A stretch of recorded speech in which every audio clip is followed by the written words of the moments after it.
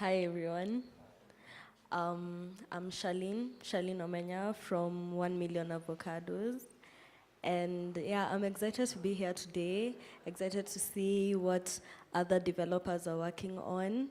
And I think we are all going to live here today very happy. Yes, and maybe a lot of you are wondering, why 1 million avocados? What does it stand for? 1 million avocados stands for, first and foremost, avocados. Second of all, it stands for change, revolution, and just bringing up the youth right now in this community for the future, building up for the future of Africa itself, because there's much to be invested in avocados. And combining that with blockchain technology makes it a huge impact in the economy right now. Lovely, lovely. Yes, we have a couple of projects downstairs exhibiting amazing and impactful projects. When you have time or when you're walking towards the bathroom, you can pass by and see them. And also during the exhibition time, you can always walk around, ask them what they're doing, ask them how you can help them make more impact, because impact is more than the team, it's all of us. And we have to support what these people are showcasing. That's how we all grow together. And you thought I forgot about you, but welcome. Tell us more about you. Good morning. My name is Elsie Bota. I'm excited to be here to learn more about NFTs, and I'm also here to support my friend Raige. And I hope we leave from here, we all gain something out of it. Thank you. Where's your friend? Where's your friend? Awesome friend. Guilty. Yes. So just as a show of hands, just so that we can get a feel for who we collectively are, how many here consider themselves creatives? How many here are creatives? And how many here are developers? The technical guys, the nerds? And how many here are just curious? You don't know about NFTs, this is the first time you're coming into the space, this is really, really cool, because I see we have a nice balance between just the whole crowd. And I can tell you that we have something for everyone. There's something for you to learn. And even if you're some expert in the space is so vast that you can only be an expert at a niche. So there's always something else that you can learn from someone like 1 million avocados. Who thought that was a term they were going to hear when they came in here today? So there's always something you can learn from someone else in the crowd. And just mingle, make sure you come out of here knowing someone new than before you came. Yes, yes. Welcome, everyone. So without further ado, I'm going to invite, Mama Mbogi, our queen. Sherry Margaret Ngigi is going to lead us with an opening speech and ceremony. Just tell us a little bit of what NFT Africa is about, what the Kenya NFT Club has been building, how you can join us, how you can make impact with us, and she's going to tell you what to expect from today. Karibuni.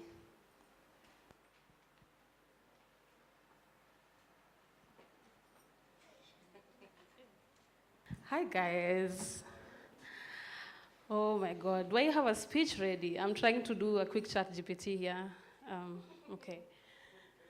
My name is Sherry. I think I have seen so many familiar faces here, but anybody who doesn't know me, my name is Sherry Margaret Ngige. I am one of the founders, the community lead, the engine of the Kenya NFT Club, and this wonderful event that we've all gathered here to experience. I'm very excited to see all of you. Thank you for honoring our invite, despite this very cold day. But yeah, I'm glad, we are starting a bit late, but not so badly off the time. The journey of Kenya NFT Club began 3 years ago on a small Twitter group that was set up by a lady called May. And this is in 2021, yeah. I also joined them, actually. I found them along the way. But it was a small Twitter group on a lot of people who are the founding members were artists, and artists have really been some of the, what we call, it's like foundation layers of the NFT community in general. And it's been such a pleasure for all of us to grow. I think all of us came into the blockchain scene for the sake of selling our art. And we found so many other amazing things. I mean, we're here with people who are selling coffee now, avocados as well, and so many other great projects that are sprouting off of this technology. And a lot of us, or myself, I can speak for myself and say, we've been really, really passionate about this technology as we continue to learn, and we are very passionate about seeing what are the many other options that are possible with NFTs? What are the many other options that are possible with blockchain? I think we all can understand how early we are and how untapped this whole space is. And this is very historic in itself. This is the very first NFT Africa event happening. It's very, very historic. And I hope we'll be looking back and be very happy to be part of this early days and this journey of exploring NFTs and all. Yes, I've said this is the very first NFT Africa event, but this is the third event that we are doing. We've done Kenya NFT Summit in 2022. We did Kenya NFT and AI Summit last year. I can see a few people who attended, like almost all of them. Thank you for being a fan for 3 years. And we said, one, we are like literally the biggest community and almost the only ones all doing this consistently. So let's expand beyond our borders. And we've knocked doors to Uganda and Tanzania. After we are done with the Kenya event, we're gonna hop on what are we gonna use? A train or whatever means necessary, we'll get to Uganda, and then we'll go to Tanzania and preach this gospel of blockchain and NFTs, and hopefully people will listen or be curious to learn. And we'll keep on doing that. Hopefully next year we may carry some people to West Africa, South Africa, who knows? So that being said, very much thank you to in absentia, our sponsors, Gamma. This is like the biggest and the best marketplace for art on Bitcoin and Stacks.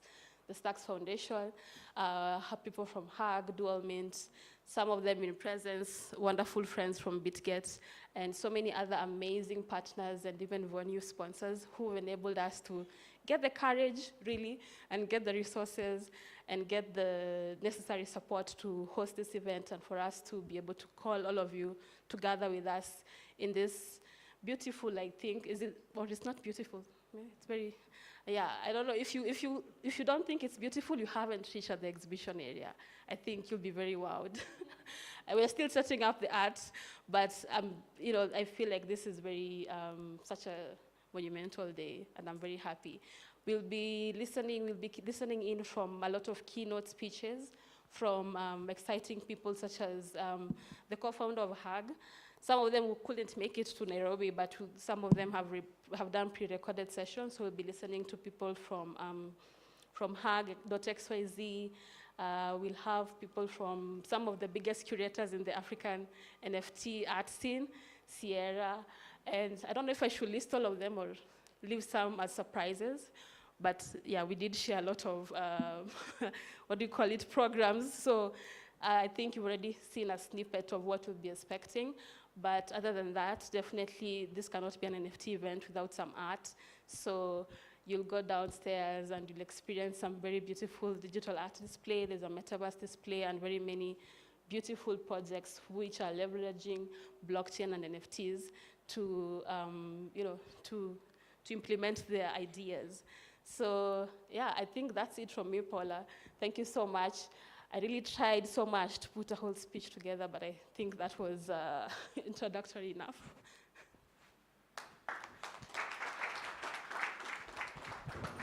Wow, isn't she lovely? Anyway, guys, we're just about to get started, and as Sherry said, a lot of important keynotes, not long videos at all. Maximum impact, though. From this, you will learn about the trends, the hotspots, what's the big thing that's happening for creators, And for developers, it's to follow, the demand and supply what people need and build real-world solutions. So I'm gonna cue the music for a bit, and then we're gonna move into the next part of our summit, which is just the beginning. Thank you so much.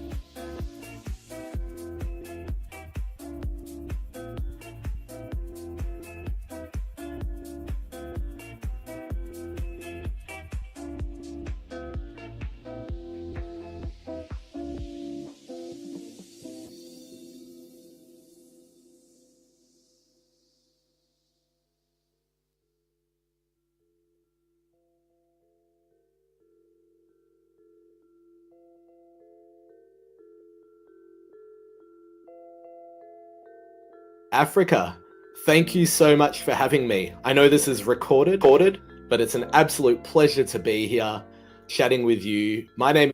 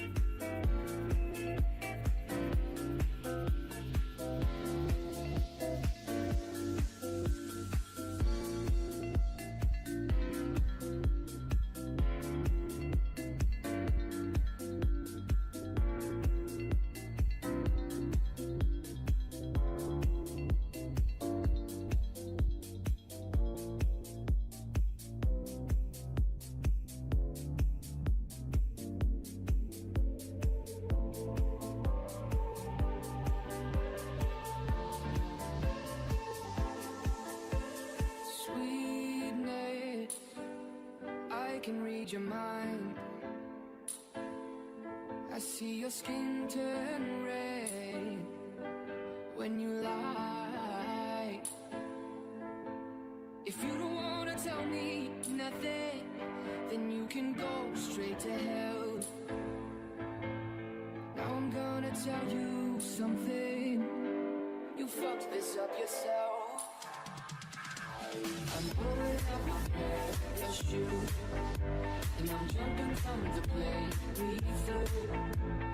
First I'm gonna tell the truth, but then I'm burning my bridge to you.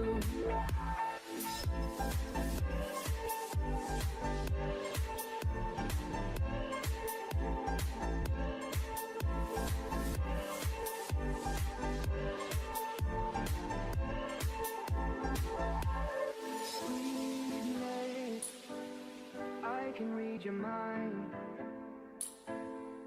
I see your skin turn red when you lie. If you don't wanna tell me nothing, then you can go straight to hell. I'm gonna tell you something. You fucked this up yourself. I'm pulling up your shoe, and I'm jumping from the plane we flew. First I'm gonna tell the truth, but then I'm burning my bridge to you.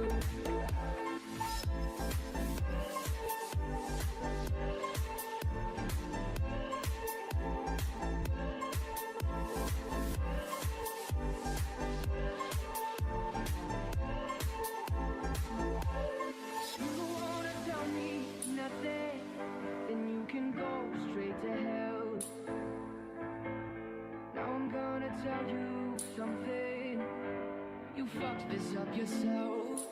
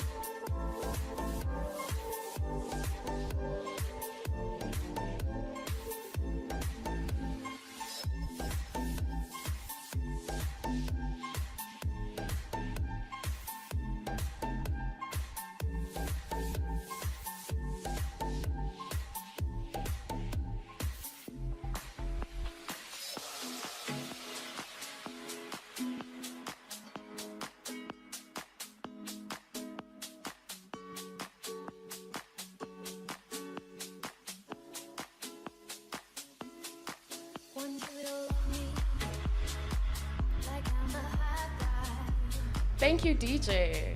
Turning up the house. Our first keynote session will be from Hug. And Hug is a really, really empowering platform for creators. And one of our biggest supporters. Since last year, Hug has always been present during the summits. And today they have invaluable, alpha for us. And welcome. So locate your closest TV screen and prepare your notebooks. Thank you.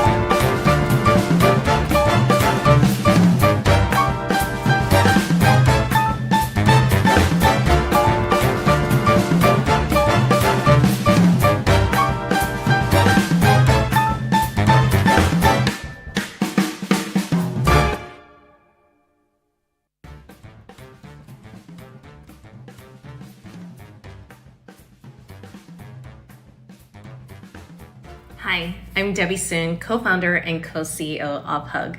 We are an inclusive social marketplace and global community for creatives to showcase and sell their work. Today, we are home to over 30,000 creatives from across 170 countries, and we could not be more proud to be a sponsor of NFT Africa so that we can continue growing that community with you. Our mission from the very beginning has been to empower every single creative all around the world to become successful entrepreneurs, regardless of your background or where they are from. We truly believe that that is more possible than ever today through the power of community and education. But even more important than that is our willingness to embrace new technologies such as the blockchain, which each and every one of you are doing here today. If you aren't on Hug yet, we urge you to join us and sign up for your very own profile.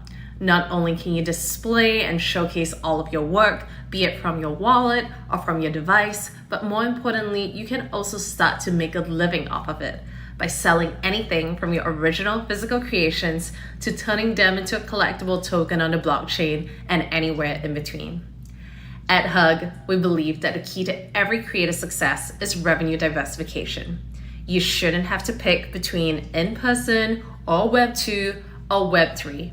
You should, however, be able to pick what makes the most sense for you and your creative vision wherever that chooses to take you. Thank you again for allowing us to be a part of your journey. We can't wait to welcome you to a community which you can join and explore by visiting thehug.xyz. After all, if you're here for art and innovation, we are here for you. Lovely, lovely. Thank you for that. So that's from the Hug.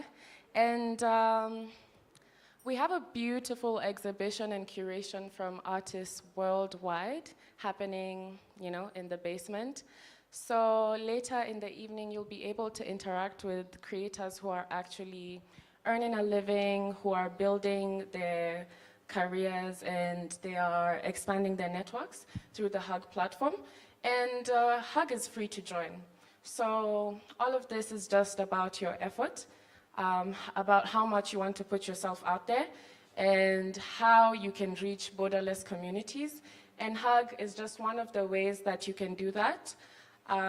Yes, if you have any questions concerning how to join Hug, or if you would like guidance in regards to where to start, how to present yourself, how to niche down your creativity, if you want to experiment, you can reach out to any of the Mbogia NFT members, and they'll be able to guide you on how to create your account. They'll be able to help you beyond creating your account and beyond minting your piece. Sorry, not minting, beyond putting up your piece. And yes, feel free, don't be shy, and as I said, be bold and put yourself out there, okay? DJ.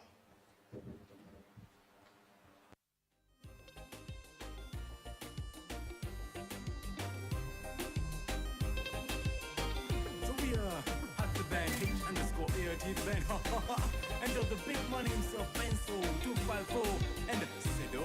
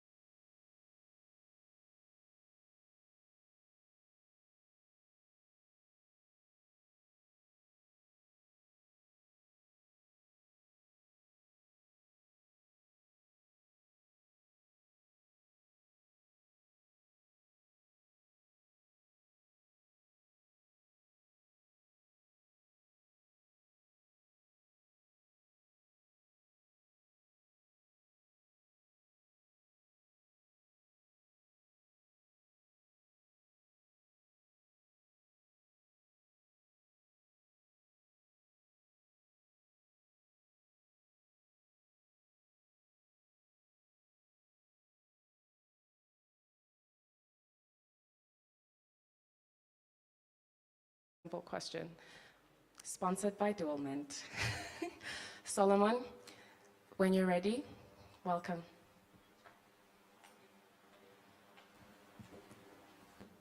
Good morning, everyone. It's, as we're saying, Web3, GM. It's really awesome to be here. Thank you so much for having me, Mbogia.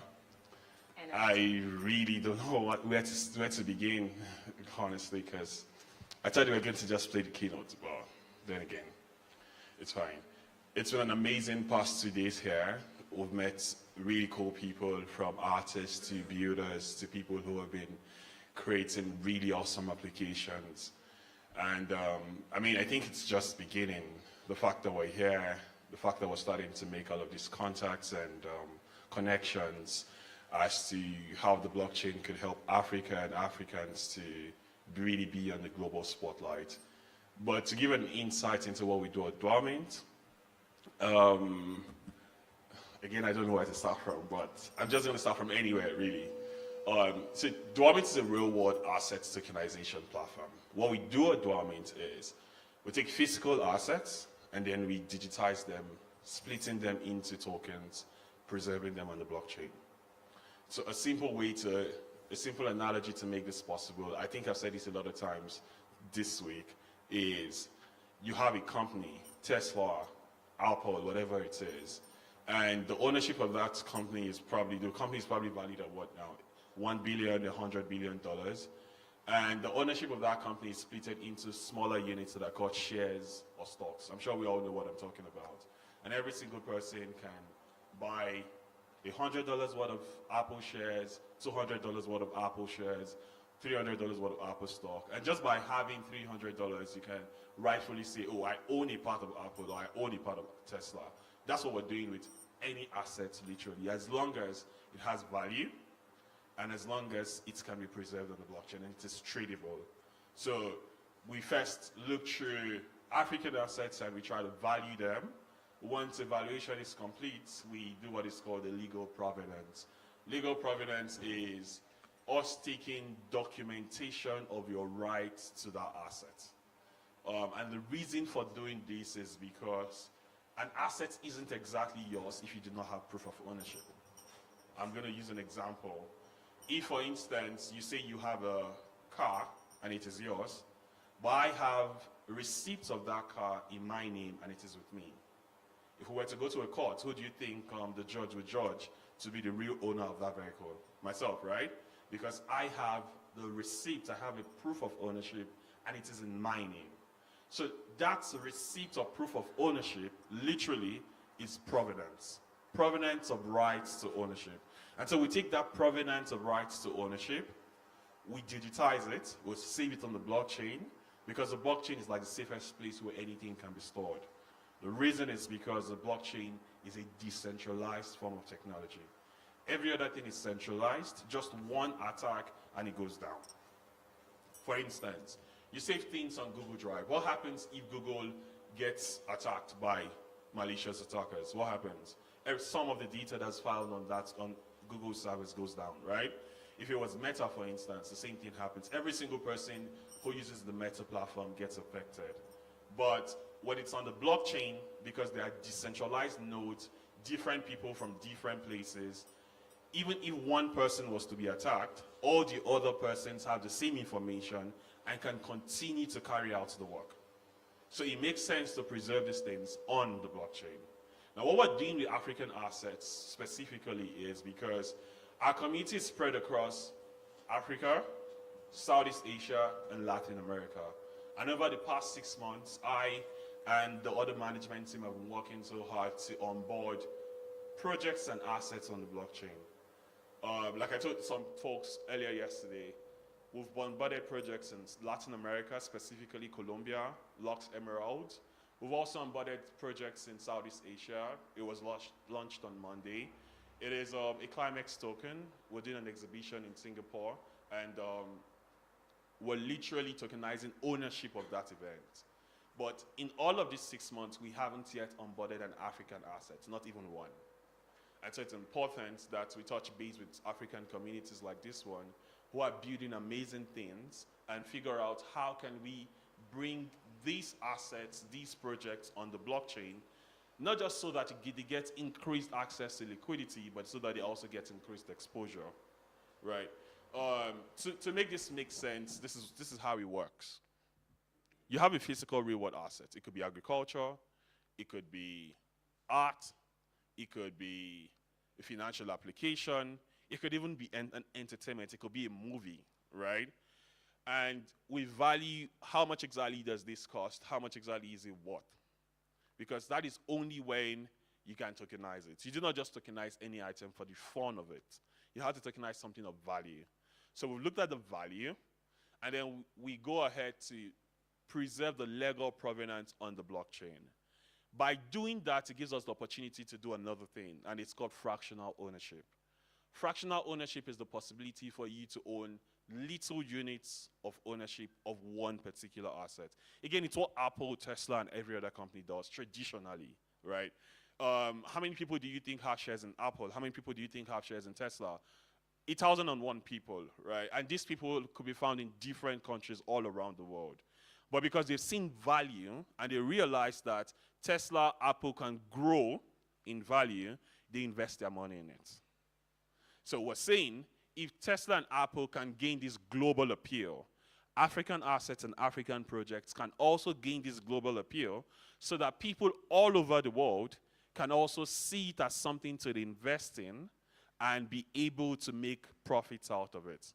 Because when you buy shares, when you buy stocks in Apple or you buy shares in Tesla, when Tesla makes profit at the end of the year, what happens to all the shareholders? They get what is called dividends, right? And it's much the same thing that happens in tokenization. So we're doing the same thing that a stock exchange does, but instead of doing it traditionally, we're doing it on the blockchain.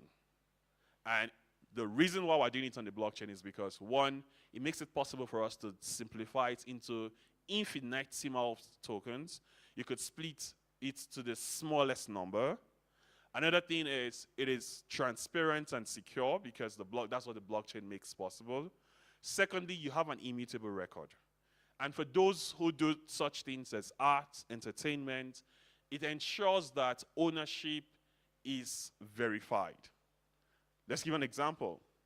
You have an art space. And how do you ensure that the art space is not copied, is not replicated somewhere? How do you ensure that? Well, if that art piece was tokenized on the blockchain, you have a record preserved in perpetuity. It's forever. It's always there, unless someone comes to burn it. If someone was to now copy your art, you already have records that could be shown to confirm that indeed this is mine and this came later. So let me explain what I mean by this came later. If I have a receipt, we'll go back to my analogy of the car, yeah?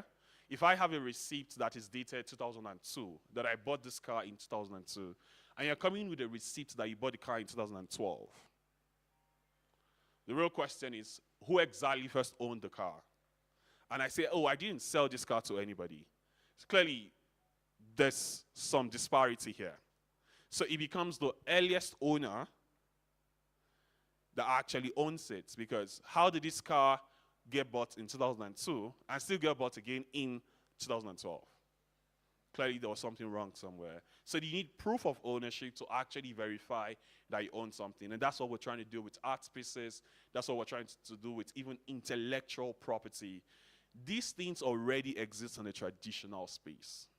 Stocks for businesses and brands, patents and copyright laws for intellectual property, right? And even people sell art in the traditional space. But we're saying, let's take all of these things and put them on the blockchain because it gives you an increased exposure and because it is safer and more transparent. Now, in terms of focusing on Africa now, we're looking at possibilities of running cooperative unions on the blockchain. What I mean by cooperative unions is, yesterday I was excited to meet the likes of Project Mocha and 1 Million Avocados, who are literally taking agriculture on a different level. And it's interesting because it is what I've always thought about. You have young people who might not be farmers, but they are making money from farming, right? all they have to do is invest 1,000 shillings, 200 shillings, and for XYZ period of time, this money goes to farmers who invest it into the farming business. They farm, they harvest, they sell, and then the proceeds from that sale goes to all token holders. Because so you don't exactly farm, but you're making money from it. In much the same way, art doesn't necessarily have to have emotional appeal. We're saying that it could get dynamic. How about if we were to do an exhibition of all of the artists in Bulgaria? And for every single time we do the exhibition, every single token holder who has tokenized each of the art pieces that Bulgaria NFT artists have made gets money out of it.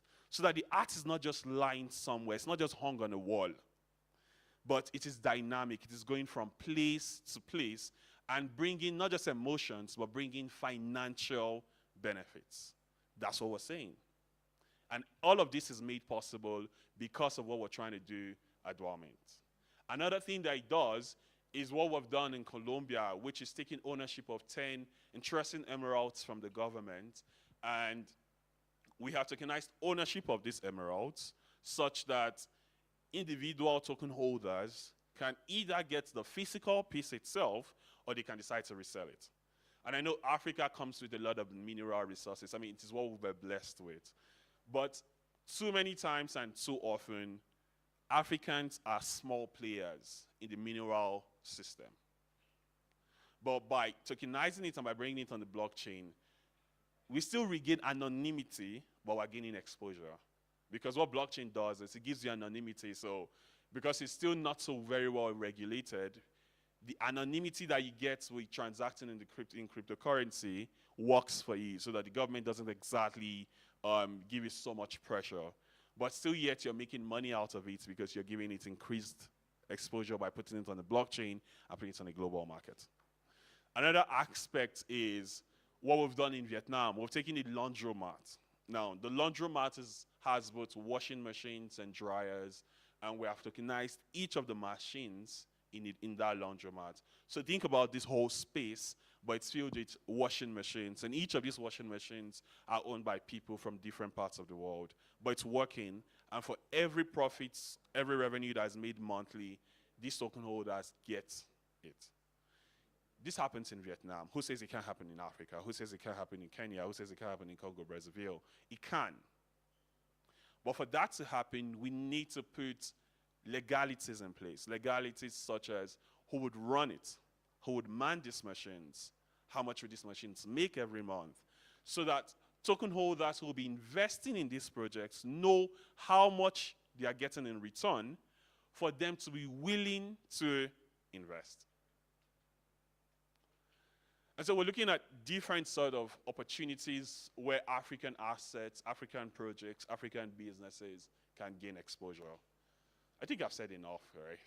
Thank you so much, guys. Looking forward to all of the conversations that will come out of this, really. Thank you.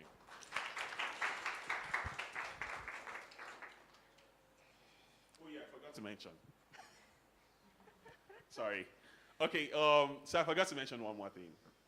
Now, because we're trying to take traditional business opportunities onto the blockchain, one thing that people who use the blockchain must do is that they must have a wallet, a crypto wallet. I'm sure we've heard of MetaMask or Binance or Bybit.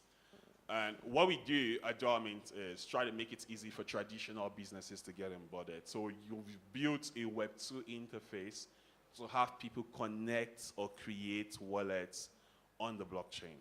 So just by having an email address, a Facebook account, Telegram, whatever it is, what you already use in the traditional space, you can now use these logins to create a blockchain wallet. For us, because of the security we're trying to build in our system, we have created a currency around it. So the currency is the dual token. That's what it's called. The reason for building this currency is to avoid external players from maliciously attacking the system and the ecosystem that we're trying to build. So this dual token It hasn't been launched. It doesn't have a particular value yet, I'm going to be honest, because like I said, we're still trying to onboard more projects. But for this being our very first event in East Africa, we're actually doing an airdrop of 3,000 dual tokens to those who connect wallets. So it's not just by the $100 that we'll be giving out. Every single wallet that is connected gets an airdrop of 3,000 tokens that may be used. I do not know the value, so I don't want to say, oh, it is $300 worth of dual tokens or $10 worth of dual tokens. But it's 3,000 dual tokens. How much it would be tomorrow, I do not know. But then again, it is what we're trying to build, and for those on our ecosystem, it is one of the currencies that they would have to use. So the website to create this wallet is explore.dualmint.com. Again, explore.dualmint.com. I mention that for all of the wallets, because people are creating wallets in different parts of the world, right? For all of the wallets that will be created during NFT Africa, there's a Bitly form that has to be filled, because aside from giving $100 immediately after this, we'll also be splitting $400.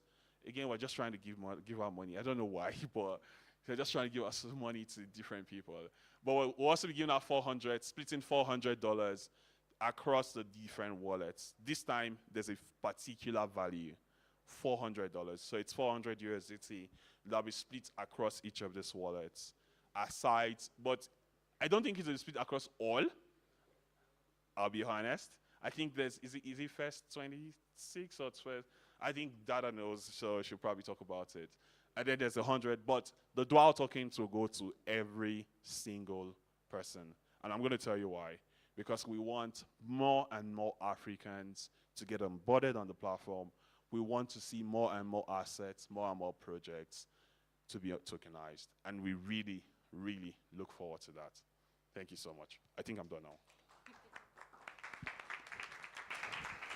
Thank you so much, Solomon. That was lovely. Very wonderful hearing from you.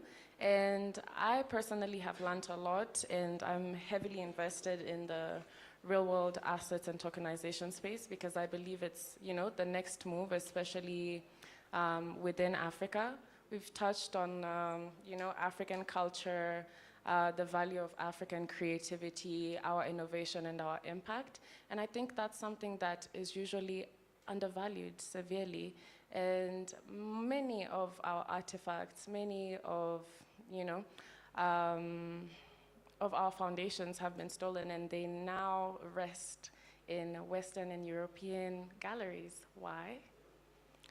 Because we were not first movers, and because other people saw more value in, in our culture, and they were able to take away things that we were not able to, give exposure, and that has left many of us devastated, where we could have gained a lot of monetary, financial gain, and even recognition, because there's creators who have built these sculptures in these galleries. They're probably not known. They say it's from an indigenous community in Africa. They don't know the name of the people. They don't know the tribe. Maybe they know the tribe, but just on top. And these guys move forward to using our patterns, using our creativity, our voice, our language on luxury goods. And they continue, taking and taking. And I think Dualmint is doing something very important. And yes, as he said, it's not just $100. I believe no matter how little you have, it can be an investment. So whoever gets the $10 or part of the $400 or the Dualmint tokens, continue investing in your craft. If not your project, invest in another project, because there's many ways that you can gain value in this community.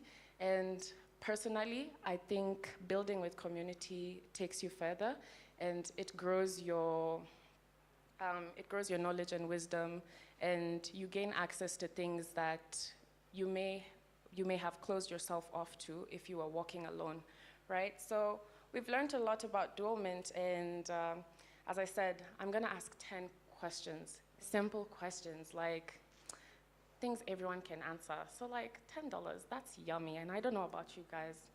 I love the sound of money. I mean, I like free money. I like earned money. I like money, so I think we're all the same. My first question, very simple. Solomon has touched on everything that I'm going to ask. In one word, what is dualment? In one word, what is dualment?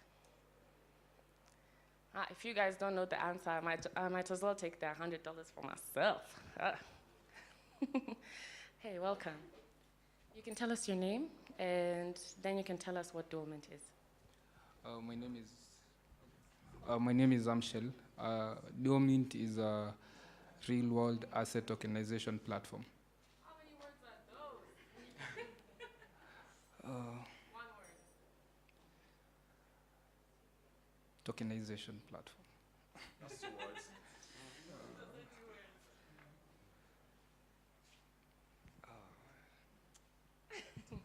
Well, while you are right, I'm going to give it to someone else, and let's just hear what the crowd has to say about this. One word, please remember. Fidel, in one word, I can say it's tokenization. Okay, anyone else with an answer?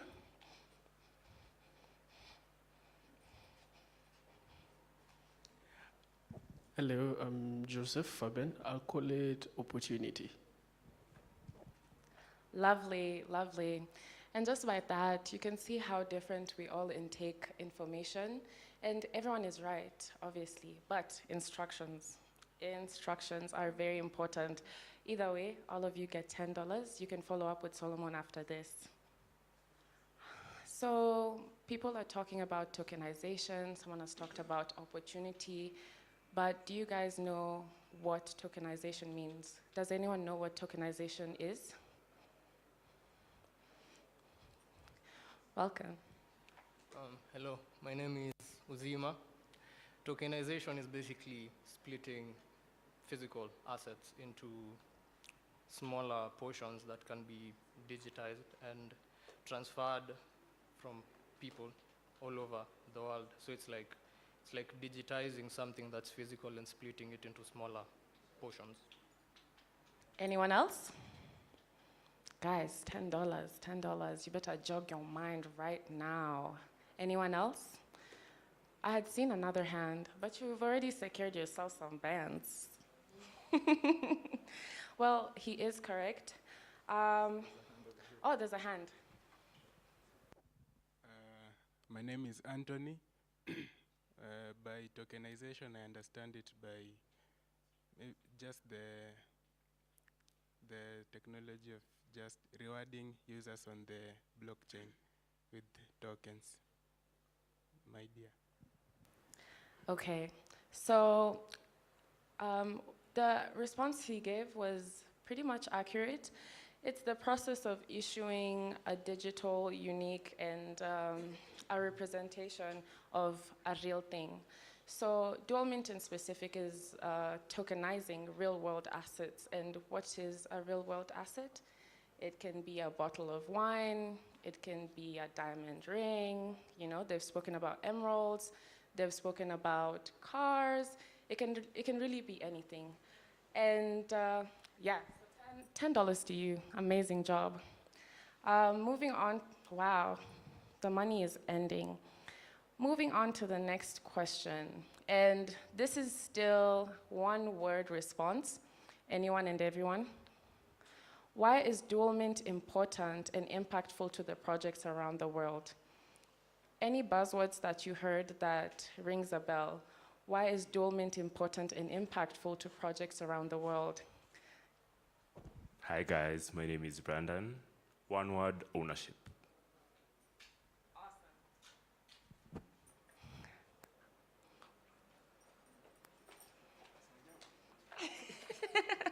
Thank you. Business. Business, okay. Hello, my name is Kevin. I'll say anonymity. Okay. Hi, my name is Evans. I'll say prominence. Okay, great. And by the way, everyone can try. And then I'll tell you the buzzwords that I got Hi. from Solomon's speech. And if you mention the right one, like if we're aligned, you already know, 10 bands in your pocket. Let's go. Hi, I'm Marcy. I'd say prominence. Don't repeat what has been said. Thank you. Hello, everyone. I'm Barton. I'd say stability. Hello, everyone. I'm Ambagwa. I'd say security. Hi, I'm George. I'd say liquidity.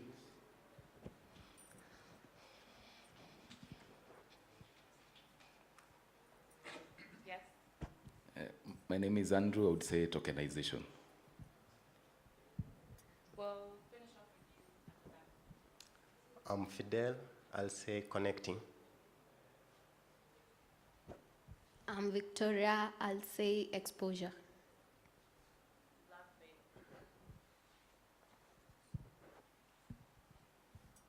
Thank you. Yes, and while many of you are correct, a lot of the buzzwords that I heard Solomon mention about include exposure, preservation, providence, ownership, verification, transparency, immutability, and safety. How many of you got it correct?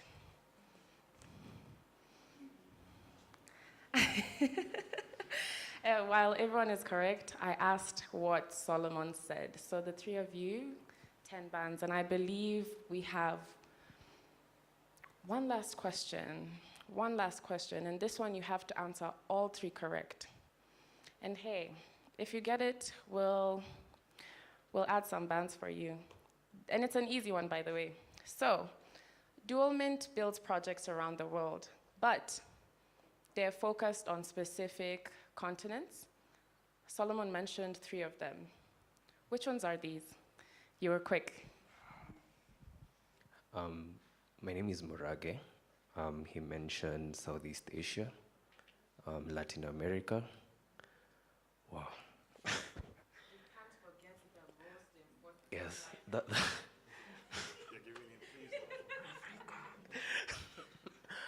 And Africa. Thank you so much, guys, for participating.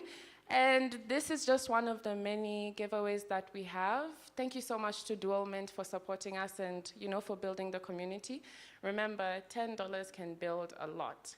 And if some of you were to come together and start a project, who knows what would happen. So don't go just consume some, like a meal, which would still be okay, by the way. But go build your career and go build other people's projects as well. Thank you so much. DJ, you can take it over.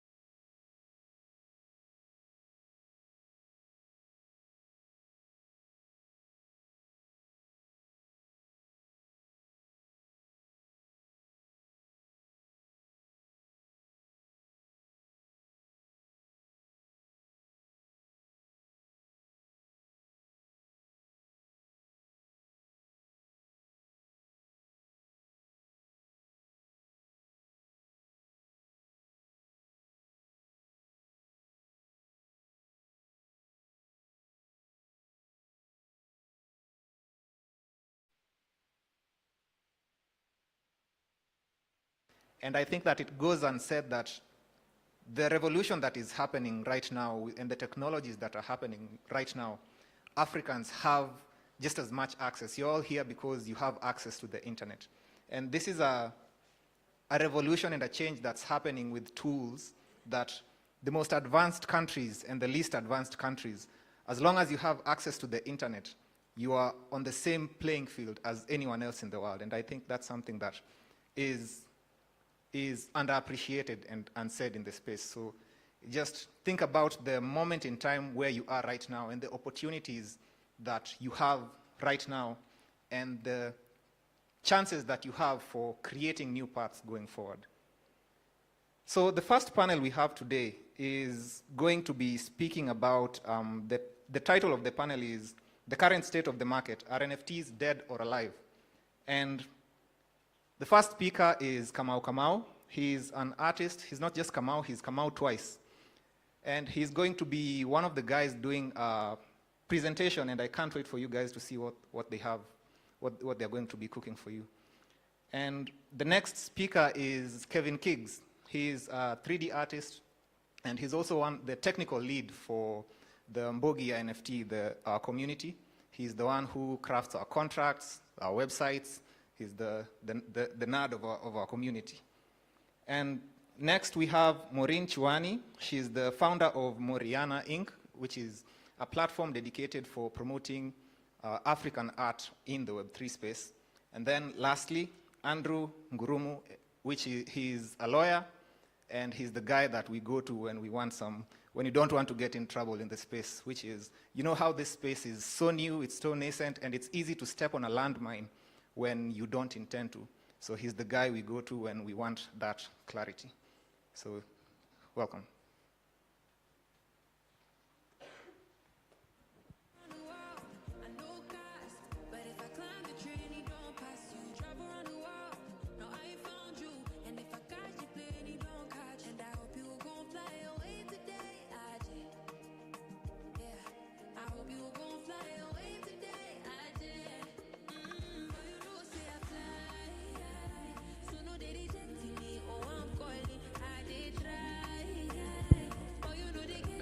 Good. It's still morning. Good morning, everybody. Is it afternoon? It's still morning. 1 minute. Oh yes. I wanted to request microphones. Yeah. So good morning, everybody. I hope you are all energized for today, and I really do not think that we need to say a lot after we have had those keynote addresses about NFTs and what is happening in the industry. I think we should sit down because we are sort of regurgitating what has been said. But since we were invited to say one or two things, I would want us to first of all do a round of introductions, and then from there we shall then continue. Yeah, maybe we could start, ladies first here.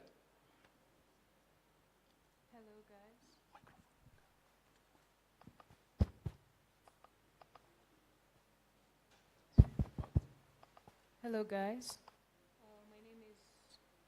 my name is Maureen Chuani.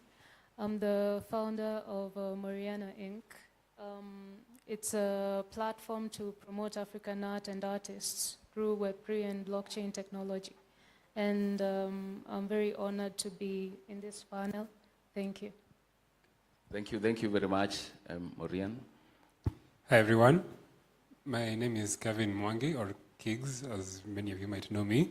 I am the technical lead of Mbogia NFT, and I am also a 3D artist and creative director, and I've been in the NFT space since 2021, so I'm glad to be here. Good morning, guys. My name is Kamau Kamau. I'm a creative coder, I'm a photographer, I'm a UX designer. I wear many hats, and together with my colleague Ian, we've been here for since 2021, and happy to be here and share knowledge with you guys. Okay, thank you very much, our panelists. My name is Andrew Ngurume. I'm an intellectual property lawyer, and I also write about art and participate in a number of things. Yeah? But I think our panelists, the speakers before us, gave us a very good introduction, and they were sort of challenging us and provoking us. And one of the things in which I have heard is about, our artworks that are perhaps in all of those museums. And the challenge for us is, how do we write our own conversation today with the tools that we have? The speaker, the keynote speech is also, the question was, how do we,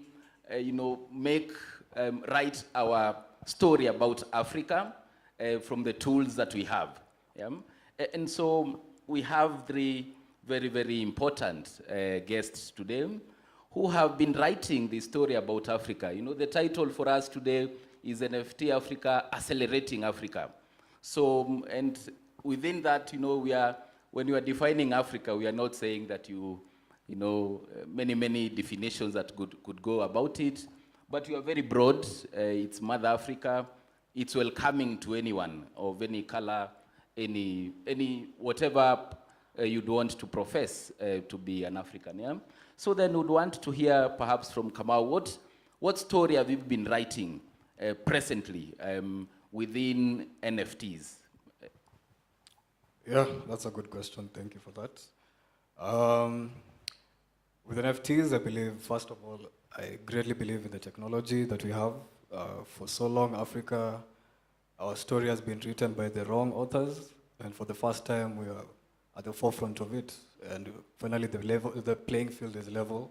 And I'm also a storyteller. I'm very vocal about telling stories for us, by us. And through NFTs, I do generative art, and through that, we are preserving culture. If you look at my projects, I'll share with you guys in a bit. We are appreciating African culture for the first time, and through the blockchain, it's think of it as a modern day hieroglyphics. They'll be there forever. We're preserving culture, we're telling stories for us that will last, that will outlive us, and because it can't be tampered with. It's set in stone and forever until the blockchain lives, for as long as the blockchain lives. And with that, I believe that's playing my part in telling stories for us, by us, through my work, through my art, and accelerating it with the technology that we have in our hands. Okay, thank you very much, Kamau. Kiggs, what story are you writing or are you telling? Yeah, that is a very good question. I think a story is, the story that I write is very much dependent on who I am, as it would be for anyone. Because I'm a strong believer that culture is not, when you want to look at African culture, you can look at every single person, but you can also look at how every person interacts with it.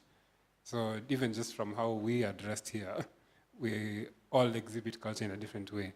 So, yeah, so my personal, how I write my story, or as an African, would be my relation with mental health, or as a person, just humanism in itself, and general struggles that the African, or the average person in Africa would deal with. Okay, thank you very much. So we have had, a story whose theme is about African culture. Then Kiggs is telling us about, everything to do with mental. So what about you? For me, how I'm telling my story is through giving other artists, especially other African artists, a space or a platform to express themselves freely. I feel as if when we look at times and how times have evolved, when we look at the revolutions that are happening, when we look at the freedoms we are fighting for each day to express ourselves and to say what is in our souls, which is in tune with the culture of our heritage and of our existence as Africans. My story is in line with giving people a chance or a platform to express themselves and to find market and to find more value within themselves and to also exponentiate this value to other people everywhere. Okay, thank you very much. So for you, you are so very much concerned about how we can perhaps have a community, build a community, and then within that community, we are able to express ourselves. Yeah? So then I would maybe want to ask a further question then. What are some of these skills that we have equipped ourselves, especially now, specifically within NFT space, so that we're able to tell that story in NFTs and how we have even been able to do it consistently. You know, the bull market came, we are down, we are, you know, all the ups and downs, but we are still telling the story. So what skills have we equipped ourselves with, and what do we need to equip ourselves with them? Yeah, so perhaps we could start with you. I think, first of all, we need to look at ourselves from an evolutionary perspective. This is the internet of ownership at this point in time. And when we look at the evolution of the internet and where we are as Africans, we are at a critical point where we can own our own voices, we can speak, we can develop products on the internet, we can be people of value within and without. So I think the skills we need to develop, first of all, are skills to operate in the internet. That is technical skills, computer literacy. We also need to educate ourselves in our culture and where we've come from. We also need to accept that we are at a point of evolution in time, and we need to evolve into the next stage of doing things as Africans. Okay, thank you very much. So it's an acknowledgement, this is where we are at now. We are sort of evolving, and we are evolving within a very interesting landscape where, you know, we can easily access information and what is out there. Yeah? So Kiggs, what skills have you equipped yourself with to tell this story, and especially in the NFT environment? Yeah. I think one of the biggest skills that we need, especially in the space, is communication and boldness. In that, first you need to know what you're saying, you know, which story you want to tell, and secondly, you need to believe in your story. Because I think where we are right now, we tend to deal with there are a lot of parties who are interested in African culture, and most of the time they tend to try to represent us in their spaces. You might find there's a community of like Africans, but they're all in the diaspora somewhere. And if you're not able to push for your own representation, you have a very high chance of being drowned out. So yes, communication and boldness. Okay, so those are perhaps, I would call them some of the soft skills that we may want to have. But do you think, just to follow up, are there any technical skills really? You know, if I'm an artist, do I only need, you know, the knowledge of, you know, creating art? Or is there any further technical skill that I would need? Or do I leave it, for instance, to all of these marketplaces or these players? Are there any technical skills that I would need? Yes, there are. It's due to the nature of the space, we're all dealing with tech. You do need a lot of, you do need to try and keep yourself as knowledgeable as possible of especially how the blockchain and how NFTs work, because that essentially limits the scope of the ideas that you can make. If you just know an NFT as something you can sell, you'll only be able to sell. If you know an NFT as something that you can mint or you can alter, you can take many different approaches to the very same thing. So education is a must in that and curiosity, because you can't really force yourself to learn, but you have to find what fascinates you about it, and that's what you'll find yourself gravitating towards. Okay, thank you very much. So over and above, you know, the soft skills would need further skills, be they technical, but importantly, to believe in what you're doing. Yeah? So Kamau, what skills have you equipped yourself with, you know, so that you're able to perhaps even, I would add, to be relevant as at today, and to stand here boldly and say, I'm still in this space and doing this, and you should even actually come and join me. So what skills are those? Yeah, I'd say it's a balance of art and science. One, you need the art. Personally, being an artist in the space, you have to learn the craft. You have to know what exactly am I doing, study works, color palettes. If you look at my work and Ian's work, we explore a lot with color. And the science behind it, you need the technical skills, as Kik said. You need to learn exactly what's the relevance of this. What are smart contracts? How does it affect me as an artist? What is provenance? And all these jargon like tokenization, as we've heard from Dual Mint. And again, soft skills go a very long way, very, very long way. It helps you, if you're connecting with fellow artists, we're here because we're here to connect. It's a good chance to use your soft skills. You can meet someone who might change your life in this conference. You might need a collaborator. All my, 99% of my generative works is pure collaboration, and that's a soft skill, which is quite overlooked in this space. And I believe if we have more people investing in that and just not look at it, or minting my work, go buy it. The soft skills, you need to connect with artists, you need to connect with collectors, and there's no school for this. You just have to practice yourself and throw yourself in the deep end. And it goes a very long way, very, very long way. Okay, yeah, thank you. So you are saying that over and above, perhaps technical skills that we may have, we have interacted with people, we are bold, but you also need to network. We need to network with people. That's what Kamau is telling us. Yeah? But then I would also want, perhaps, and I would imagine it's a conversation that also some of us would want to know.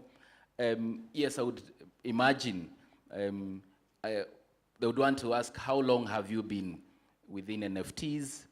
And what is this thing drives that keeps you going?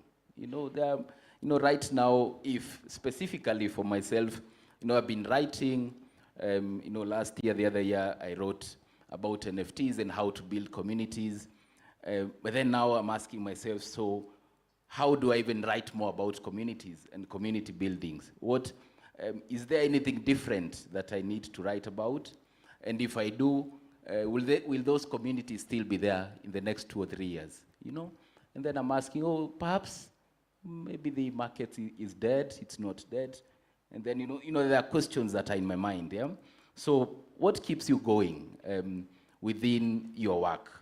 And perhaps you may even want to add within that, I would also want to know, what is your educational background? Perhaps, because Kiggs has mentioned that education is important. So what is your educational background? And then what keeps you going? What keeps me going is money. I joke. But yeah, as I said before, finally, as Africans, I feel like the power is in our hands, because if you look at a lot of advancements in technology, Africa we're mentioned as an afterthought, but for once, through NFTs, we take control of our own narratives. We can tell our own stories boldly. That keeps me waking up every single day, because for so long we've been misrepresented, and I do not appreciate that at all, because this is a very beautiful continent with beautiful people, and we should be more vocal, bold about it. So for me, that's my biggest driver. For 3 years now, since 2021, each and every single day, waking up, getting new ideas, trying to different methods, and just seeing the space evolve. People will argue that the market is dead, but I'd say it's part of the evolution. It's like seasons come and go. It can't be raining 24/7, it can't be sunny 24/7. So with that, the current market is, it's still, I think, once with my focus, I believe even if the market does not, quote unquote, revive, I'll still continue what I'm doing with that as my motivator. And with my background in tech, I'm a developer by training. Again, I collab with Ian. We do on-chain generative art, and for people who don't know that, this is code that runs and lives on the blockchain. So with that technical skill, I keep our voice and our stories again, and as long as the blockchain is in existence. So, yeah. Thank you very much, Kamau. So there is that, on-chain generative art where, you write a code that is still, as we know, all of those features about blockchain technology. And that's very important, but I wouldn't want to go further into that because I know you'd explain to us later what is on-chain, and I wouldn't want our viewers, whether live or here, to live. So for that part, yeah? So for you, Kiggs, what skills, what has kept you going, one?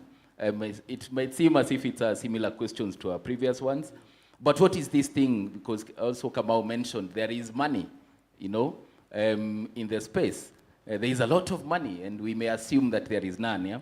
So for you, what is keeping you going, one? And then secondly, what is perhaps your educational background? Okay, well, my name is Mwangi, like Kamau here. So, of course, what brought me to the space was also money. But what kept me going was the tech. I love how in the space, a lot of social hurdles that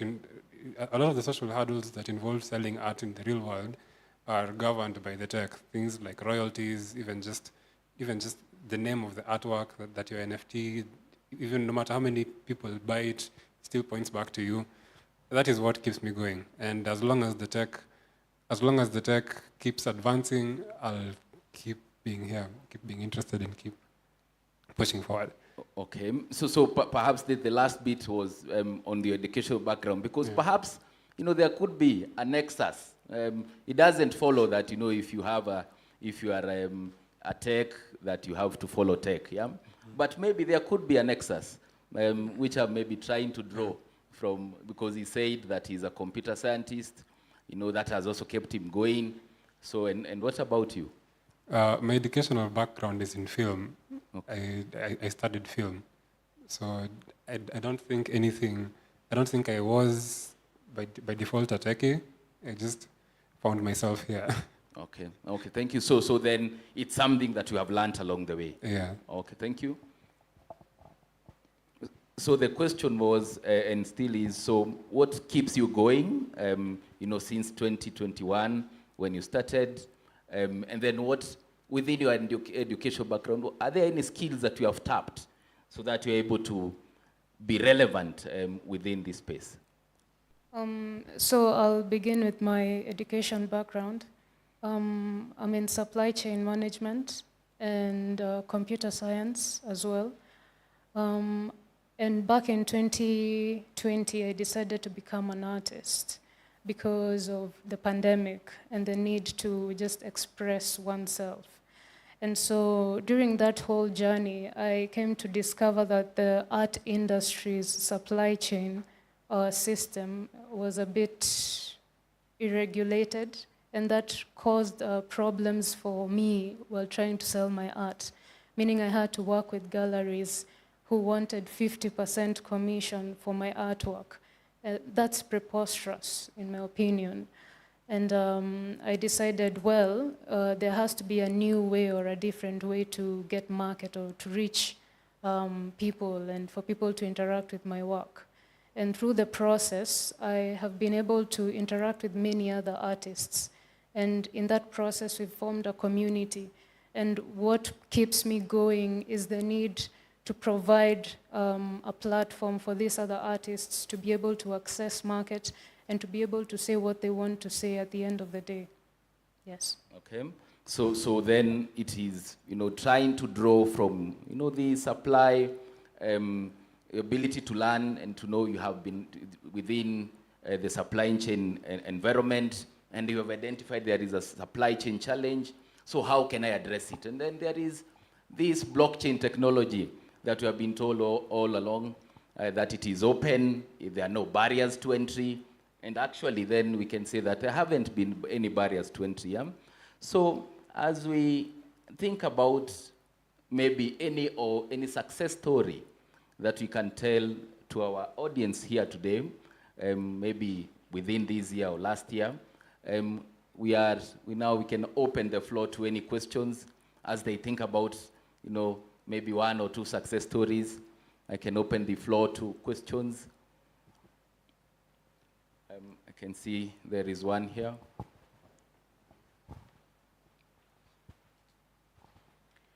Thank you to the panel for an insightful conversation. My name is Adero, and my question is, why do you think we see this boom and bust cycle within the NFT space? Like, what really is happening that causes the hype to go up and then go down, and then people say the market is bad and then the market is good? And then just to add to that, like, I think if we're going to have an honest conversation about NFTs, we also have to discuss the amount of money laundering that is happening within the NFT space, especially in Western markets, where there's projects that are hyped and NFTs are being used as an avenue for money laundering. And then it makes it challenging for us as Africans to see that happening without really knowing that it's happening. So we're here thinking, like, why can't my NFT project be as great as I'll use Gary Vee as an example. Why can't my NFT project be as great as Gary Vee's in the US? But we don't often realize some of the underlying forces that are pushing these projects to succeed, and the revenue streams which are sometimes hidden, not just money laundering, but tax evasion and so many things that people are actually using NFTs for in the West that we're not necessarily doing here on the African continent. And my theory is that that's part of the reason why we're seeing these boom and bust cycles in NFTs. And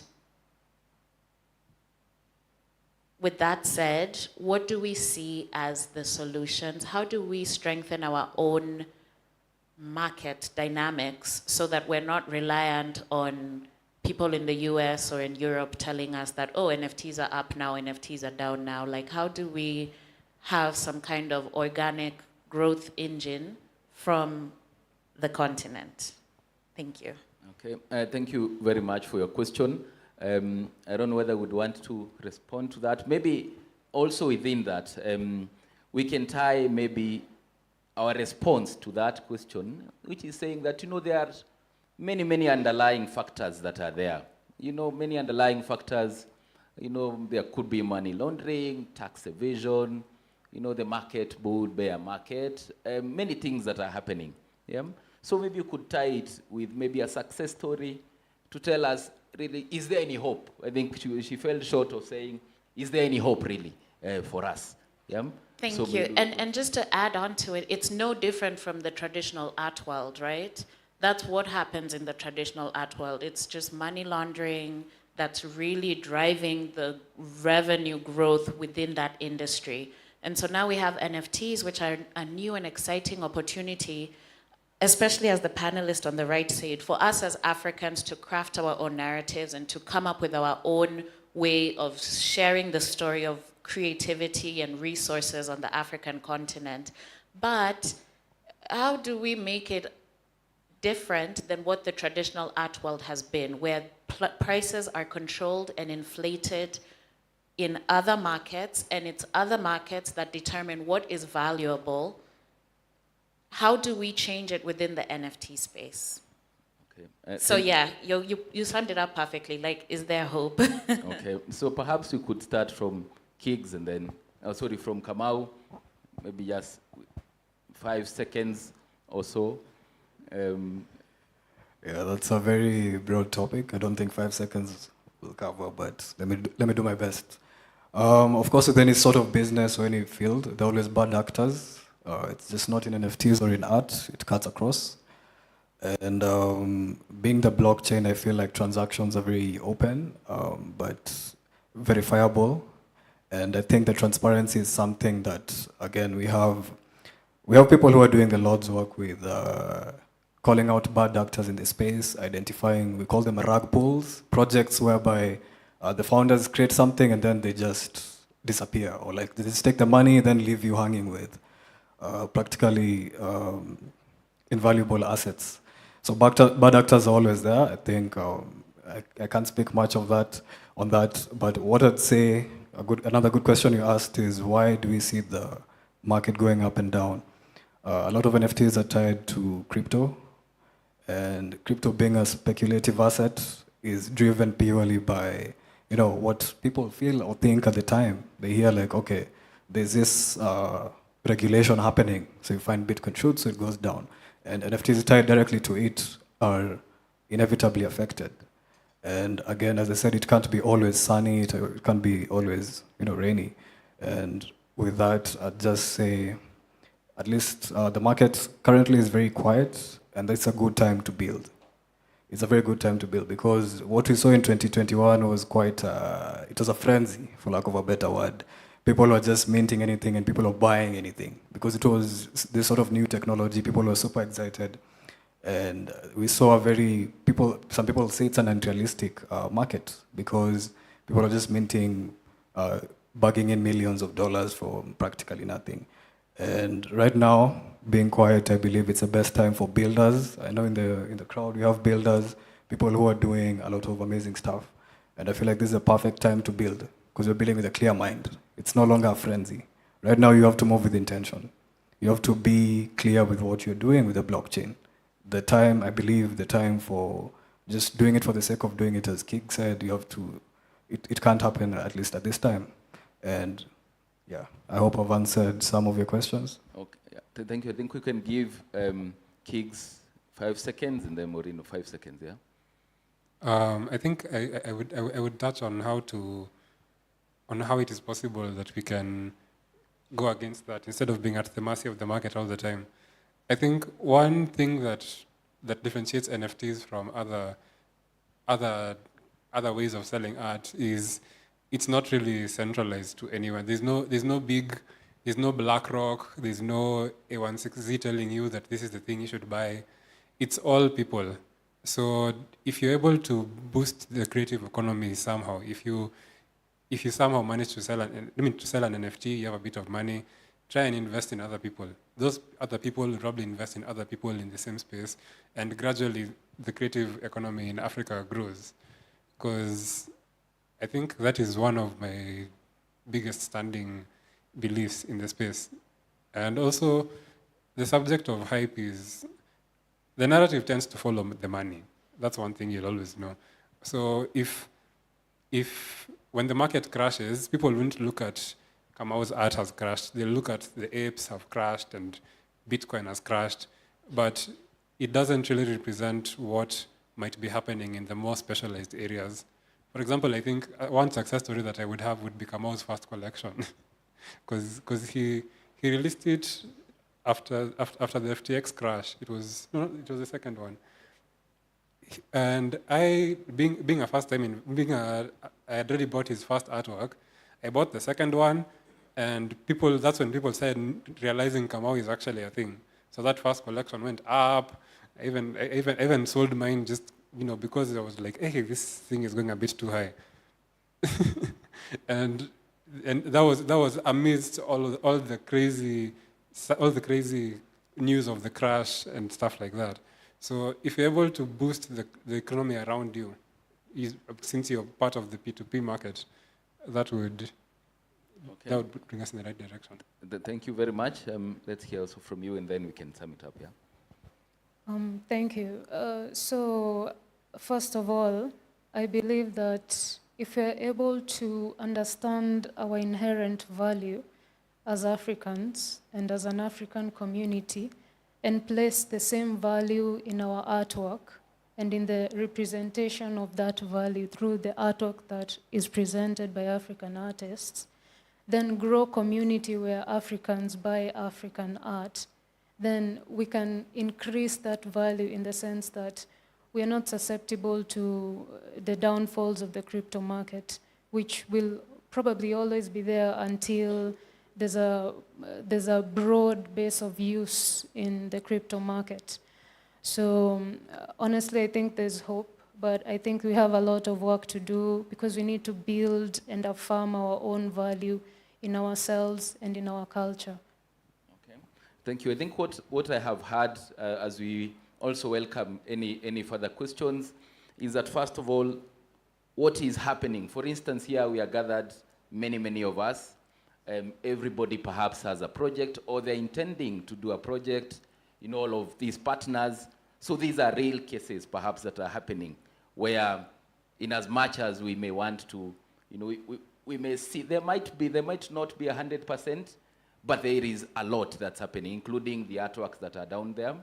And then also the projects being undertaken, trying to see what are within, as Kiggs and Kamau said, what are these, silver linings that we find within this space, because nothing can be 100%, yeah? Just trying to sum up. And then maybe one last thing that I may want to add. In the recent past, we had serious, one of my panelists in the last year NFT Summit was one of the people who was unfortunately said to be a mastermind in the maandamano that was happening. Yeah?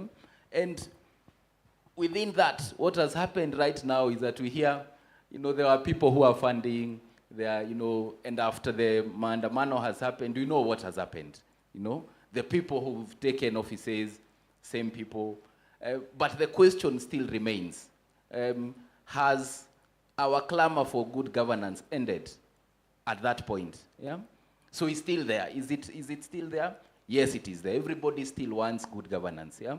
And so in the same way, everybody who's here still believes in the democratization, perhaps, of NFTs, in the ability to be, to be governed by a will, in the ability to utilize this space however we would want. Yeah? Just wanted to add something on that. So any other question before I get back to my panelists? Yes?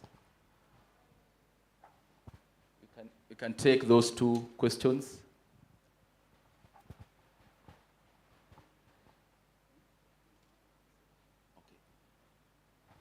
Hello, my name is Kevin. My question is, I know NFT creation consumes a lot of energy, which leads to a high carbon footprint. Thus, my question is, how sustainable can you say the NFT industry is, considering that the world is moving to more environmental friendly technologies and industries? Okay, we'll respond to that. So in terms of sustainability, gas fees that are involved, and even in terms of the servers that are used. Thank you for that question. I think we can take those two other questions and then we respond to them together.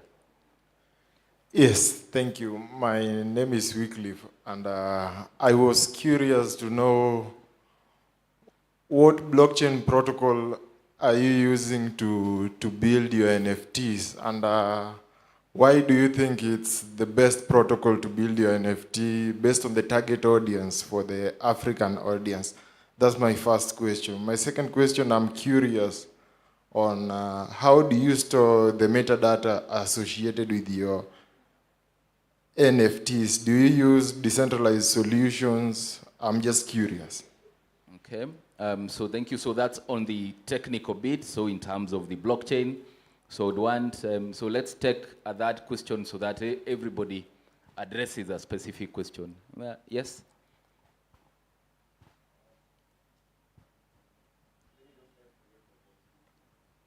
No, please use the microphone there could be some online viewers. Yeah, hi everyone. Thank you very much, NFT Africa, for this chance. So my name is Caleb. My question was about the modern use cases. A lovely lady has mentioned something about use cases with NFT in terms of broadening the use case. For example, if I buy an NFT right now, the only thing I can do with it is just print it and look at it. We need more ways in which we can actually utilize these things, not just in NFTs, but across the whole blockchain and crypto space. Yeah. Okay. So I think let's first of all address those three questions and then we can come back. So I think there was a specific question for you. And then there was a question in terms of gas fees. And I know Kiggs is one of the, technical person and Ambogi. He's always minting. So are you concerned about the environment or you don't just care? Yeah? And then we go to Kamau in terms of the technical question, what blockchain are you building on? And then, how do you, in terms of metadata? Then I know that one we can spend 5 seconds, because I know we can see many hands up. So we can start from you. In terms of what use cases NFTs provide, we have the 1 million avocados downstairs. We have the coffee mocha. And I think NFTs are a form of tokenization, of reascertaining digital value of a physical asset's value. So if you have a physical asset that is valuable, then you can have it as a digital asset. And so our use cases for these NFTs are so broad that since we just began this market, or since we just began this exploration, we need to keep an open mind and look into ways in which we can assess and ascertain and retain this value in the continent and export that value. Okay, so there are many, many, many use cases that we can actually use, not only in terms of selling or printing the artwork. And maybe you could also give maybe further examples as you address your specific question. On the question of gas fees, and sustainability, it's an ever asked question with an always answered answer. If that makes sense. Basically, the biggest blockchains tend to take a very big part of energy consumption based on their own efficiency. Like if you look at that chart, Bitcoin takes like 79% of energy consumption by all blockchains. Ethereum takes 20 what? I think it's 20% or 19%. And then every other blockchain takes the remaining, I think, 3 or 4%. So it's more of a question of how well optimized the chain is. We here at Mbogi, we tend to advocate for more optimized chains. You can always try Bitcoin, you can always try Ethereum, but there's a high chance that you'll probably spend a lot of money on it. But if you look at other blockchains, newer blockchains and blockchains built on other blockchains, those are called layer 2s. Layer 2s like Stacks here. Stacks is built on the blockchain. Stacks is built on Bitcoin, which essentially reduces, it allows for new code, which is more optimized to do the same thing that the original one did, with less cost to fees. So if you're looking for sustainability, like a sustainable blockchain to use, there are a lot of options, especially on the L2 side, the layer 2 side. I always recommend Base. Base it's a very cheap blockchain. There's Solana and Tezos. Those three are some of the energy cost. The energy usage of those blockchains is almost negligible, and that also affects the cost of usage and the speed at which transactions are done. Yeah. Okay. Thank you very much. In terms of gas fees, and then initially there are stories that they used to tell us. Wangari Maathai also used to tell us that what role also are we playing in terms of conserving the environment. We may say, all of these things are happening, but even in our small ways, as he says, use sustainable blockchain networks, but even the more conventional way, not traditional, conventional way, planting trees and all of these things, they are very, very important. Yeah? So, because sometimes we may make an argument that, there is a lot of energy consumption and many issues to do with sustainability, but then are we doing something to look after that? Yeah. So also, is there something I can add? The problem with energy isn't energy consumption; it's energy sources. So I'm also a very big fan of many projects that try to move the energy sources of Bitcoin to more sustainable ones, like hydroelectric and so on. Because as of right now, majority of crypto is mined in China, and China tend to use fossil fuels, which are a lot cheaper per watt than something like solar. Well, at least over there. If all of Bitcoin was mined in Kenya, for example, where all of our power is hydroelectric, you wouldn't have this issue. So it's also, it's a big, you as a user, you should also try and give more attention and give more push for projects that come and that try and help with the energy sources, the energy source part of it. Okay, Yeah. thank you very much. Yes. So yours specifically, that question was in terms of the blockchains that you're using, and then how do you then store your metadata? Yeah, for blockchains, again, we have so many chains. We have Ethereum, which is where a lot of projects are built on. It popularized NFTs. We have Tezos, which is clean energy. It's marketed as a clean energy alternative.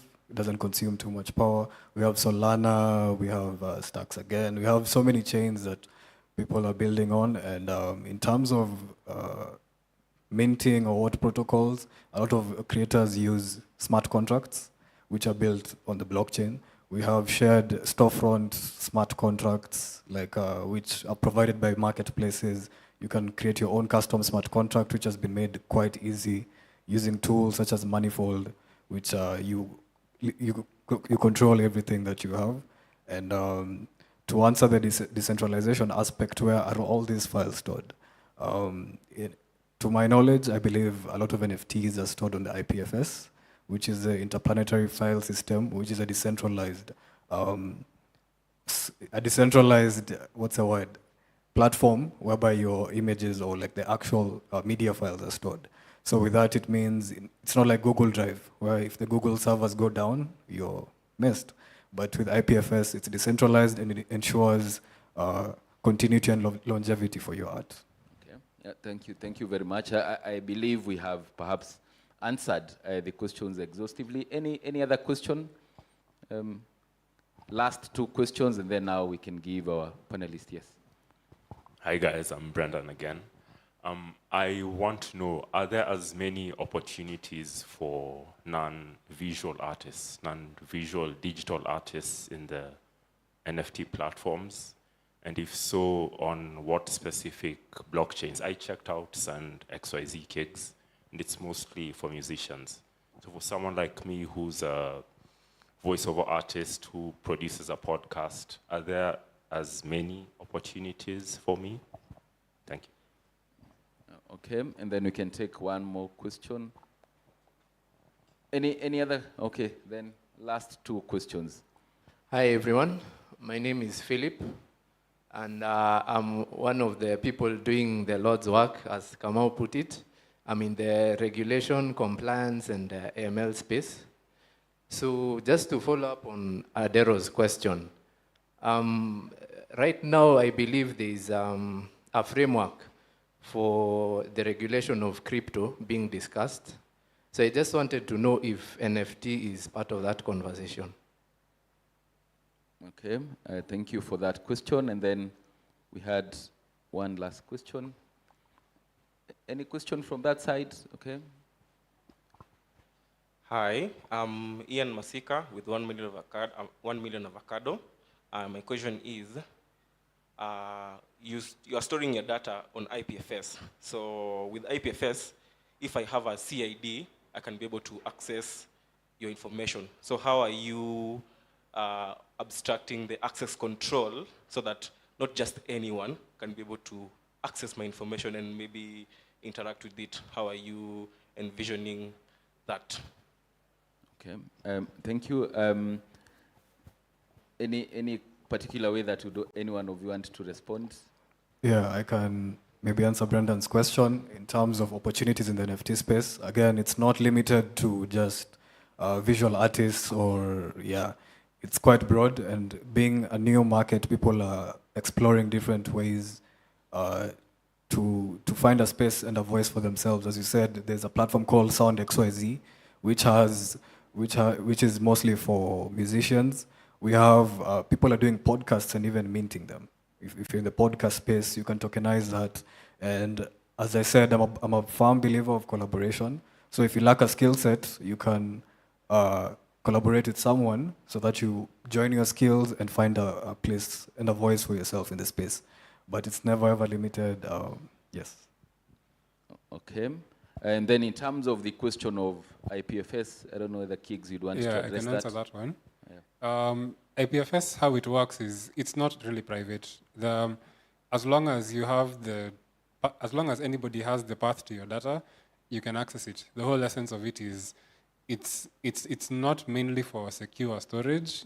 It's more for storage storage of that is easily accessible by anything. And IPFS actually isn't the only storage system for NFTs. That's also a space where there's constant growth because of issues of sustainability as well. So as of right now, there's also Aweave. Actually, I really love Aweave. Aweave it's basically like a blockchain but for files. And there are others like Chia. There's one that is just called NFT.storage, but I don't know what its technical name is. It's also a constantly growing space, and each of them has their own benefits and lack of benefits. For example, I think Aweave is a bit more secure than IPFS because since it functions like a blockchain, you can store things essentially in your own wallet. Yeah. Okay. I think perhaps you may want Maureen to further add to Brendan's question in terms of if you aren't a visual artist, what other contribution can a person make in terms of within the NFT space, and then we go to the other question. I think collaboration is definitely the way to go, because if you're able to work on a project that combines the visual and the sound, and we're able to mint this as a solid project, then there's more value in the work and there's more outreach. Okay, so what we are essentially saying is find opportunities for collaborations. And then in terms of the specific question on regulation, yes, Mbogi is actually involved on that bit. And unfortunately, I was proposed to assist on that front, but I haven't been participating as much. But I have been following what has been going on with Teddy, including in our last year's panel. Our issue was what the regulatory space and AML, but I haven't had an opportunity to attend all of those parliamentary meetings to address, because one of the issues there within that policy is that it is addressing heavily, yes, there is a definition of digital assets and cryptocurrency, but then the nexus between the two areas, the nexus between digital assets and cryptocurrency, which is what NFT is, but there is that definition of what digital assets are and what cryptocurrency is, but then how do we draw that nexus? And my firm belief has always been, yes, we need a regulation indeed from the government in terms of digital assets, taxation and all of that, and then also that the second bit in terms of cryptocurrency to avert issues of money laundering. But then in terms of the specific niche areas, I think the practitioners themselves should be able to self-regulate. That has always been one of my beliefs, which perhaps is also open to all of us to deliberate on. Yeah? So as we draw our conversation to a conclusion, and I think what we have seen is that almost everybody here is invested in NFTs, in the blockchain, and perhaps the title wasn't, was the title a good title? Was it, what do you have to say about the title? Are we dead? Are we alive? What's the current state of the marketplace? What is your, what do we take away from this talk? Are NFTs dead or alive? Are we dead? No, we are so alive. In fact, I feel like we just discovered that we are more alive than we ever were because we are living in the now. So NFTs are what we are going to make it. The future is what we are going to make it. And I don't think we are dead. We're completely alive. Okay, thank you very much. So we are present here now, so looking at ourselves. occupying space and time, and we have an ability, the ability to seize the opportunity through our skills. Kiggs, what do you have to say about the title? The current NFT space, dead or alive. What do you have to say about that? Maureen actually said what I was about to say. Are we dead? But yeah, are we, as long as there are people still building in the space, the market is still alive, and it still has a very high chance of, I don't know what might cause the next bubble, but if you look down here, there's always something worth investing in and something worth following. Okay. So there is something that is there for us to invest in and to follow. So Kamau, what do you have to say? Your parting shot as we conclude. Yeah, I'd have to iterate what they've said. As long as there's community, we're still alive. Just because it's a dry season is the best time to plant your seeds, to grow your community, and identify how this can further yourselves and the people around you. And yes. Okay. Thank you very much. I think for me, what I can sort of sum up and what we have been saying is that all of us have a story in which we can tell, and that's why I came with this very interesting book that I got from Somanami. And these are two professors. There is a Chilembebe and Feluin Sa, and they are professors of philosophy.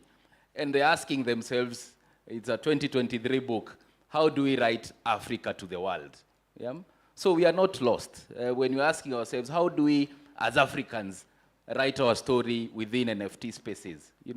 So it's a conversation that is ongoing for all of us, and we continue in that conversation. And thank you very much. Please give a round of applause to our panelists who are here, Kamau, Kiggs, and Maureen. And a further round of applause to yourselves for listening without breaking off. So thank you very much, and enjoy the rest of the day. We are more alive than ever. Thank you very much. Thank you so much, team. Could we take a photo of you guys? Yeah, you could stand up, please.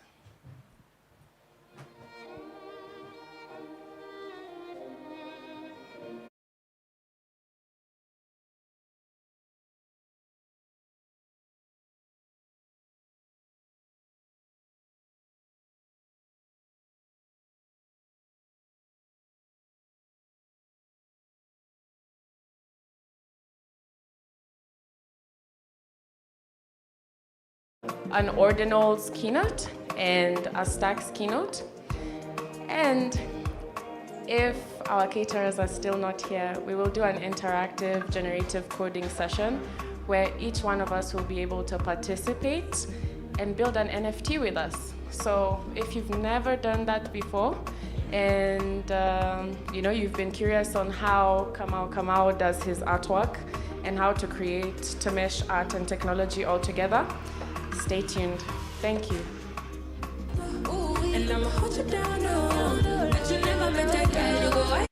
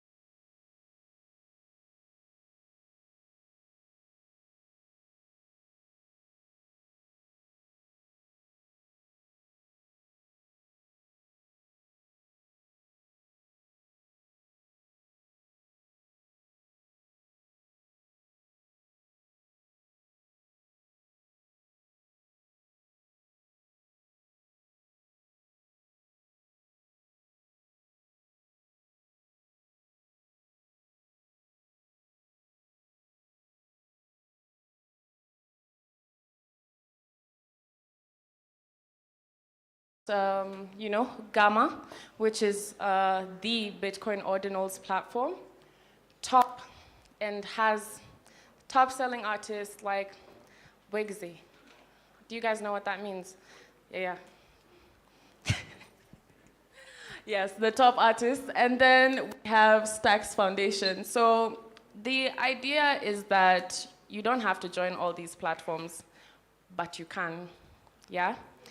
And we want you guys to learn about the opportunities that come with these platforms, these spaces, and yeah.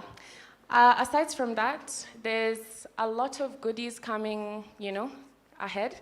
And we have a giveaway, a couple of giveaways coming ahead. And these will go to the most active people on social media. So be sure to take pictures, be sure to tag us, you know, hashtag NFT Africa 24.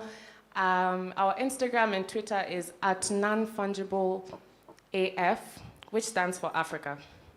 Nothing else. Dirty people. Yes, so if anyone has been wondering what that AF means, it's Africa, NFT Africa. So we are non-fungible AF. So tag us, post yourselves. There's a lot to win. And without further ado, before I forget, if you'd like to join our community on WhatsApp or Twitter, we are based on many social media apps, but WhatsApp is most active.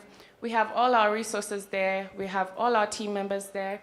We have new upcoming artists. We have OG NFT artists, lawyers, you know, people who are building in the NFT space. You're welcome to scan the QR codes. When you walk around, you'll see posters on some of the pillars. Just scan the QR code, and you'll be able to join our WhatsApp group where you'll find all the other resources, including other opportunities beyond NFT Africa. So in these spaces, people share experience, people share questions, people share concerns. You know, it doesn't stop at just joining. So be vocal and don't be shy. Yeah, your next sponsor, your next collector might be in the WhatsApp group. Just saying, I'm a huge collector, so yes. So now I'm gonna introduce Gamma. As I said, it's the Bitcoin platform. And after this, we're going to have this. This may be small, but it's extremely valuable. This deck, nani anachezanga kadi? Exactly, most of us do. This is a very customized deck of cards. And on each card, it holds a special NFT from high-profile artists minting on Gamma.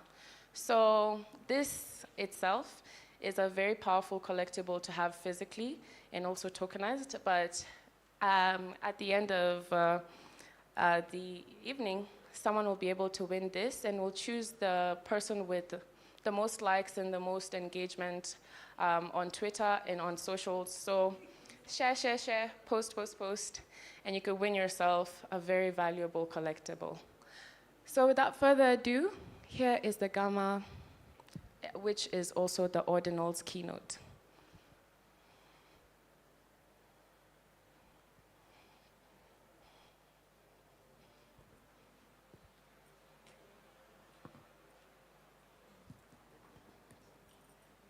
Hello, NFT Africa.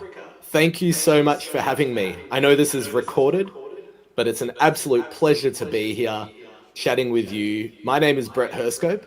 I am Head of Community Growth at Gamma.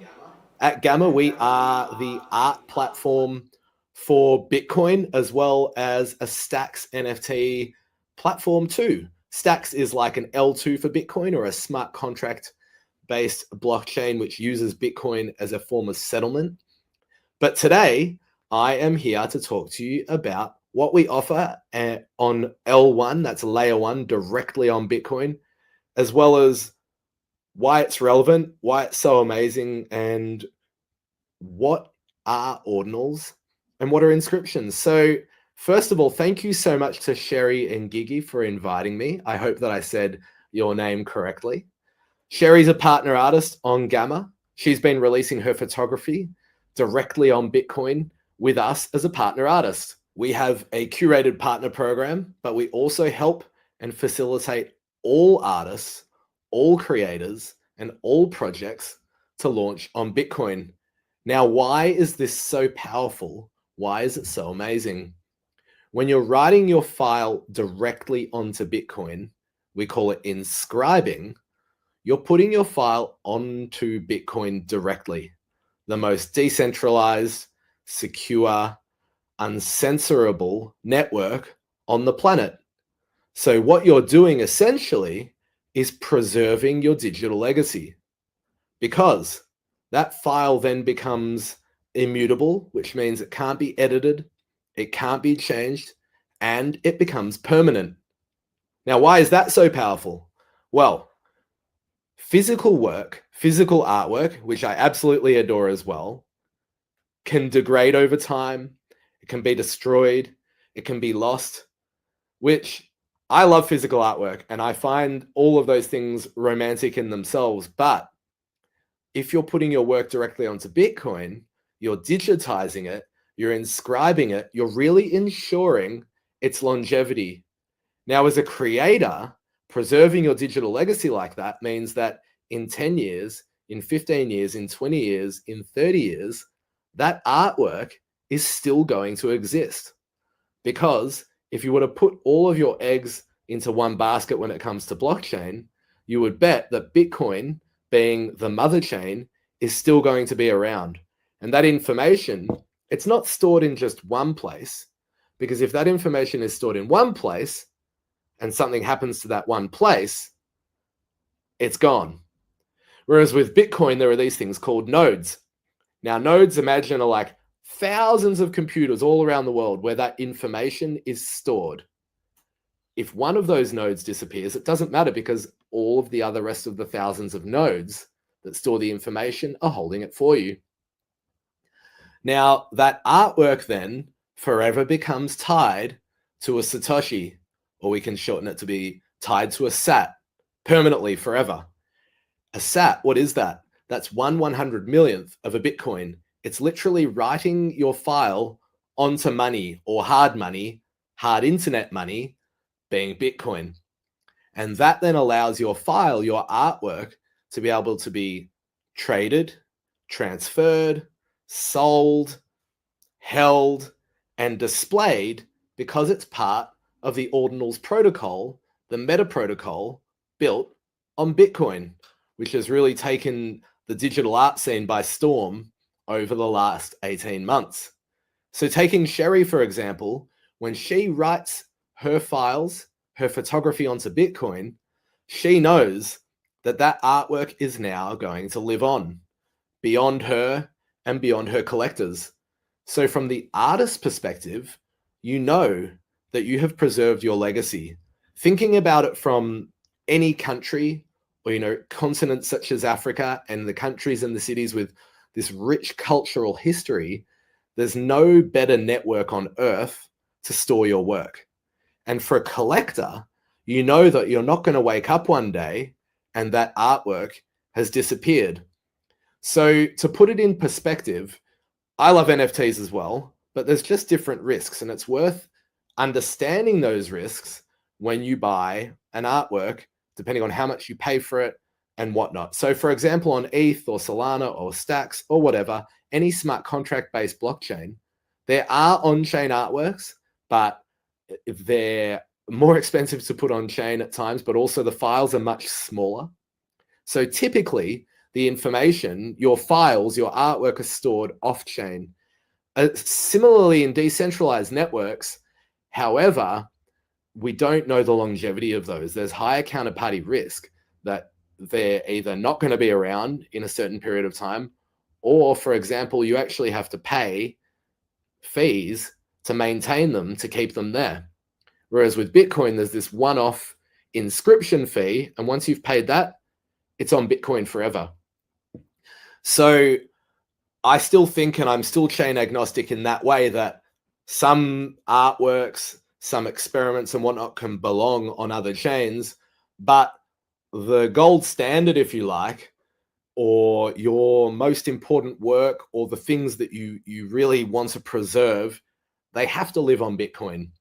Now, there are trade-offs, because obviously being on Bitcoin, it can be a little bit more expensive because Bitcoin block space is scarce, but you weigh it up over the time that you then are predicting it's going to exist, and it pays for itself.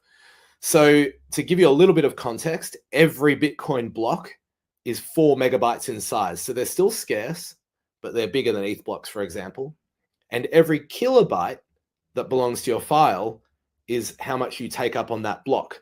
So you pay per kilobyte, and depending on the fee rate, et cetera, it costs you X amount.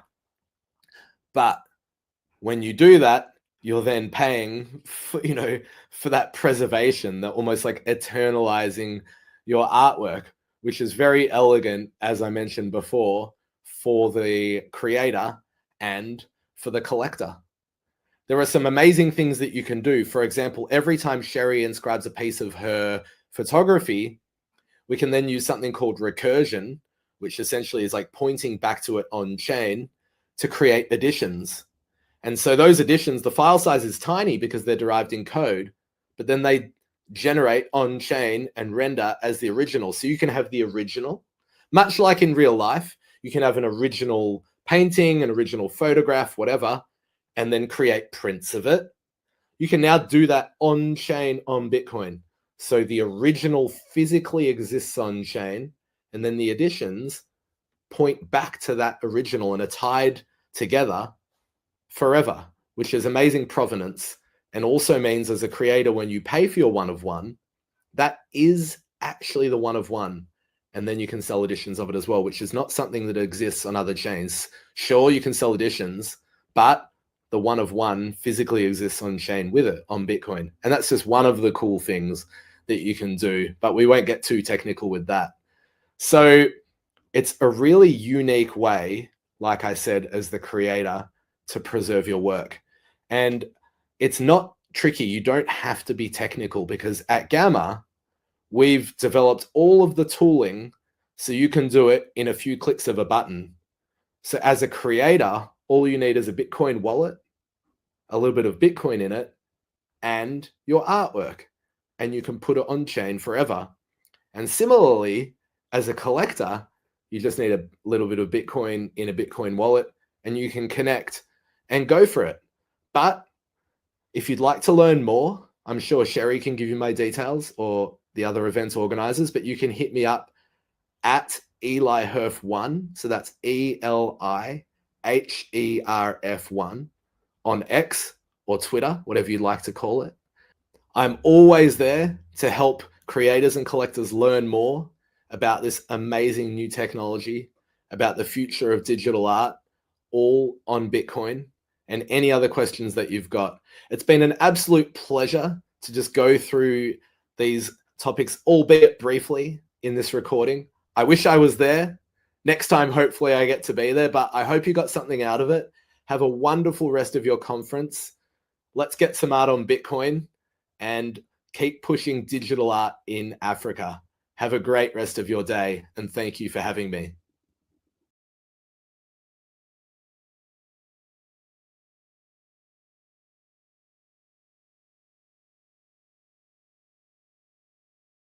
So I hope by now you guys can see just the variety of options in terms of the platforms that you can use, in terms of just the ways in which you can go around exploring the space.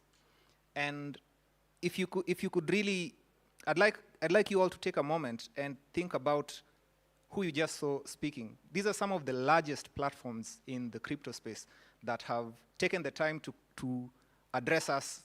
In as much as we see ourselves as a country, we've been having all our problems recently. But you can see that very influential players in this space are taking the time to address us, because they can see the options, the potential that is untapped yet in our country.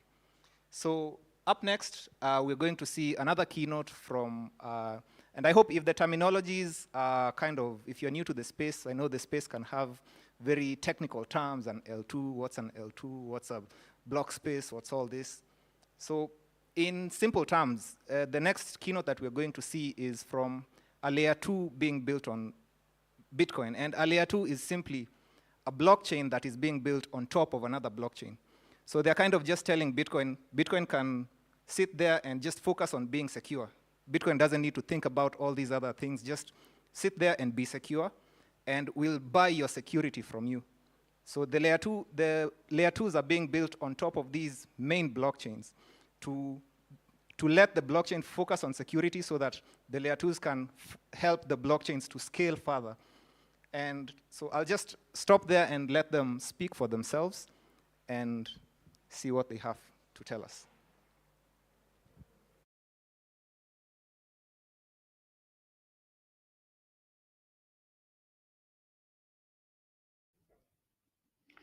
Good morning and welcome to Art on Stacks at NFT Africa 2024.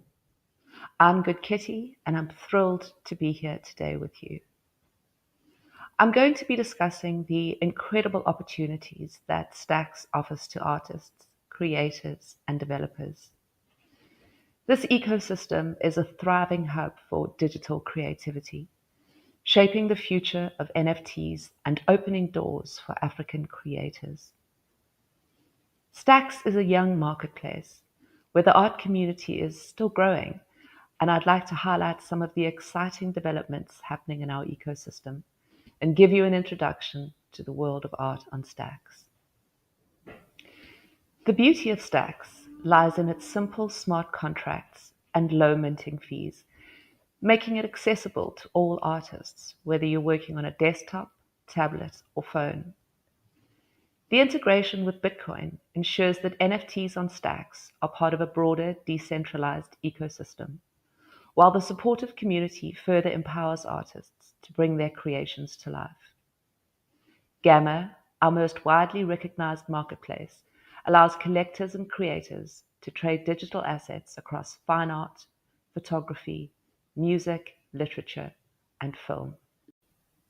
We've seen a remarkable interest in art on Stacks, fueled by the growing excitement around Bitcoin L2s recently.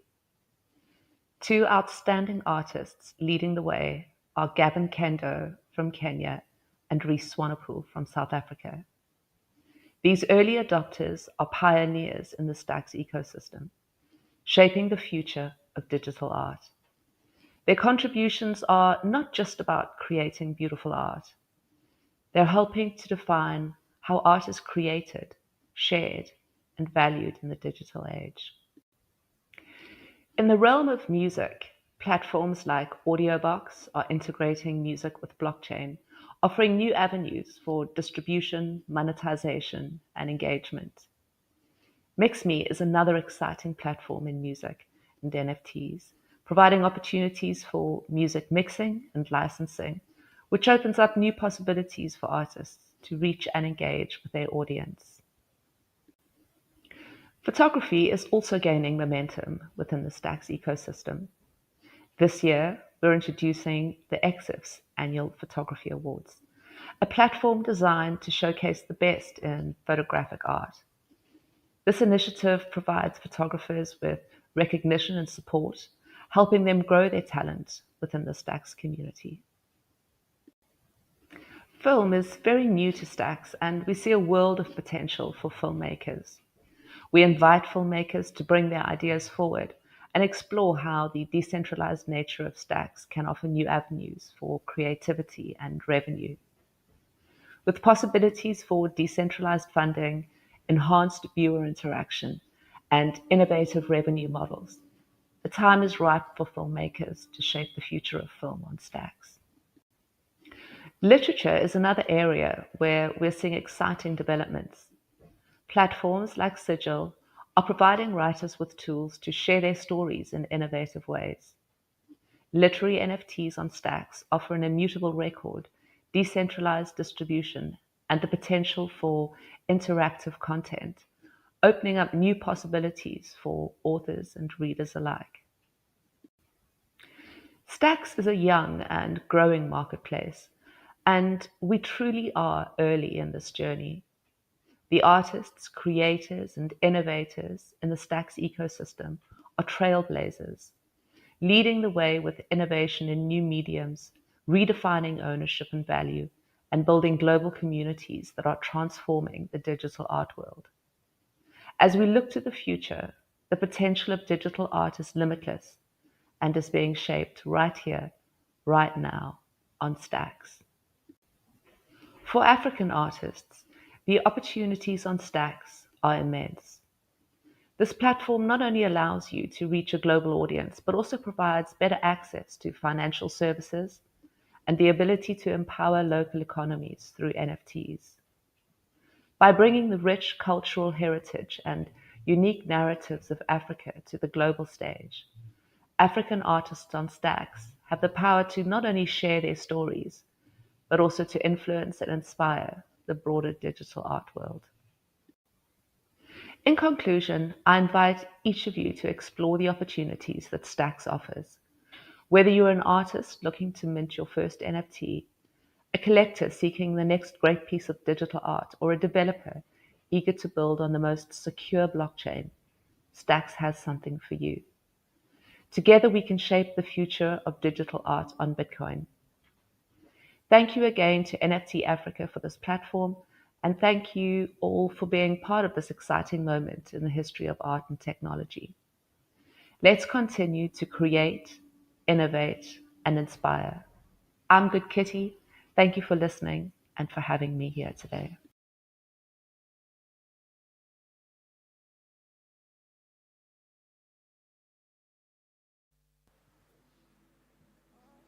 So as you guys can see, I hope you're learning that there are really big platforms that are looking at this region of the world and seeing the potential that's laying dormant. And I mentioned this earlier, but I think it's kind of underappreciated that for the first time in history, in previous revolutions, we've kind of been sitting out. We were not at the technical level where we could take advantages, say, of the industrial revolutions and others previously. But for the first time in history, our region of the world, we are at the forefront of a place where we can take advantage, along with the most developed countries in the world. The same access to these tools that they have is the same access to these tools that we have. The talk that you just saw is from Stacks is the first layer 2 being built on Bitcoin. And it's understated, but as long as you have access to internet and a laptop, even a mobile phone, you have the same access to tools that people in the most developed regions of the world have. So there's no really, that idea of Africa has been left behind, Africa is this like, we're always like an afterthought. For the first time, you're in a conference where you're being spoken to by people who are at the bleeding edge of this technology, and they are giving all of you access to the same tools that everyone else in the world has. And I think this is kind of understated, and you should kind of applaud yourselves for being here, because you guys are really the pioneers in this space. So as we wait for the next presentation, you can just talk among each other. How many here have learned something new? How many here have learned something new? You guys can applaud yourselves, because really we are, yeah, give yourselves a hand of applause.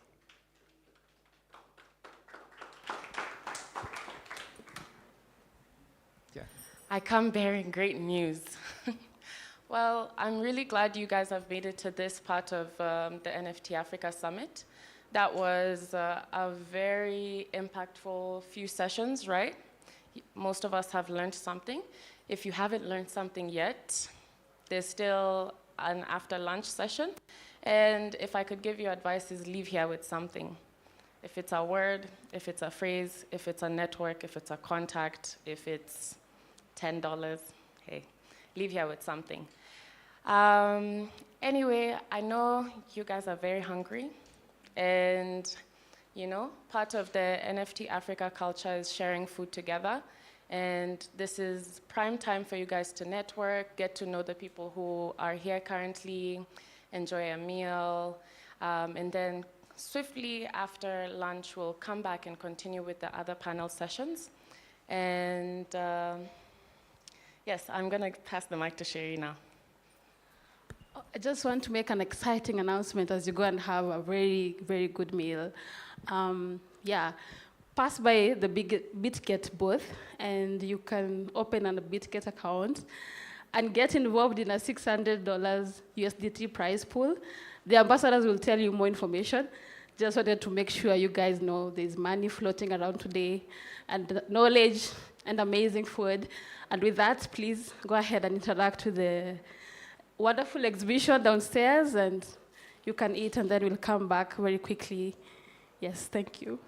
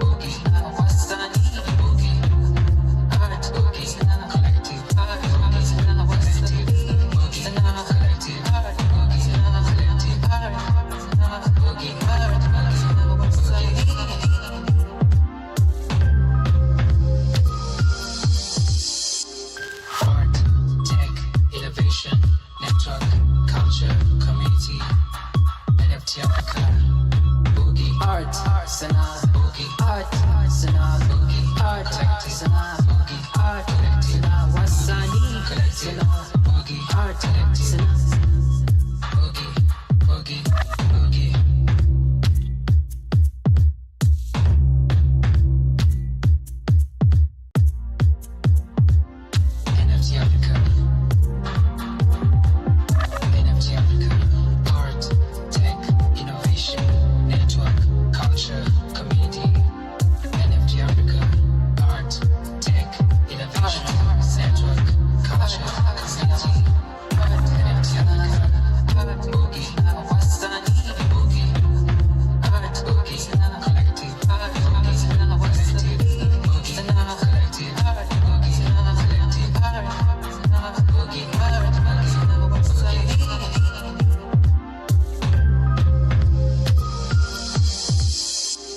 Art, tech, innovation, network, culture, community. NFT Africa. Boogie. Art, Sana. Boogie. Art, Sana. Boogie. Art, Sana. Boogie. Art, Sana. Wasani. Sana. Boogie. Art, Sana. Boogie. Boogie. Boogie.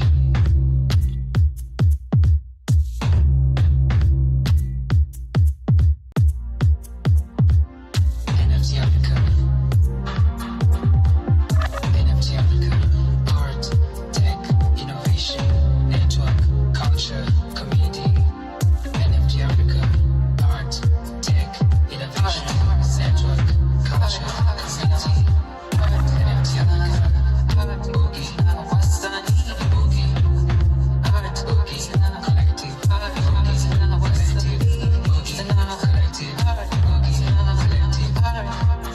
Boogie. Collective. Collective.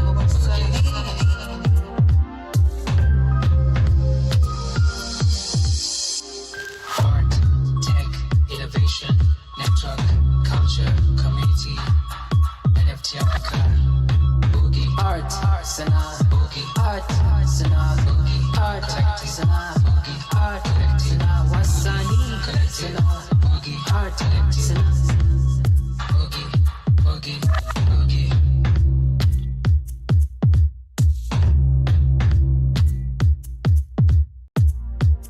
NFT Africa.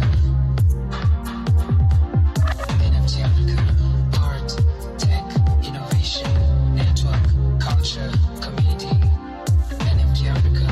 Art, tech, innovation, network, culture, community. NFT Africa. Boogie. Wastani. Boogie. Art, Boogie. Collective. Collective.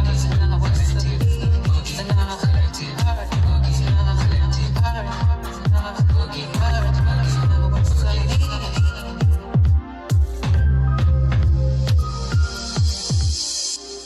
Art, tech, innovation, network, culture, community. NFT Africa.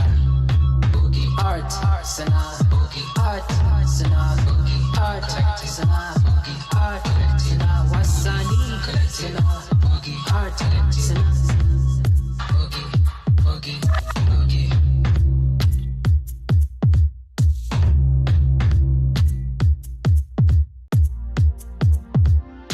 NFT Africa. NFT Africa. Art, tech, innovation, network, culture, community. NFT Africa. Art, tech, innovation, network, culture, community. NFT Africa. Boogie. Wastani. Boogie. Art, Boogie. Collective. Collective.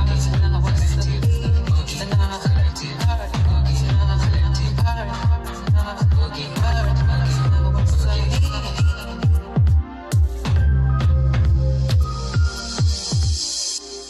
Art, tech, innovation, network, culture, community. NFT Africa.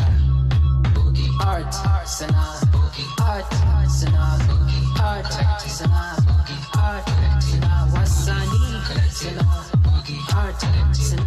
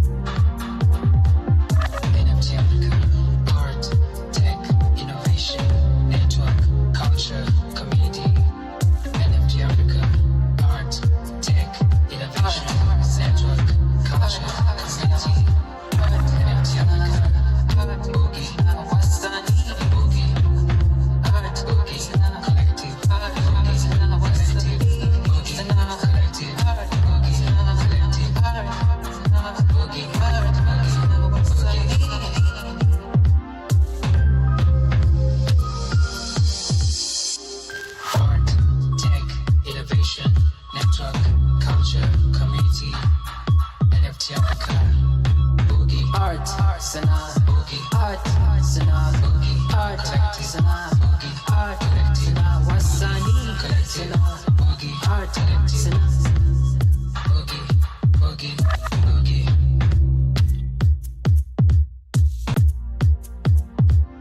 NFT Africa. NFT Africa. Art, tech, innovation, network, culture, community. NFT Africa. Art, tech, innovation, network, culture, community. NFT Africa. Boogie, wasani, boogie. Art, boogie, collective, boogie, collective, boogie, collective, art, boogie, collective, art, boogie,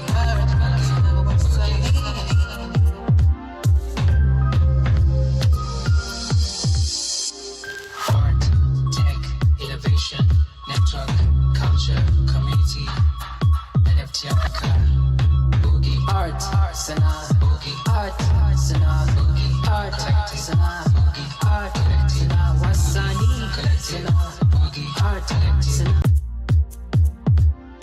NFT Africa. NFT Africa. Art, tech, innovation, network, culture, community. NFT Africa. Art, tech, innovation, network, culture, community. NFT Africa. Boogie, wasani, boogie. Art, boogie, collective, boogie, collective, boogie, collective, art, boogie, collective, art, boogie,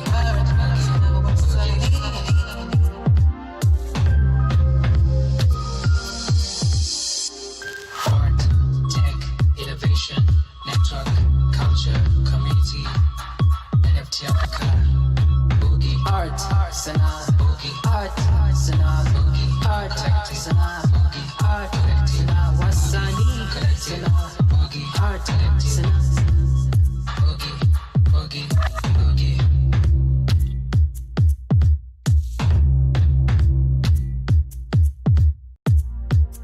NFT Africa. NFT Africa. Art, tech, innovation, network, culture, community. NFT Africa. Art, tech, innovation, network, culture, community. NFT Africa. Boogie, wasani, boogie. Art, boogie, collective, boogie, collective, boogie, collective, art, boogie, collective, art, boogie,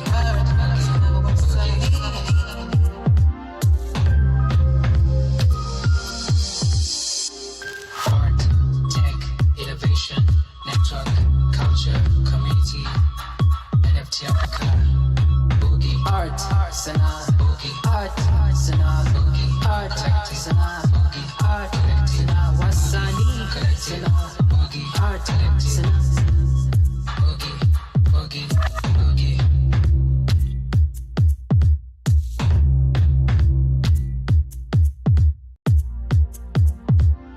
NFT Africa. NFT Africa. Art, tech, innovation, network, culture, community. NFT Africa. Art, tech, innovation, network, culture, community. NFT Africa. Boogie, wasani, boogie. Art, boogie, collective, boogie, collective, boogie, collective, art, boogie, collective,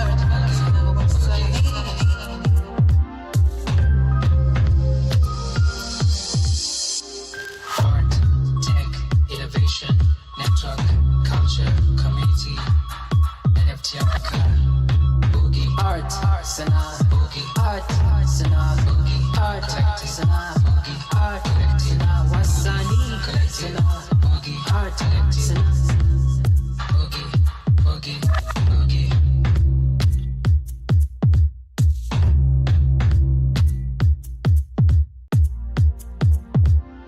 NFT Africa. NFT Africa. Art, tech, innovation, network, culture, community. NFT Africa. Art, tech, innovation, network, culture.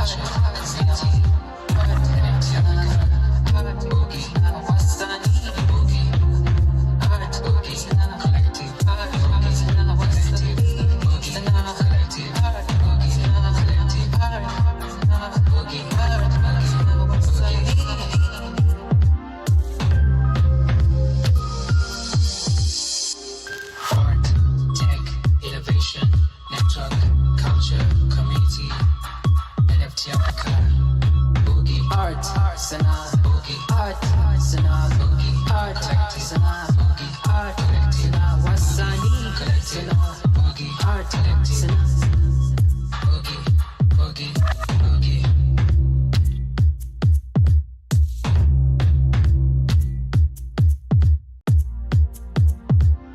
NFT Africa. NFT Africa. Art, tech, innovation, network, culture, community. NFT Africa. Art, tech, innovation, network, culture, community. NFT Africa. Boogie, Wasani, Boogie. Art, Boogie, collective. Boogie, collective. Boogie, collective.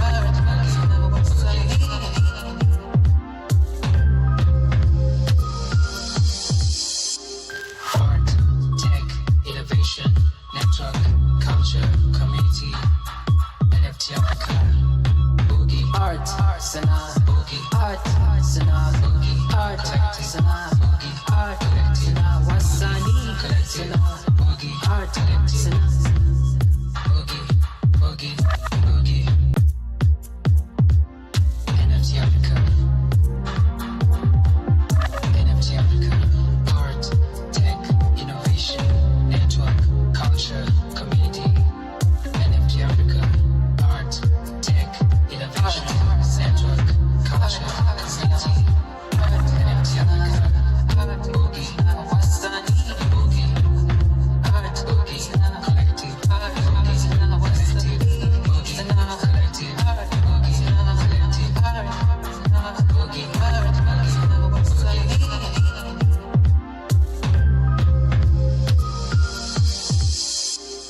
Art, tech, innovation, network, culture, community, NFT Africa, boogie, art, arsenal, boogie, art, arsenal, boogie, art, arsenal, boogie, art, arsenal, wasani, arsenal, boogie, art, arsenal, boogie, boogie, boogie.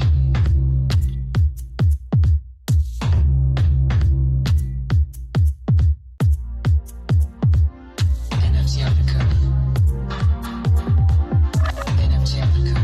Art, tech, innovation, network, culture, community. NFT Africa. Art, tech, innovation, network, culture, community.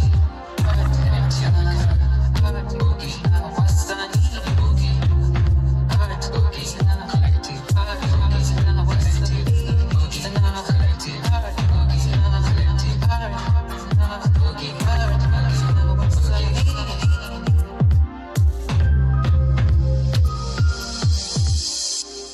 Art, tech, innovation, network, culture, community, NFT Africa, boogie, art, arsenal, boogie, art, arsenal, boogie, art, arsenal, boogie, art, arsenal, wasani, arsenal, boogie, art, arsenal, boogie, boogie, boogie.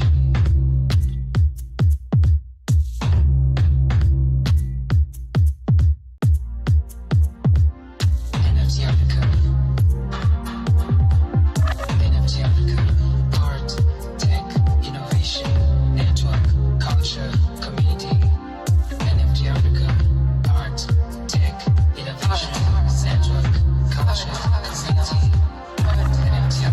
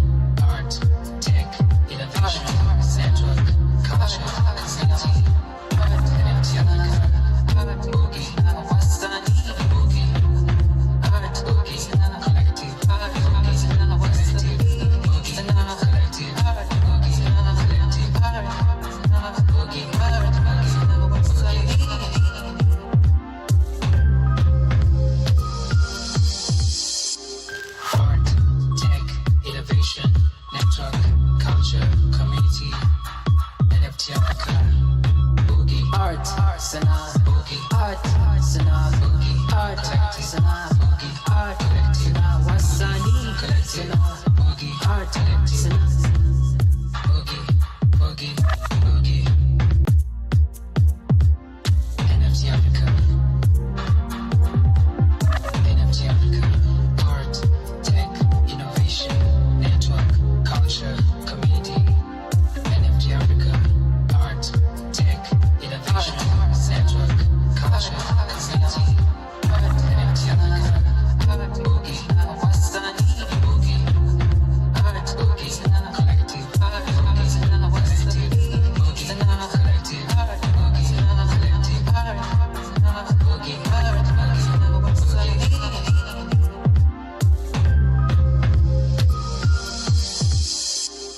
art tech innovation network culture community NFT Africa boogie art sana boogie art sana boogie art sana boogie art sana wasanii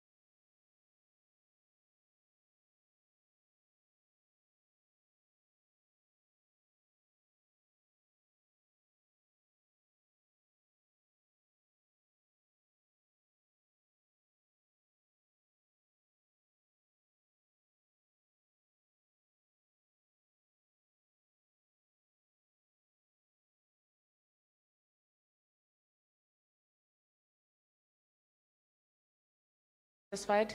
There's definitely more food, don't hesitate. But right now, we're back to focus, back to learning, back to what brought us here. And we're going to start with a very important keynote from one of our sponsors, Bitget. So, 1 minute. There he is, man of the hour.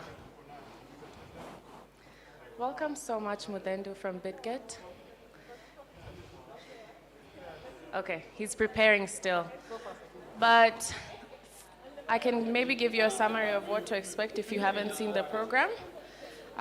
We'll have 2 more keynote sessions, and then the rest will be panels, and we wrap up to go. But yes, from here on, it will only get more sophisticated and, you know, deeply technical and inquisitive. So I know Mumeshiba, but I urge you guys to listen because everyone here has something very important to add to, you know, the NFT Africa.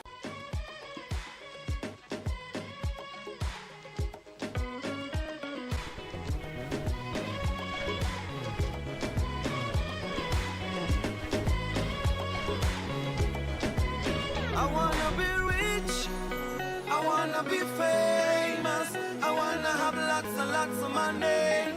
Soar above the clouds, I wanna be free, like Nelson Mandela. Stand tall like a pyramid. Hello. Hi, everyone. Guys, tumeshiba, and then all of a sudden we no longer can respond. I'm Munene Mathendu, and I believe some of you may know me from different engagements, and I'm really happy to be seeing new faces in the crypto space. For today, it's different. It's different to be, I'm used to certain faces, right? The crypto space is also, I feel like the NFT space has not moved fully to the normal crypto meetups. Now, Mathendu here works with Bitget. Bitget is a cryptocurrency exchange. Now, today I'm here to tell you why you need these kind of exchanges. And of course, I have a bit of a giveaway for you. $600 for anyone, for all new users who create a new account today. So should you not have an account today, we have a booth down there. We have a few ambassadors. Get your account created. You can actually create it right now and then give your UID, the Bitget UID, which you can find. Please cast the screen for us, which you can find under your app. I'm waiting for the screen, just a second. All right, while we wait for that, why Bitget? Now, I know most of you, a significant amount of you know Bitcoin. But the market cap of Bitcoin is quite high. Currently, I can't even figure out what's the market cap. Anyone know the market cap of Bitcoin? Yes? No, that's the price. Yeah. Market cap is upwards of maybe $800 billion or something. So I'll give you some mathematics. When it comes to cryptocurrencies, if you're here for a speculative play, where, in other words, you're here to make money with crypto, you need to be looking, this is what I say, Bitcoin is a very good store of value, but it's not the best way to make money. So the best way to make money is alternative tokens. And I'll tell you these for certain. AI tokens, gaming, metaverse. These are some of the real world assets as well. Tokenization. These are some of the cryptocurrencies that can easily make you, 100%, 200%.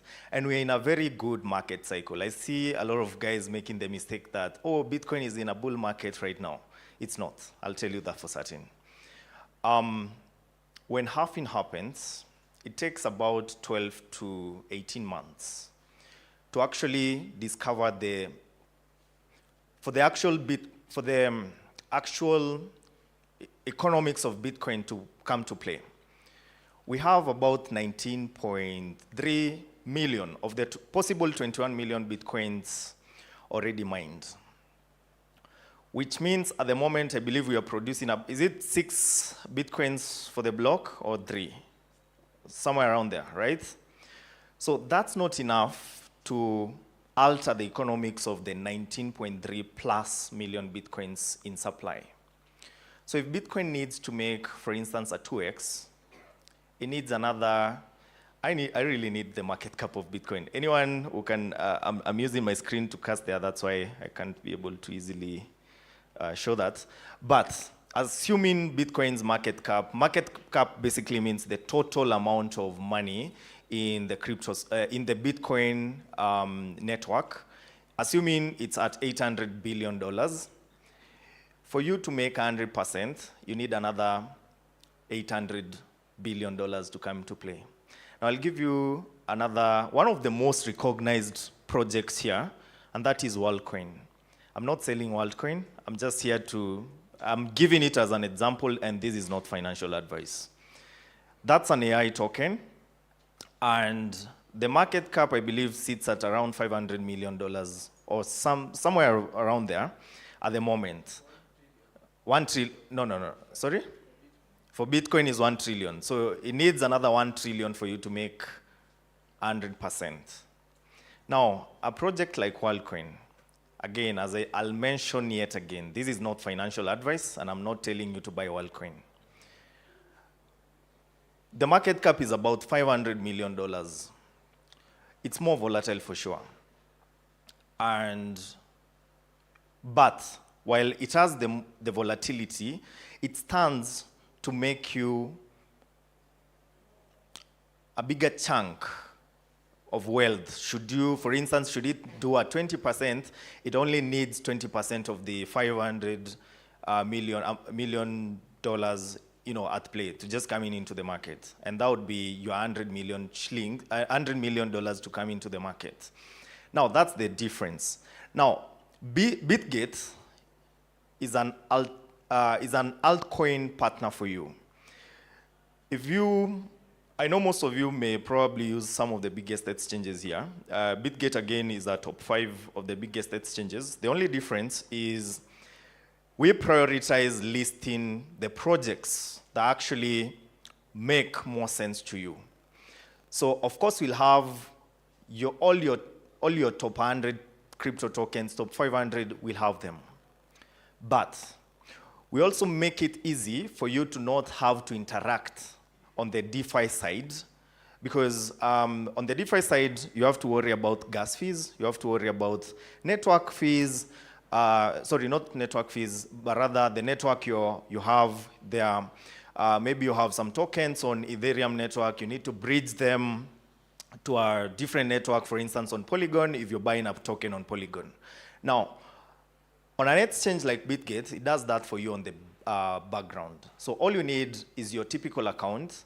You can now come in and basically create an account very easily, complete your KYC, and then you can buy your tokens. Should you wish to take them to an offline wallet, we also offer you the Bitget wallet, which is an uncustodial wallet, which can also store your NFTs, right? Now, the best part of this is the fact that we also have a Bitget NFT marketplace, which allows you to easily create art, to easily upload your art and get a marketplace for your art. So you can be able to come in and buy, sell your artworks, basically trade your artwork at literally a very significant amount of cost, like very insignificant amount of cost. So why not? Why not Bitget? So when you go down there to review on the exhibition, we have a booth right there. We have $600 for everyone who is creating their accounts today. So our ambassadors will help you create your accounts. share with them their UIDs. The $600 will be distributed before Wednesday next week. We'll compile all the UIDs who created accounts today and then share equally the prize pool that we've put up there. That said, I'd like to not take more of your time. Thank you so much, and let's catch up in the next one. Bye-bye.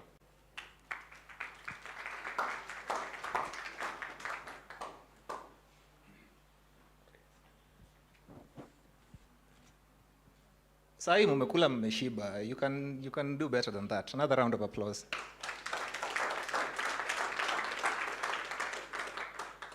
So earlier in the day, we started with the panel of like trying to figure out what's the state of NFTs. Are NFTs alive or dead? And we've gone through this whole journey of seeing the digitally native side of NFTs.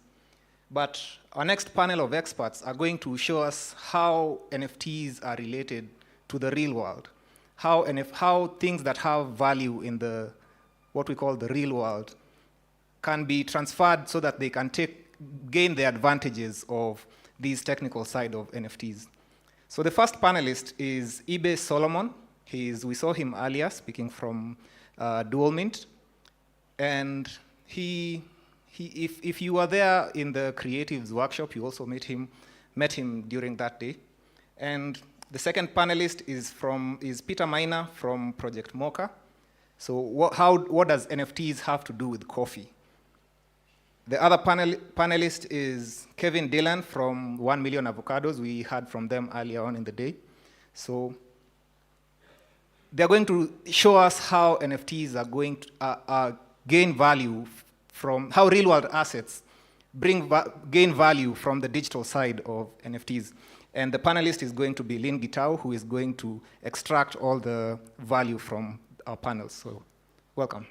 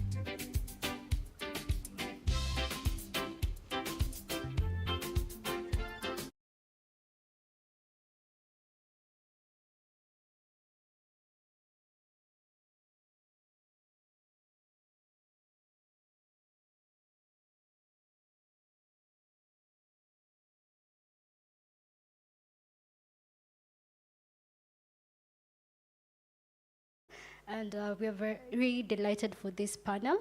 My name is Lynn Gitau. As the MC has said, we are all about RWAs, real world assets. How many of us are familiar with RWAs? If you're familiar with RWAs, so if you're not familiar, or if you're familiar, this panel is for you. And with me, I have a wonderful gentleman here who will help us define this topic, and also we can go deeper into it. So perhaps where do we start with the intro? Okay, let's go with you. Okay. So my name is Solomon Ibe. I handle global brand events for Dormant, which is a real-world tokenization platform. Wonderful. Next to me. GM. GM guys. Thank you. My name is Kevin Dillon. I'm the founder of 1 Million Avocados.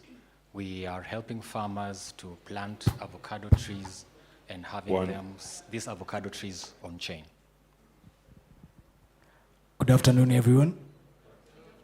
My name's Peter Miner, and we are unlocking finance for Kenyan coffee farmers using blockchain. Wonderful. So I think we'll go straight to the point. And I would love for you, Solomon, please tell us what is RWAs and what is the process of tokenizing RWAs. So RWA is an abbreviation, right? Means real world assets. And for me, I think it's important to mention that while any item can exist in the real world, not every item can be a real world asset. The real definition of a real world asset is that it has value. If it doesn't have value, if it doesn't add value, if it's not tradable, then it's not an asset. So to put all of these things into one sentence, I would say that the real world asset is a physical item that is valuable and tradable. In terms of the other question that you've asked, which is talking about tokenizing it, or not exactly tokenizing the asset itself, or tokenizing rights to the ownership of that asset. And it's interesting that I've got this other superb panelist here. Coffee, avocado. You're not going to take a physical peer and trade it into the blockchain. It's almost impossible to do that. You're not going to take a coffee bean and trade it into the blockchain. But you're going to take the right to own a coffee tree, the right to own an avocado pear tree, and you can actually digitize that. Just as much as someone can own 1 Bitcoin and he can transfer that Bitcoin and make XYZ number of Kenyan shillings because he owns the Bitcoin. He can hold it in his hands, can he? No, but it has value. So that's what tokenization is, taking physical real-world assets, the right to own them, and putting them on the blockchain. Just to follow up, just to follow up on the assets, kindly give us examples, apart from the agricultural products, what more other assets can we tokenize? Okay, let me start with liquid assets.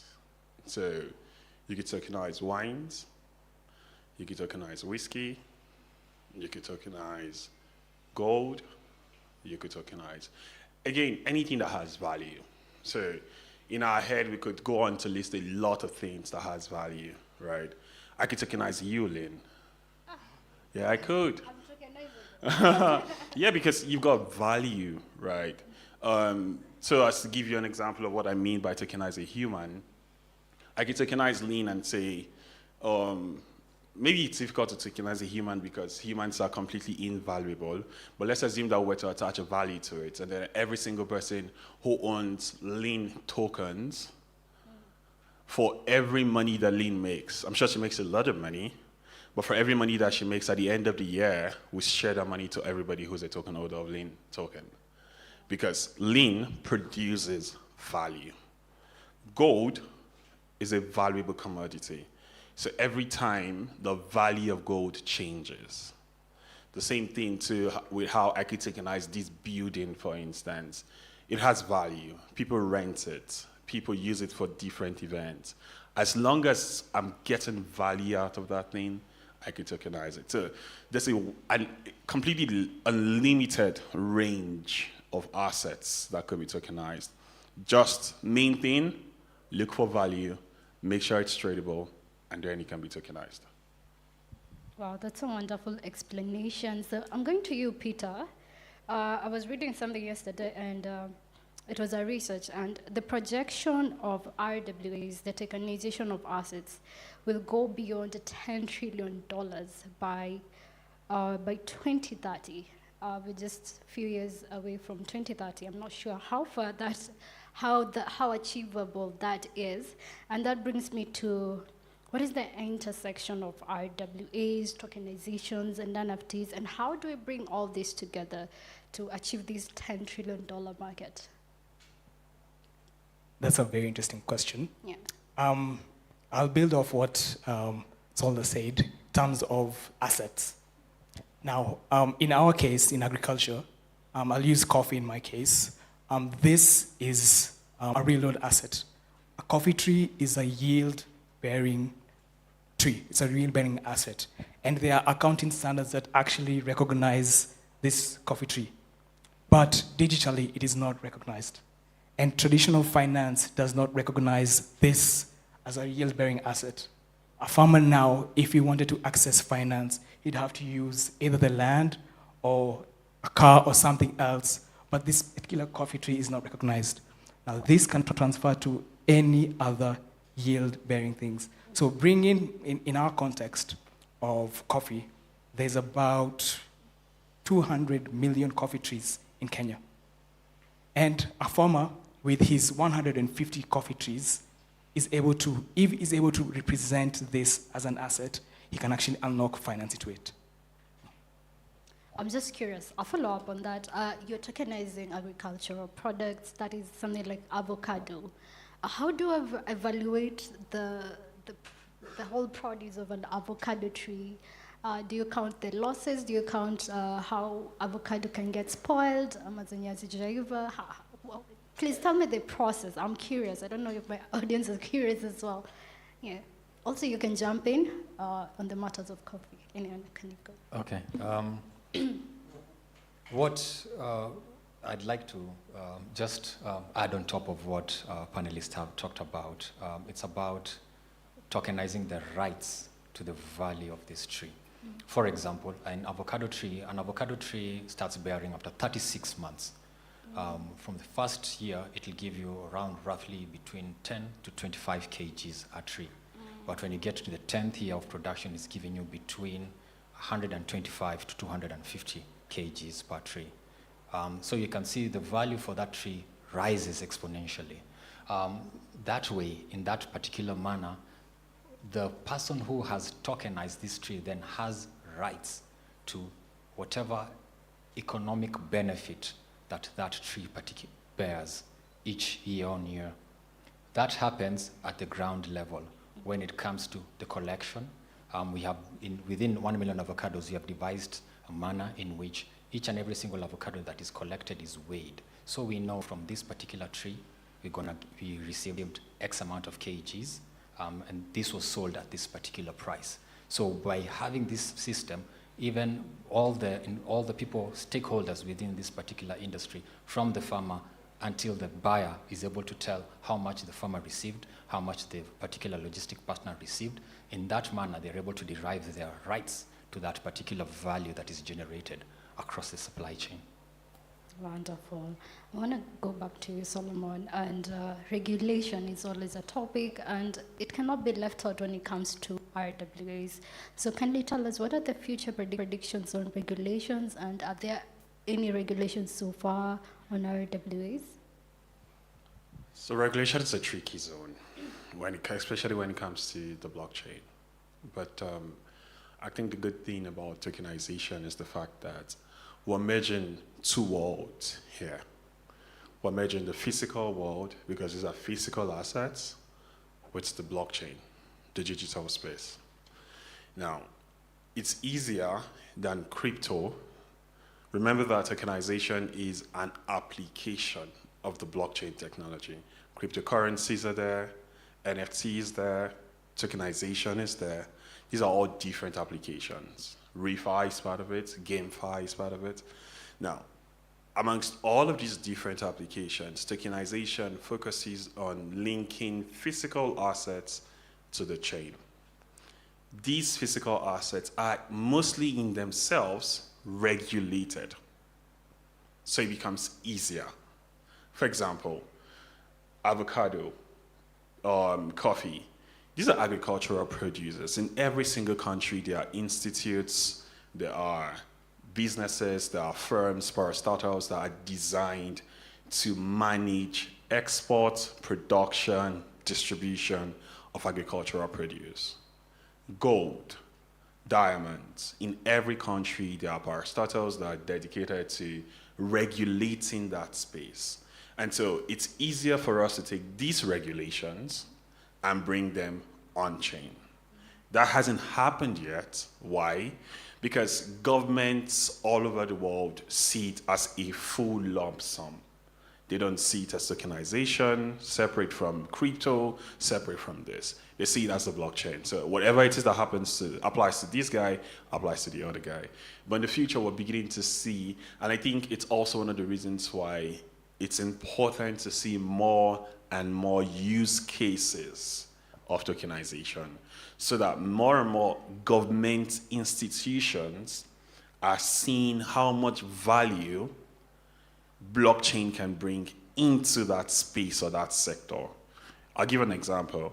These two parties seated here are going to bring so much value into Kenyan agricultural system when their products get tokenized, they get into global spotlight.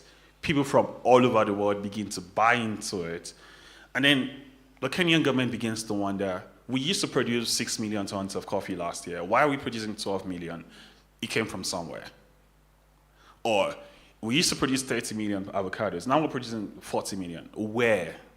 When they begin to understand the value that comes in, they begin to come to study it. And I think that it will be easier for them to apply already existing regulations to it. Because then again, it's just ownership we're tokenizing. We're not tokenizing the asset itself. And ownership, it's already existing traditionally.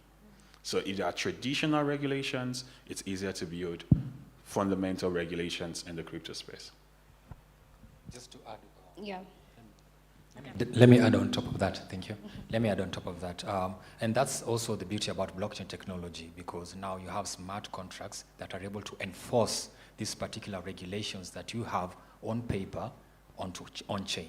So in that manner, this asset can be able to, is limited by the particular rules that these parties have agreed to. That in that manner, the regulation that we have is not particularly on blockchain, but it's on the assets and the commodities that we are tokenizing themselves. Yeah, I can add something to that as well. Just on the tech part, there are certain standards that these technologies are built on. Like for a security token, there are certain anti-money laundering rules you need to consider. There are certain KYCs you need to consider. So these things are already incorporated into the smart contracts. So we already know the sort of where regulation will go. So we need to, we're placing ourselves with existing laws. Like in our case, an agreement with a coffee farmer is a legal agreement. You can put that on a blockchain. So there's that visibility part of it. So bringing existing laws, incorporating that into the tech, and bringing it on-chain. Wonderful. But I just want to get more clarity on the African agricultural market. We know Africa is one of the most productive continents when it comes to agriculture. But however, our farmers seem not to be getting the benefits of agriculture. Especially look at Kenya, the coffee industry. I grew up in, my grandmother was a coffee farmer. How she destroyed her coffee farm into maize, I don't know, but what I know the cause was she didn't get enough money for it. And the same thing is happening to the tea industry, same thing is happening to the cocoa industry in Ghana. There's a lot of things that are happening in that industry. How do we as blockchain stakeholders or tech is like you bring in this system to these farmers and also just destroy, let me use the word destroy the cartels in the agricultural industry? And is it doable, first of all? I'll answer, because I know not everyone is very techy here. I'll explain it in a non-technical way. What tokenization allows is, imagine a coffee farm as a company. So this farmer can actually sell shares of this company to investors. And investors would actually get dividends out of this farm. Now, tokenization has a component where you increase the liquidity pool because you are allowing a wider reach of people to invest. So with this farmer, with this asset that is now recognized, can reach a wider pool of investors. Now, because of the immutability and traceability nature of the blockchain, everything is transparent. So you know where this money is going. If this coffee was sold here, the farmer gets his cut, whoever's doing the production gets his cut, and everyone can see where the money is going. So everyone is getting value out of the whole value chain. So that's the beauty of blockchain. And how do you tell these farmers, okay, there's this thing called blockchain, there's this and this and that, now come tokenize your avocados. How do you do that? Let me first answer what you asked about in terms of the agricultural productivity of Africa. Mm-hmm. It It is honestly a sad scenario where we have 64% of the world's arable land, 64%. Yet we are running a food deficit of 15 billion US dollars currently, and it is expected to rise up to 30 billion US dollars, a food deficit. How do we have land and yet we are still exporting food? How does that happen? To answer that, we have the assets, which is the land, but we lack the capital. Now, we are very fortunate enough to be in a room where there is capital in terms of blockchain. We have, there are people who've held BTC since 2013. They have very patient capital. And that is what these farmers require. So in terms of 1 million avocados, what we have done, we realized that farmers want to plant avocado trees because the economic benefits of each and every single acre far outseeds any current cash crop being planted in Kenya. Mmesikia hiyo? Yes. Pande avocado. Pandeni avocado. But then they do lack the liquidity to do that. So how we have done it at 1 million avocados, we go sign up this farmer, we get to map out their land, and this land is it's tokenized and it is tokenized. First of all, you get the geodata of this farm, and now it's tokenized and has a wallet. So from this particular wallet, this farmer will receive funds so that they're able to plant these trees.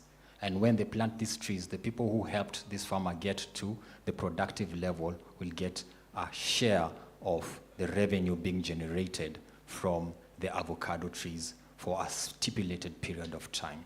And since you are in NFT, how we have deployed NFT is you are able to view the tree, its particular location, each and every single geo point that we have. Secondly, as the tree matures over time, you have the image where, regardless of where you are, you can see the tree that is growing over time. And not only just that, we have included the ability of 721. You have metadata. So this includes the soil condition over a period of time. In that way, you have transparency from the farm level to the investment level, but also at the market where these avocados are being sold, especially in Europe or East Asia, they do require transparency and traceability. So by having this information from the day it was planted to the inputs that were there in that particular farm, you're able to have the consumer have that particular trust that this avocado that I'm consuming is actually sustainable. Let me quickly add to that. And I'm going to add to the perspective of there are existing cartels. And there's not a doubt about that.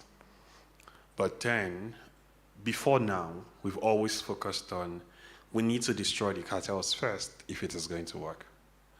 But with blockchain, we can safely say that the cartels can do their bit and we can do ours. And the reason why it's possible is the blockchain is decentralized. It is built on a trustless system and can provide full anonymity.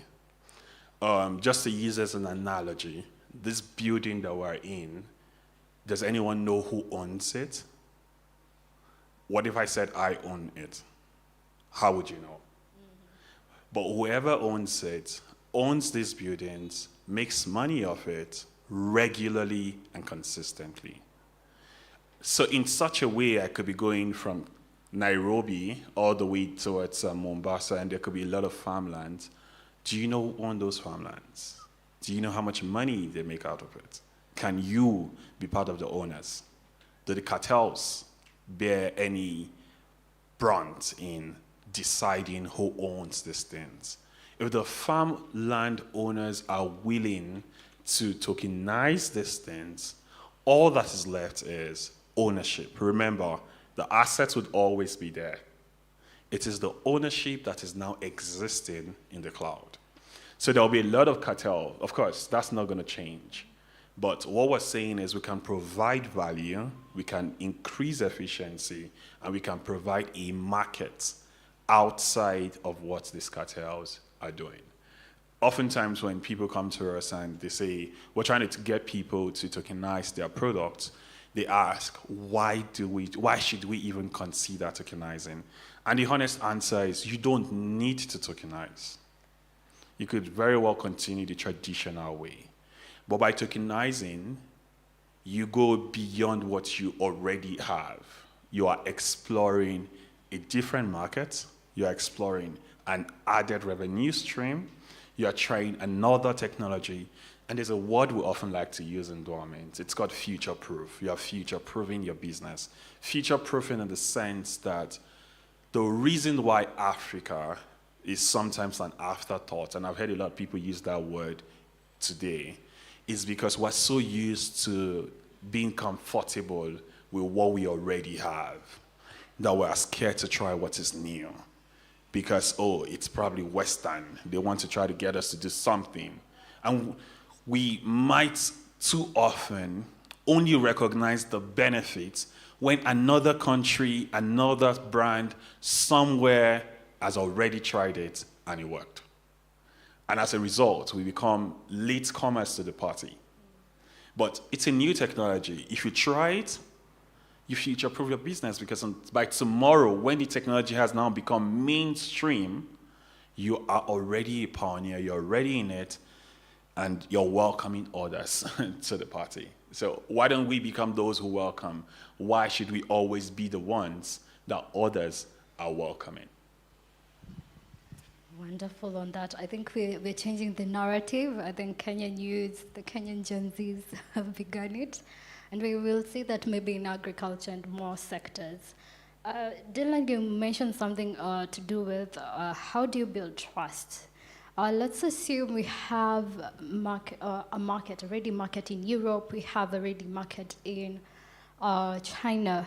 You mentioned on sending them the geographical data and all that, but is that enough? Is there more ways to build trust with the market? Absolutely. Absolutely, yes. One of the ways that we do build trust, we are looking at cooperatives model because we are in communities, we understand the power of communities.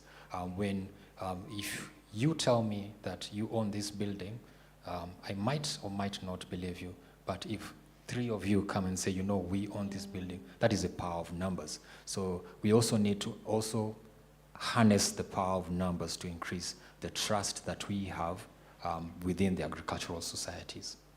Peter, you want to add something? Our models are somewhat similar because it's an agricultural produce, but the way we look at trust is of conversation of value. You can build trust by value. I'll go back to the use case you've given us of your grandmother cutting down coffee trees. She did this because she was not getting money. Yeah. It's a question of money. If you can prove to the farmer, showcase that they are getting their money and the end buyer is getting value because they know what they're buying, then you're building trust through the system. Oh, wonderful. I was learning to the next question. I want to ask more questions because this came from one of the audience before the summit, and they asked, can one real-world asset be tokenized twice? Ask him. I think it's a very simple answer, and it's no. The reason is because I think during the speech I gave earlier, I had mentioned why it's not possible. The right to own the asset. If I own an asset, someone else cannot come to claim ownership. So one real-world asset cannot be tokenized twice, except when we factor in fractional ownership. And that means that I could tokenize an asset now, it belongs to one person. Tomorrow, that person decides, I want to make some money. I need some money, but I still need the asset. So what we could do is we pick the asset, we look at the value, we split it into 2 or into as many units as the person wants. So it is still tokenized, really, but now more than one person now owns it much later. But the actual tokenization still remains because the token standard that's used for physical assets and onboarding them makes them semi-fungible. I'm sure that Peter is going to explain more on that, as well as Kevin. But the real key thing here is, once it has been tokenized, it already exists. And the blockchain is immutable, meaning nobody can come to destroy it, nobody can come to try to edit what you have already done, so it would always remain there. Wonderful. But let me just follow up, because this is a question I want to satisfy our audience, because we're here for them. You've said that it's immutable, but this particular audience is asking, how do we validate? If I'm a coffee farmer somewhere in the rural area, I don't have the internet, Kevin came to me and said, tokenize your avocado. Another person comes to me, tokenize your avocado, and whatever. How does this person or the investor or the farmer, I'm getting lost to the question, but I just want to, I'm putting myself in the audience shoes. So how does that person know that the asset exists and it has already been tokenized, especially for someone who is in the rural areas? So let them Dylan, please answer. Let me answer that, and I'll speak on agriculture because we've had so many discussions with Project Mocha. We are looking on how do we have all the assets that we have tokenized public information, so that before somebody tokenizes, they're able to get into a platform and ask coffee trees, how many coffee trees have been tokenized in Kenya, and is my land among them? Right? So you're able to do secondary verification on that particular one, but it's still in the very early development stages of this. Okay, so I'm going to quickly add to that and talk about blockchain in itself. Blockchain in itself makes every single information public. All I just need to do is have the link to it. Blockchain is decentralized technology. If it was centralized, one single entity claims ownership and determines how or what to do with it. Determines who says it and who doesn't. But because it's decentralized, no single person owns or controls it. If Project Mocha does a USDT transfer to 1 million avocados, it doesn't concern me, but I could find it if I wanted to. All I just need to do is know, when was this transaction made? What's the hash number, transaction hash? And every single blockchain has a blockchain scan. Whether it's Ethereum, whether it's Polygon, I could find it. So if we're using the blockchain, which again is the focal point of tokenization and what makes it so effective, everyone can find the transactions that has happened. All they have to do is click one link and every single thing comes out of it. But then it has its challenges, and which is what you've mentioned. The blockchain is technology. It is an iteration of the web. It runs on the internet. If you do not have the internet, you might not be able to access it. But the good thing is Africa is getting to that point where our internet rate adoption is gradually increasing over the years. So we're seeing farmers even have M-Pesa, for example, in Kenya. M-Pesa itself is the use of the internet, right? So if farmers in rural community can have their transactions done on M-Pesa, then why can't they have transactions done on the blockchain? Because it is, in the end, the internet. All we're just looking for is demystifying it, making it simpler and simpler and simpler.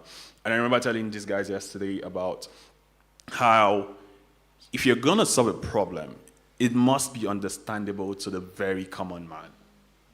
If the average person doesn't understand the problem that you're solving, it is difficult for that person to use that solution.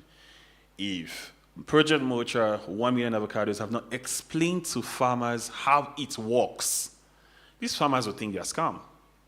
Because then again, a lot of people may have tried to convince them to do something like this. But because they have been able to explain it in a way that is relatable, in a way that makes sense, these farmers are more willing to buy. And it's possible that there are some farmers that they may have encountered who do not yet buy the idea. Remember what I said about Africans now wanting to be comfortable doing what they do? That's how it works. So, I mean, it is really, really possible to find public information of every single transaction in the blockchain. That's a very profound answer. I'm very satisfied. I hope the audience who asked that got the satisfaction. I am personally a fan of the metaverse, virtual worlds, virtual reality, and I see it intersecting with RWAs. Perhaps, do you see that on your end? Can we see a margins between virtual worlds and RWAs? I think I can go first. I would say the virtual world is more like a representation of what is happening in the real world. It's just a copy.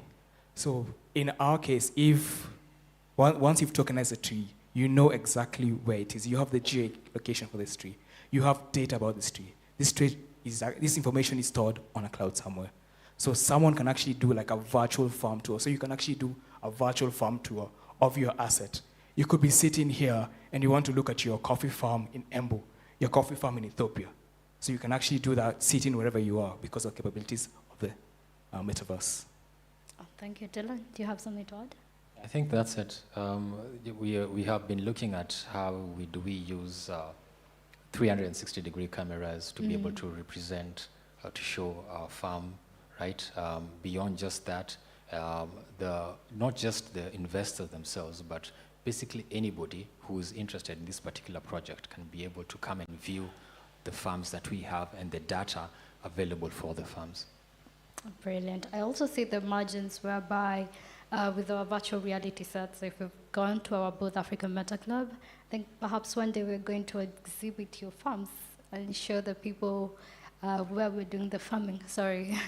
I want to take questions from the audience. Anyone with questions? Ooh, okay. Let's start. Okay. There and then.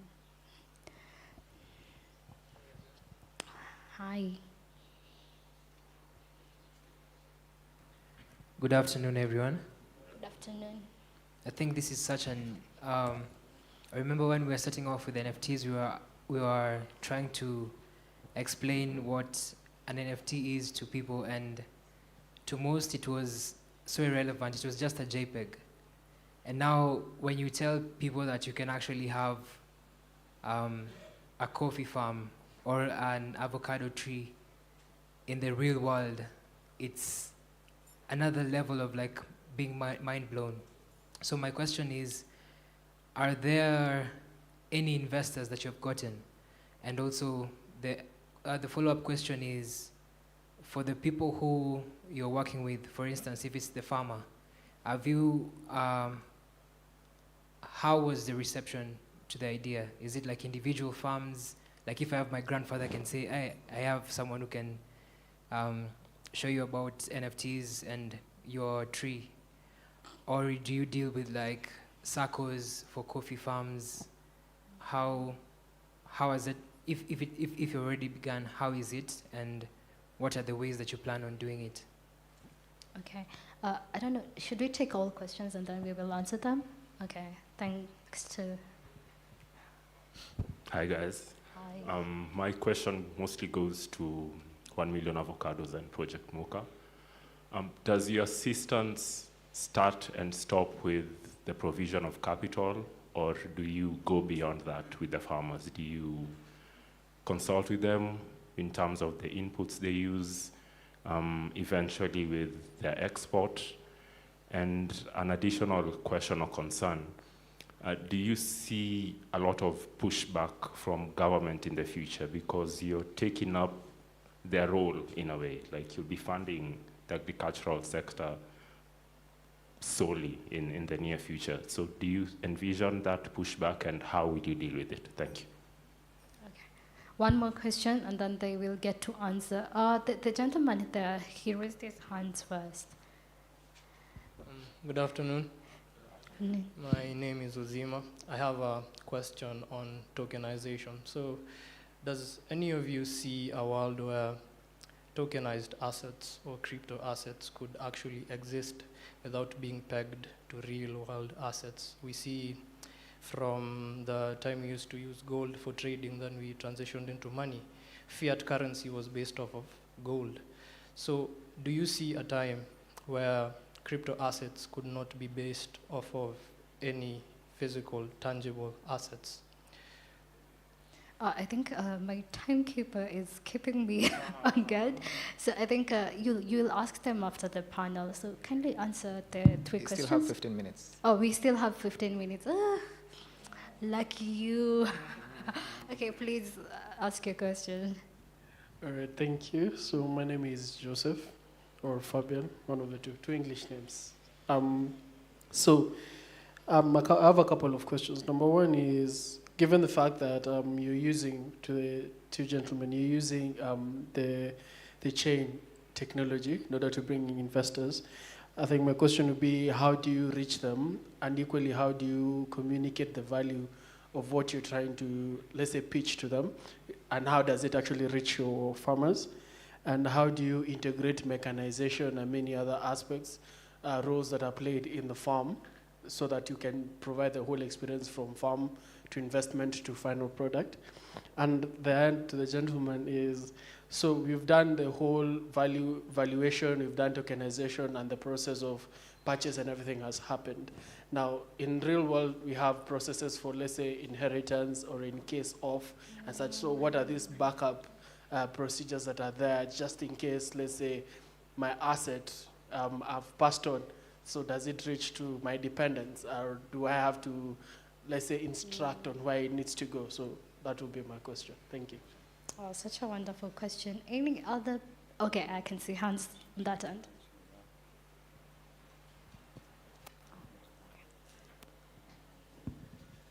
Hello, this is a very wonderful session. I've enjoyed every bit of it, but I just wish to ask about,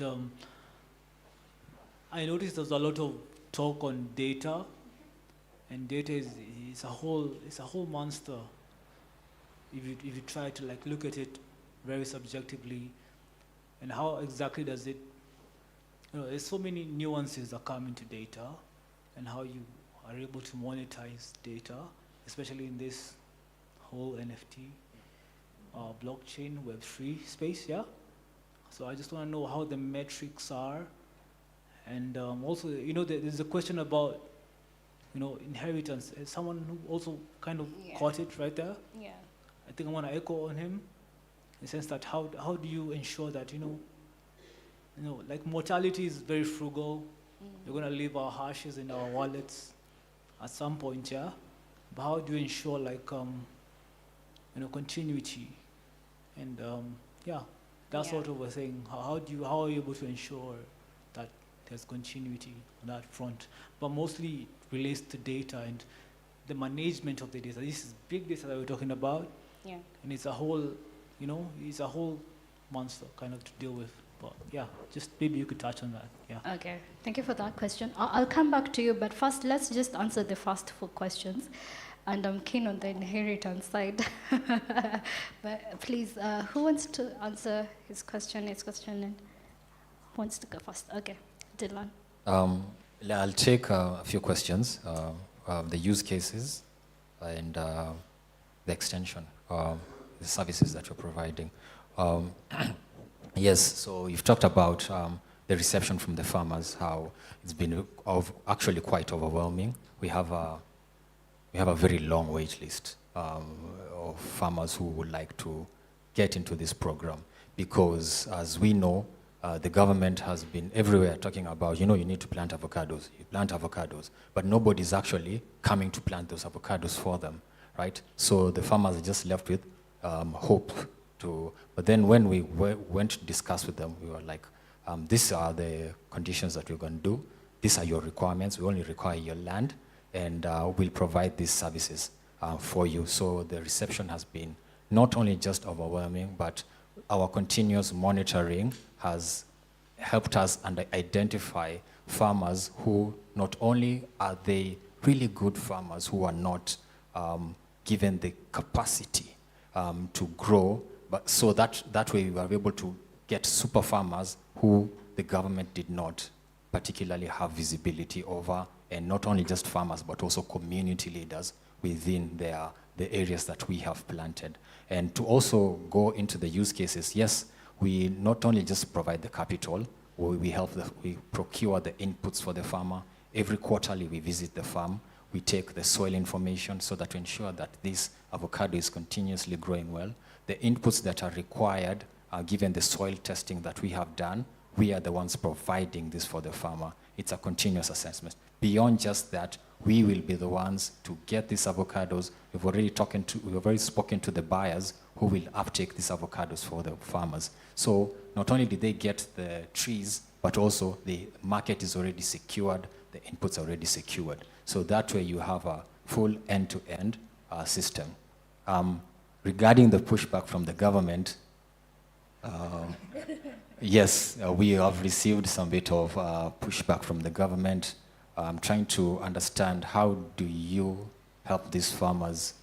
Where did this money come from? You see, that's the question. When you tell them blockchain, Crypto. that's the thing. They assume it's crypto, but Yeah. crypto is only a small tile in the blockchain space, and that is actually that's what we want. Let them come, so that we tell them, you know what, this is how you get liquidity for these farmers. This is how you help farmers across the board on that. So yeah, thank you.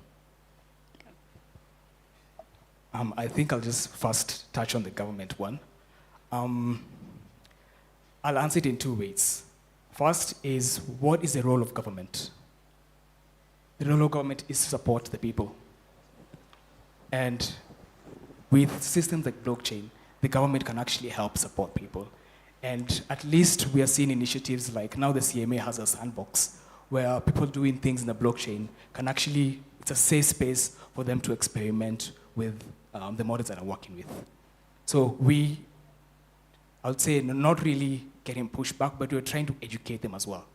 And there are people working on policies as well, trying to educate the government on the value this system can have on the economy. Now, I'll tackle the question on data and farm adoption and communication of value in one, using our coffee context. Kenya is known for its coffee, but for the last 3 decades, our production has reduced by 70%. So you can imagine, year on year on year, we are producing less and less and less coffee by volumes. And it's a question of money going back into the farms. Unfortunately, the current reforms are not working. To give you in context, there's a new system that was implemented called the DSS, Direct Settlement System, where majority of the farmers sell their coffee through the auction system. And ideally, on paper, it says they should be paid in about 5 working days. But unfortunately, the farmers who sold their coffee last year in December have not yet been paid. So how can we empower these farmers? So this is a conversation we're having with our farmers. We're bringing a conversation of value. We're helping you get access to finance.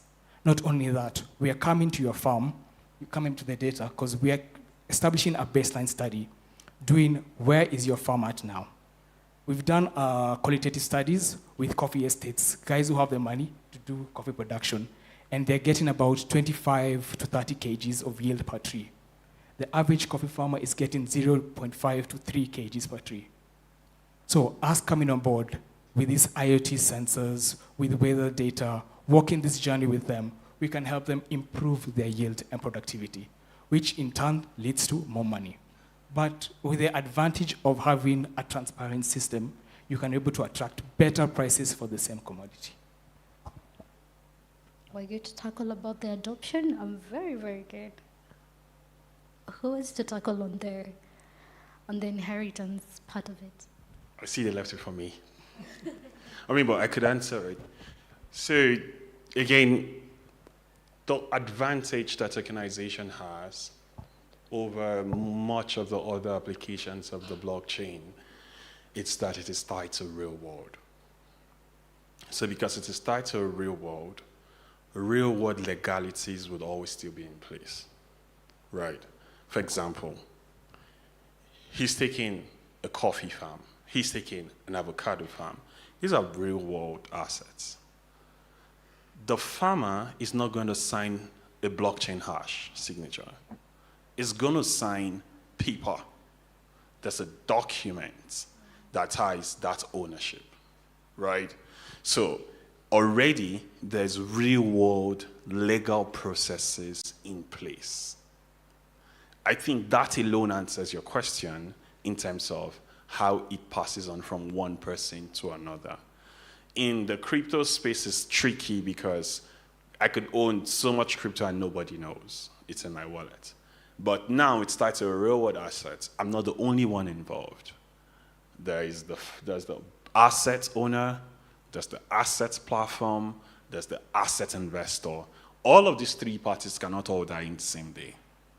But even if they were to die on the same day, there are other token holders who would ask for their dividends. And when questions continue to be asked, what happens? Those who have died would have their own people, relatives, also get involved. I mean, it's, for instance, let me use an analogy that I don't know if they have also thought about. What happens if these guys talk to a farmer and tomorrow there's a lawsuit on that property? What do you think happens? Because the lawsuit is not going to happen on Ethereum blockchain. It's going to happen in a Kenyan court of law. Jurisdictions are going to be in place over that property. And then there has to be considerations as to how it would also affect the token holder. So you see that real-world legal processes still affect. It's a good thing. It can also sometimes be a bad thing, right? A farmland could get caught on fire. What happens? So again, there are real-world. It brings its good side and its bad side. But one thing we try to do is we try as much as possible to bring the stability that comes to the real world, insurance, legal provenance, documentation, and then merge all of these things with safety, transparency, security that the blockchain provides. I hope that answered the question about inheritance for you guys.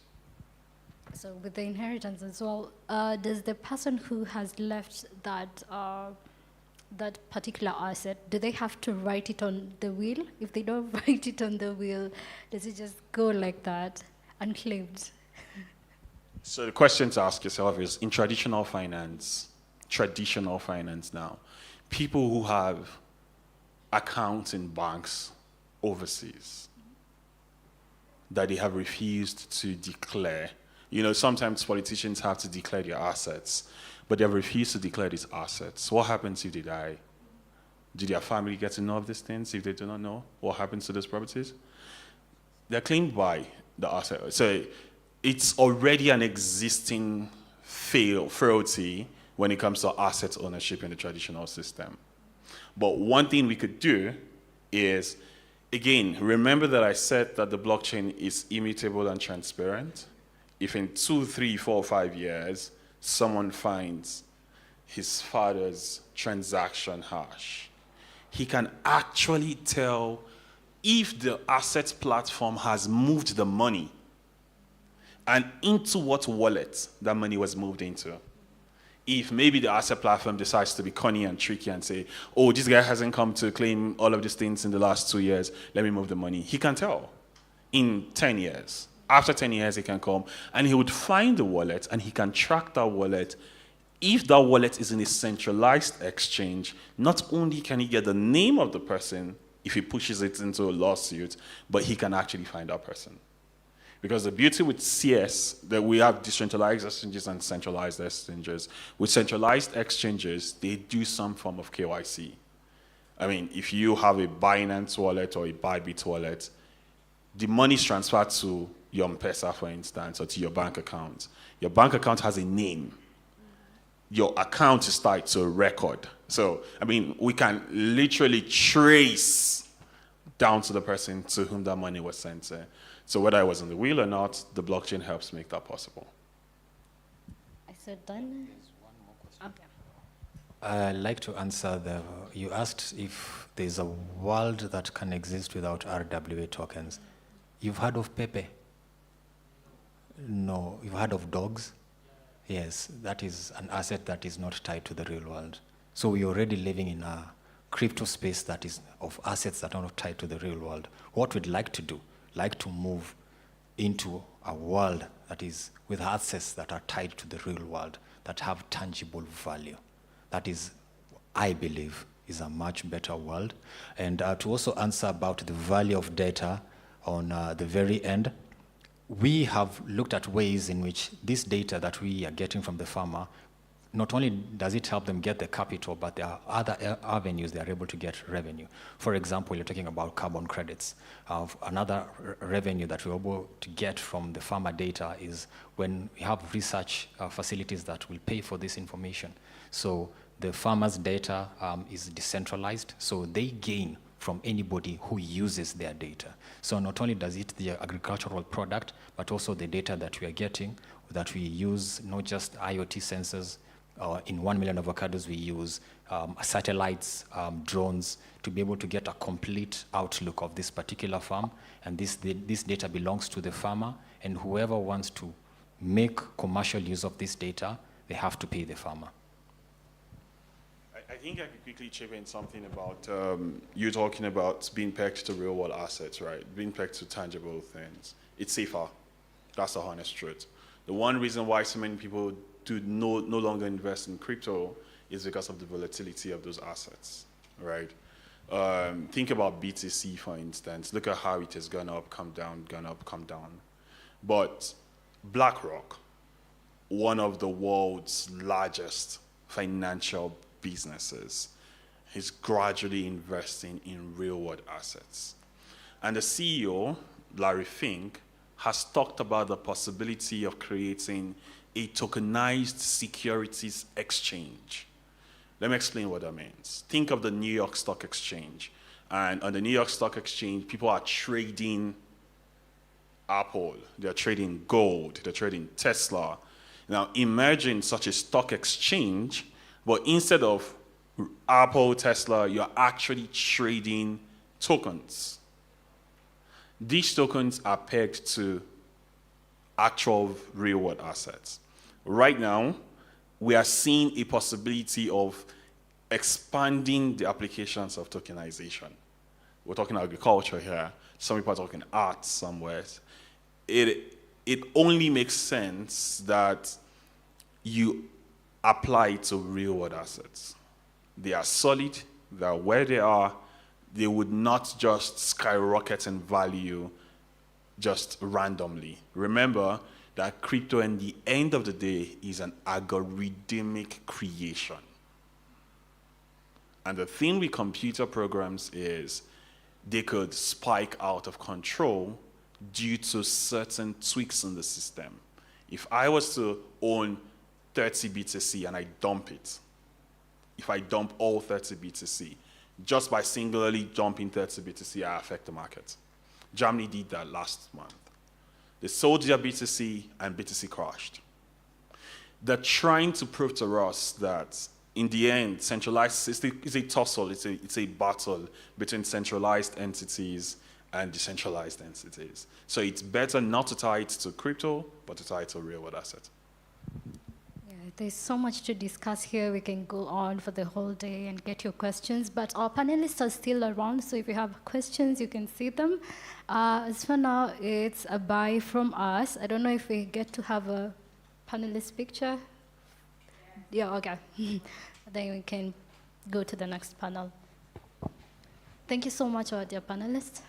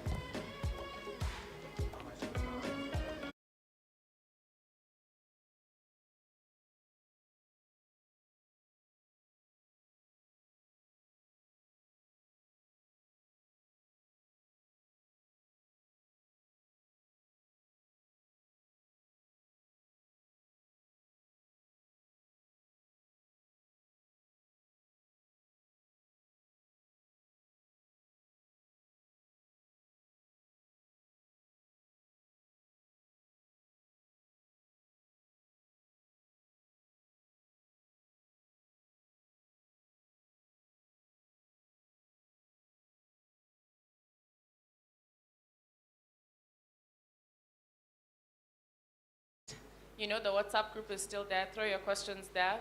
There's more than one person who can respond to your questions. And yeah, just make sure you're satisfied in terms of what you want to know in regards to these panels and go above and beyond listening. Yeah? Cool. So we're trying to rush it because KO is here, our alcohol vendor is here. We're trying to get to the evening session. I know you guys want to network, but we have a couple more sessions remaining. And right now, we're having Sierra Renee.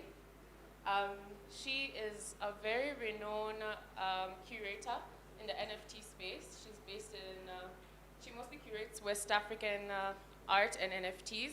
And she's made a lot of money for African creators over the last year, basically just curating. So you've seen the side of NFTs where you have to be a creator.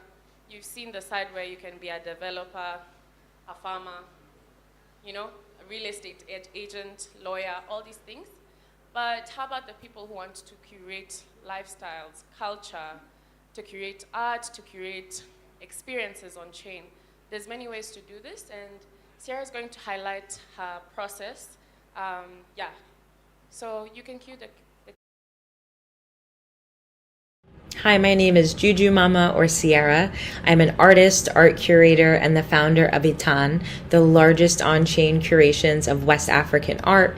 Today I'm going to answer questions about the art of NFT curation. What's different about curating digital art compared to traditional art? The main difference is that curating traditional art is really rooted in the physical space, which most of us know to be a gallery, a museum. Curating digital art is rooted in the online space. And for the sake of NFTs, it's really rooted on chain. And that gets even more specific in terms of minting the artwork on a marketplace or platform where the art patron can collect the work using cryptocurrency. So I would say those are the main differences, that traditional art curation focused on the physical space, and also, to be honest, fiat money, US dollar, pounds, and curating digital art. You can also sell digital art for fiat, but NFTs specifically, digital collectibles, online, on-chain, and paid for with cryptocurrency. How do you create a story with the NFTs you curate? So as a curator, I'm often not even creating the story myself. I'm deciphering the story that the artist is trying to communicate with the body of work. And I'm, as a curator, adding my own thoughts and statement as to how it's impacted me personally, and then what I hope that viewers will take from it. Oftentimes, when an artist creates a body of work, it tells a story on its own. And sometimes that story is really obvious and agreeable to everyone who views it. And other times it's more abstract, and viewers will leave with different interpretations of the work. So in terms of me creating a story around the NFTs I curate, I really do look to see what story the artist is telling, and as an individual, how I decipher that as it relates to my experiences. But ultimately, wanting to leave it open to the viewers to have their own experience, and just kind of guiding them gently in terms of different themes and feelings that they can look out for as they're browsing through the works. How do you make sure the NFTs you work with are real and genuine? So, curating digital art, there is a process of vetting the artists who are minting the work. You definitely don't want an artist minting and selling digital collectibles or NFTs of artwork that they don't own or they didn't create. That's not cool. So oftentimes when I'm curating a digital exhibition for the first time, there is this vetting process of understanding the artist's history, both on and off chain. So what is their history as an artist before they started minting NFTs? Were they selling physical or traditional art? Were they creating digital art? Have they been curated in any physical exhibitions? And then, like, what is their on-chain history? Like, have they sold any NFTs before, whether it's on a marketplace or cryptocurrency that I'm focused on or not? Or are they completely new and green, and are they going to need onboarding and help? So in terms of establishing if it's authentic, this vetting process of getting to know the artists and their intentions. I also often ask questions about how the artwork was made. I ask about the medium, especially if they're a traditional artist who's minting photos of traditional artwork. So really just doing this investigation process, and then I have to say, just like trusting your gut, because the vibes just be off sometimes. All right, those are answers to 5 questions related to NFT art curation. Thank you so much for having me. Let's stay connected. You can find me on social media at JujuMama, JujuMama. You can follow along with Itan World on social media. We're ITAN World. And slide in my DMs if you want to talk more about art curation, or if you have a body of artwork that you're interested in me curating.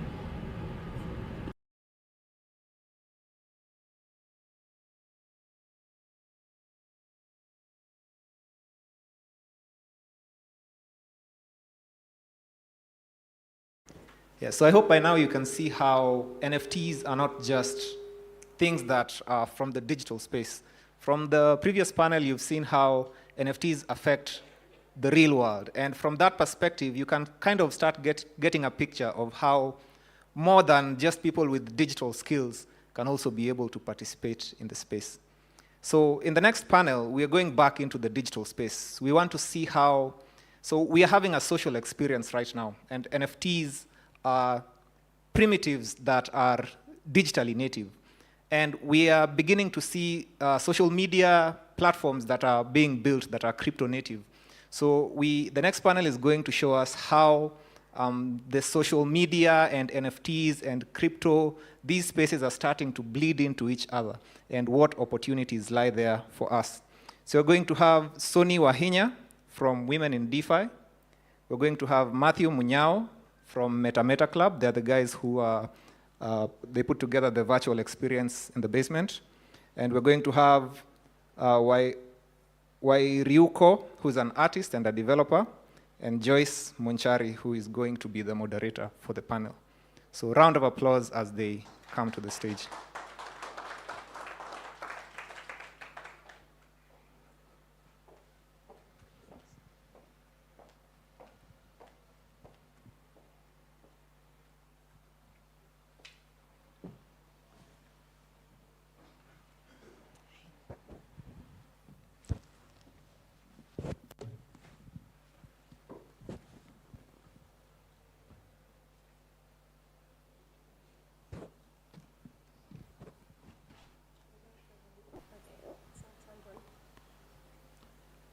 Good afternoon. How are you doing? I'm excited to see you all. My name is Joyce Monchari, and I'm excited for this conversation.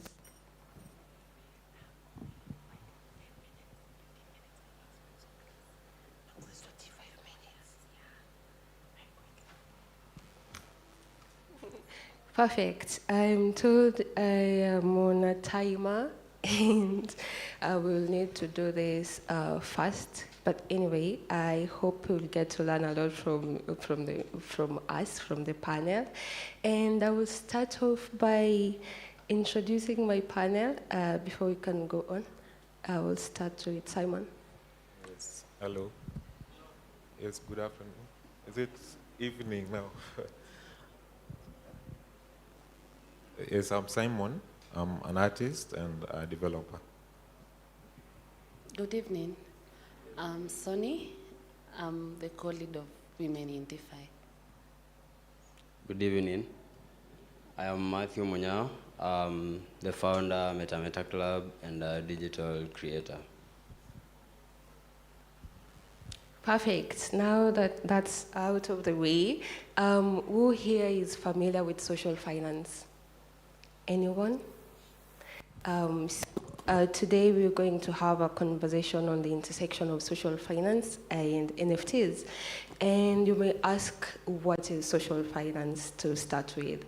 And one thing you should know is that social finance is a field within finance where we leverage private capital to finance maybe social and environmental challenges. And how this works is that you as a private investor, you get to invest in a project, in a social, a project that tackles social and environmental challenges.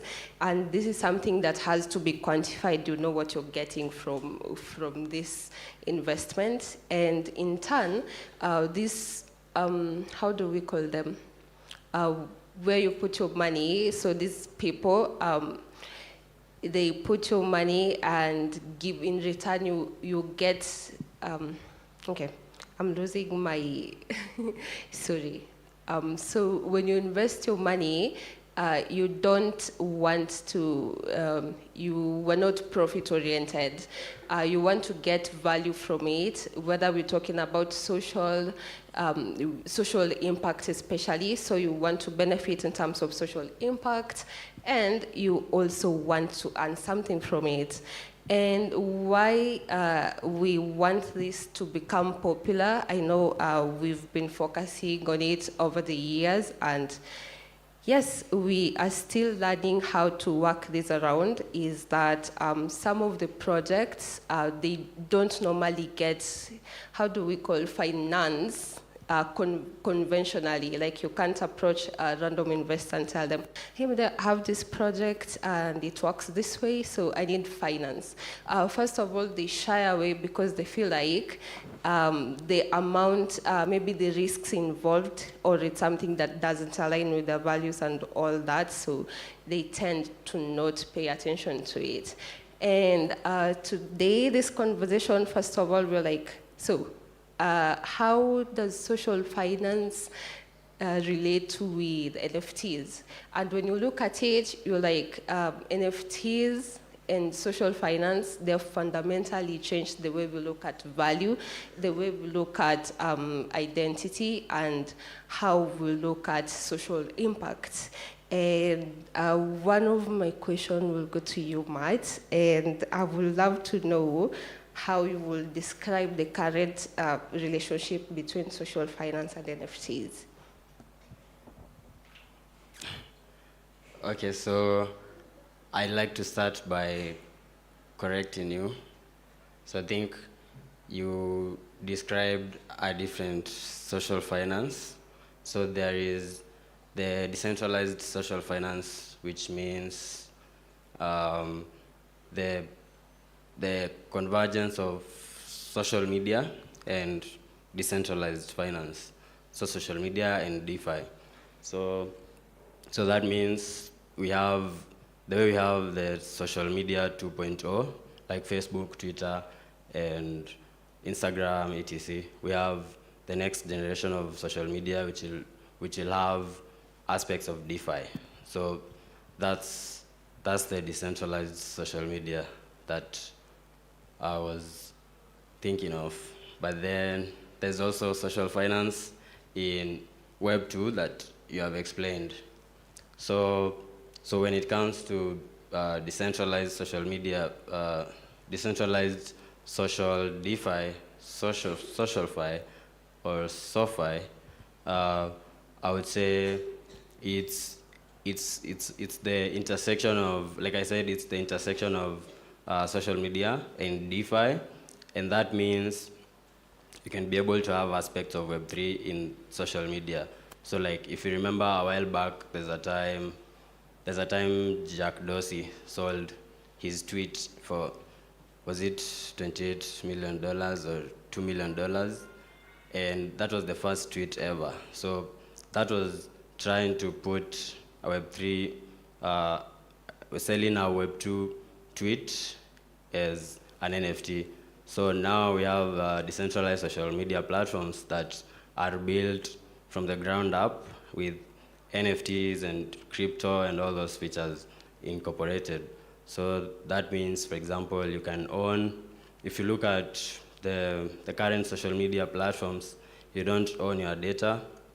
Your data is stored on those guys like Facebook's database, which means it can be hacked or can be deleted. You don't own it. But now we have this version where we have more ownership and more control over your data. So that means whatever you tweet on your social media will be minted. It will be immutable on chain. You can sell your account, or you can sell aspects of your account as an NFT. So imagine if you could sell a tweet or sell a an Instagram post as an NFT. So that's the social media 2.0. I mean, social media 3.0. Perfect, amazing. And back to you, Simon. What are some of the examples, projects that are dominating in this space currently? Okay, thank you. Now, when we talk about the examples of the SocialFi, you know, like we are talking about a lot of technical stuff. I'll tell you just as a small story.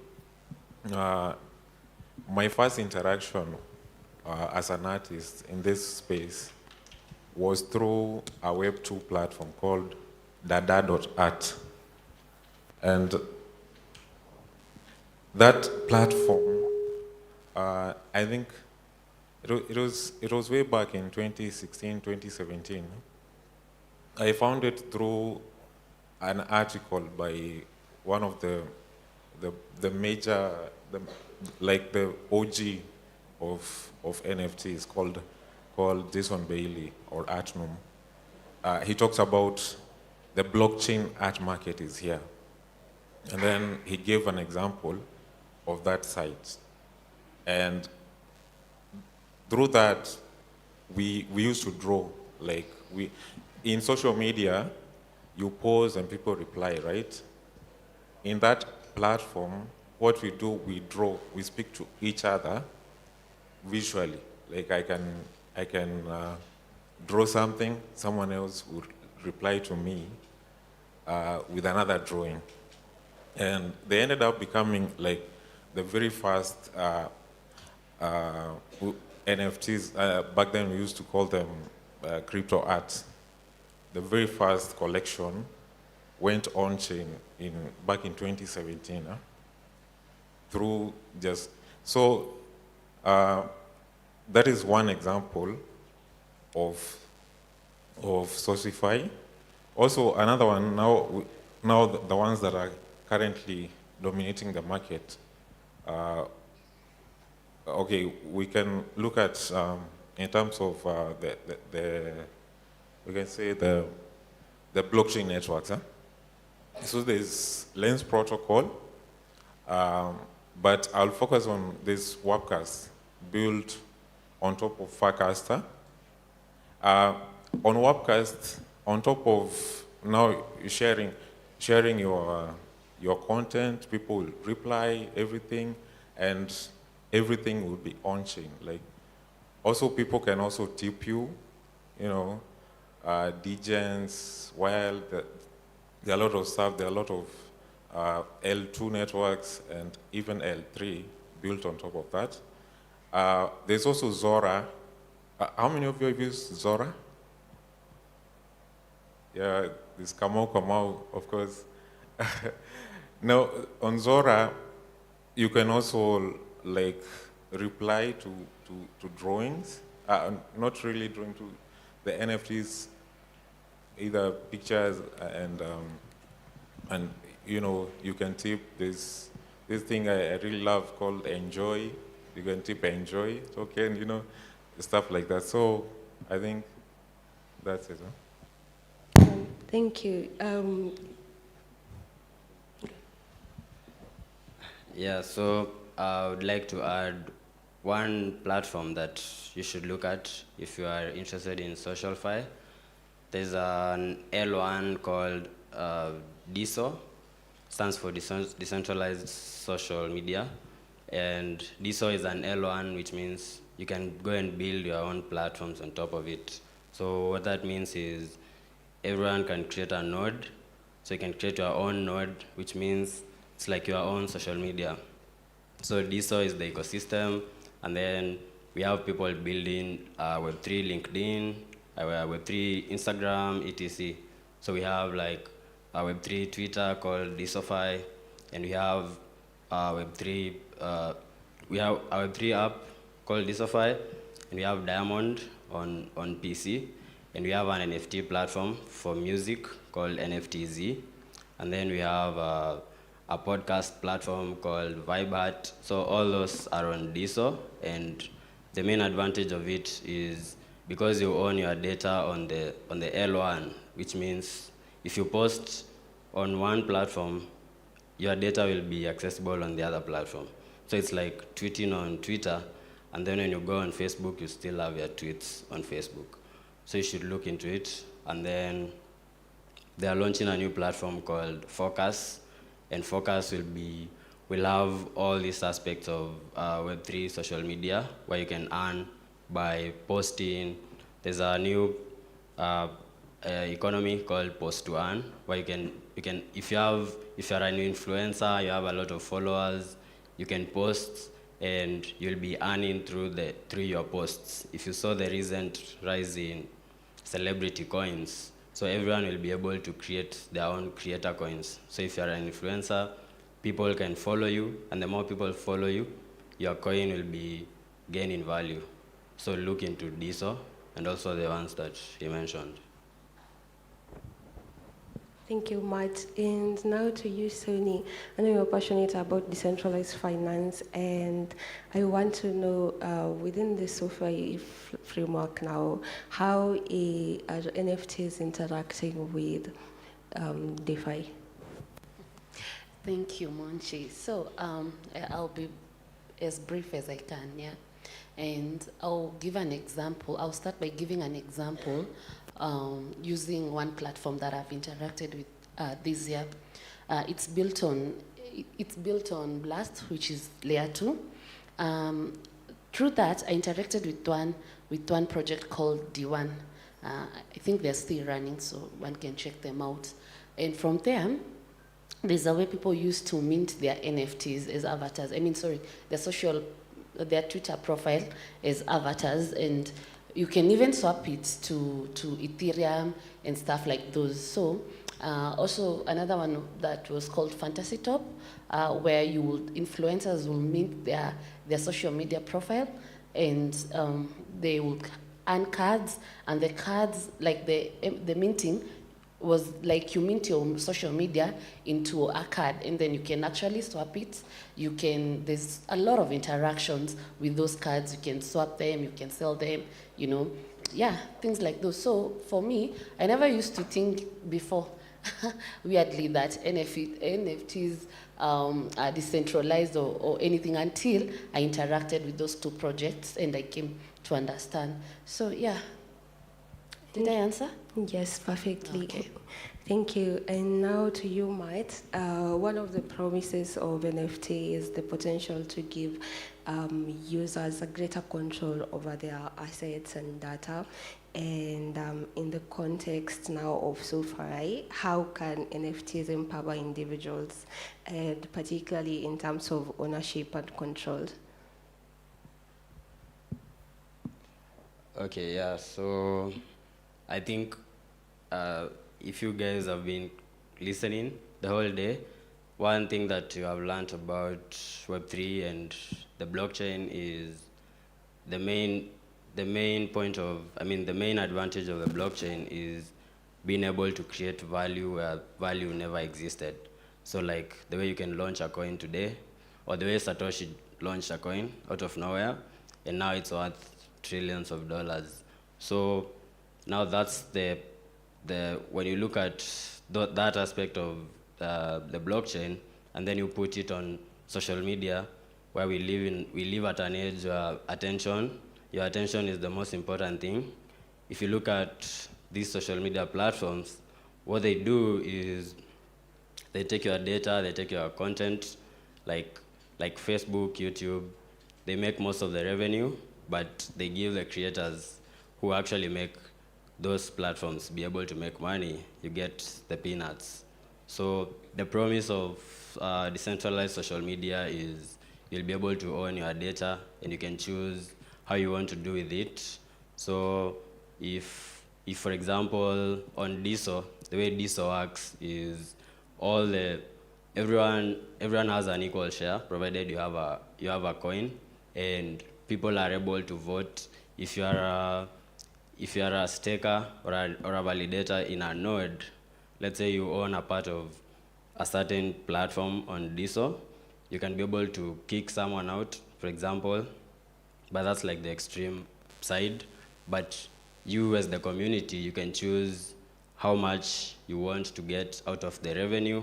And also platforms like Facebook, YouTube, they use our data, our personal data, our content, they sell it to the highest bidder, basically.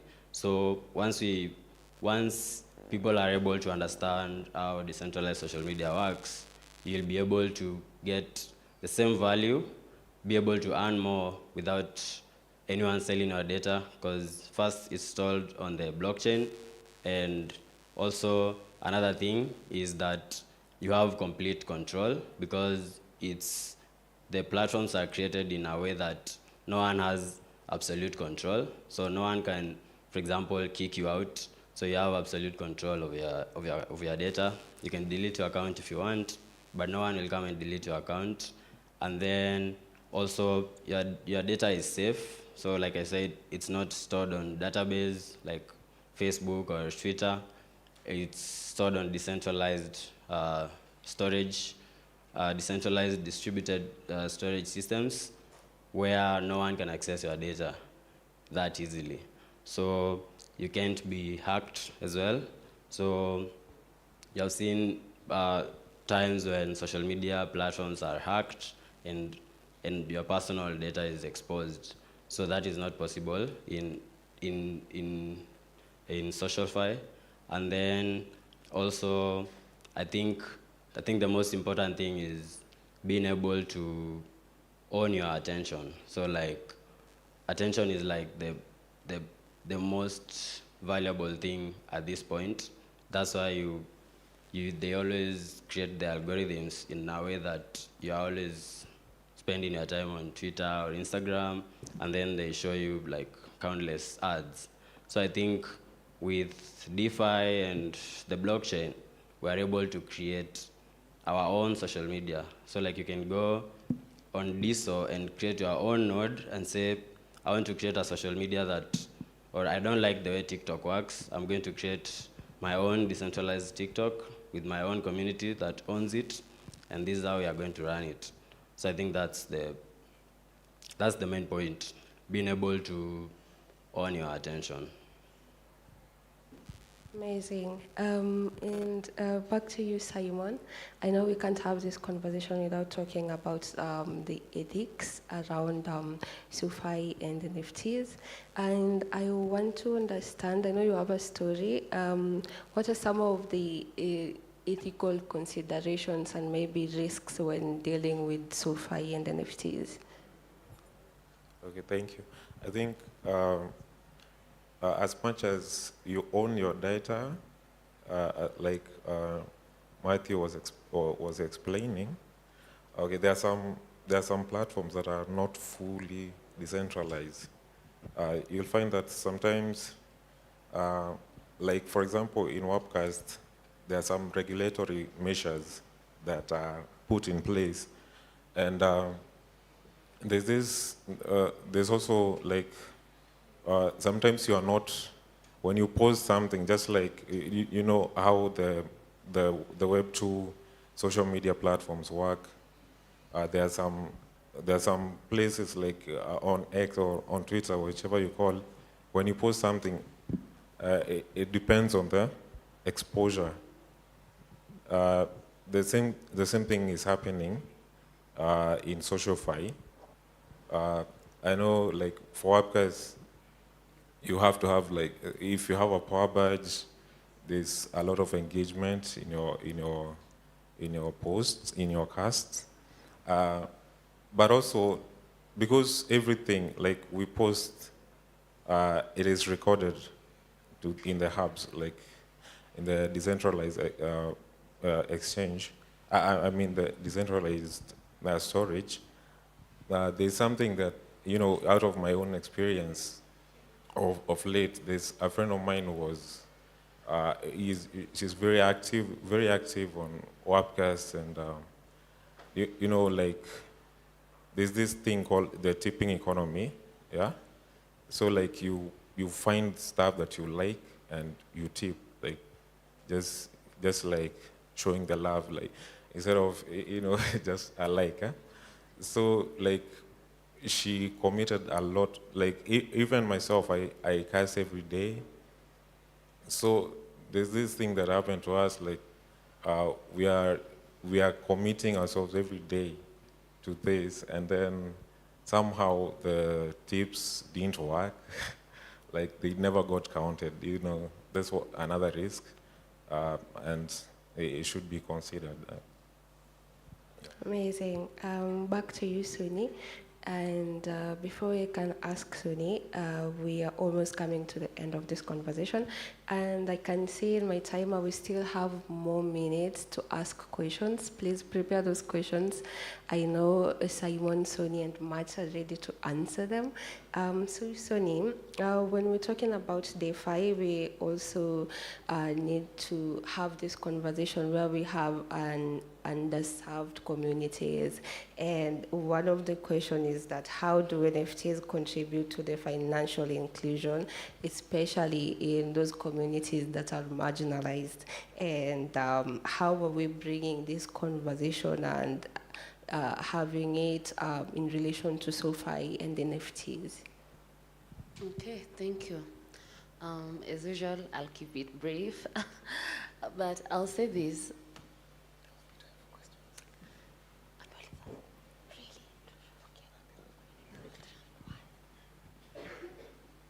So I'll keep it brief, like always. So, you'll find like there's inclusion when you look at, for example, an artist who wouldn't be able to maybe, they have an idea, but they don't know how to put it. Okay, how do I frame it this way? Like an artist, for example, will digitize their artwork. You understand? So you find that an artist who is maybe Uko Oshago, who is there in the village, will be able to digitize their work, and maybe they'll be able to sell their work. You understand? Yes, they'll be able to sell their work. Sort of, yeah. Amazing. Mm-hmm. And now I'm being told we don't have time for questions. I hope you will get to interact with Matt, Suni, and Simon. And now to the last question, maybe I would start with Matt. Maybe you can share your last words and maybe tell us how is this conversation going to look 5-10 years from now? What will we expect? Okay, so I think there is still a lot of progress to be done in terms of the platforms, so that the technology is there. There is the dream of a decentralized social media. Everyone has thought of it. Every time someone is banned from YouTube, people always think of, why don't you have a decentralized social media? Like every time you have to think of that. When Twitter was, before it was X, they banned Trump and some other guys. So that time people were like, why don't you have a social media on the blockchain? So the idea is there, but I think we still have a way to go. For example, the technology might be, like when you look at even the fastest chains, like Solana, are not able to process the amount of transactions that are made on Twitter. When you look at transactions on the blockchain, that means everything from the messages to everything that is going to be minted on the blockchain, from the messages to the posts to the likes all that. So DSO is like the first that created something that is fast enough for social media, but I would say it's not capable to hold like the amount of people that are on Twitter. So we still have a way to go, but I would say we'll have that moment where everyone will move to decentralized social media, like the way we had the COVID and then people went to Zoom. So I think people are still building, and so for example, I'm very active on SocialFi, which is a version of Twitter on DSO, and NFTZ, where I post music and stuff. But then we are like 3 people, 5 people, but I just do it because I believe that's the future of social media. But then before we get to everyone believing that and doing the same thing, I think we need that, like a eureka moment where everyone will realize that there's more opportunities on this side. So it depends on what happens in the next few years or what platforms that will be created. I hope more people join and build on SocialFi. So yeah, it all depends on the builders. So if builders shift there, it's going to move quicker. But then the end game will be a seamless convergence of social media and DeFi, whereby you can send money on the blockchain, you can send money to your Twitter, to your someone's Twitter, the same way you send money on iMessage. You can just send money on someone's tweet, you can send Bitcoin, you can send messages on Bitcoin, you can send tweets on Bitcoin or on whichever chain. So I think we'll have to come up with new blockchains for that, new L2s or new L1s. But yeah, I would say it's a long way to go. Or it might have a few people who are on decentralized social media and the other people are not. Amazing, and it looks like I have a lot to learn from you, so I will be asking you a lot of questions. Anyway, Sony, tell us, what does the future look like for you? Thank you. The future looks so bright because remember, we are in the Web3 space. Like my friend Matthew is calling it social 3.0. That is what actually Web3 is all about, content ownership. We are here, we are strategizing, we are positioning, we are creating generation wealth through all this concept of decentralized finance. So if you're here, already in the space, you're already positioned. So whether it's on the concept of NFT, whether it's the concept of SocialFi, of real world assets and everything, you're in the right position. And yeah, let's hope for the best. Thank you. Thank you, Sony. Simon, tell us, what does the future look like for you? Yeah, the future, I see a lot of decentralization. If our social media is fully decentralized and its own chain, we can, like, for example, you can, I'm talking about DeFi, you are in DeFi, right? So in DeFi, there's the concept of collateralization. If you want like a loan, you have to have a collateral. Imagine looking at your social media, you can like use it as a collateral,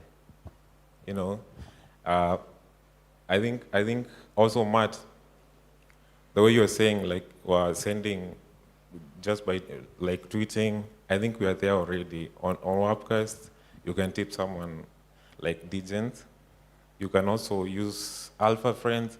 Alpha Friends, people can subscribe to your account and earn together, you see? I think the future will be, even for NFT artists, I think that's where we should go. And it's very promising, and for me, it has really helped me. Yeah, I can say that. Thank you so much. That's the end of our panel. I'm sorry I've taken so much time, and I'm sorry you were not able to ask questions. I hope you can get to interact with Simon, Suni, and Matt. So see you later. Do we have a photo session? Yes. Everyone must have a photo session.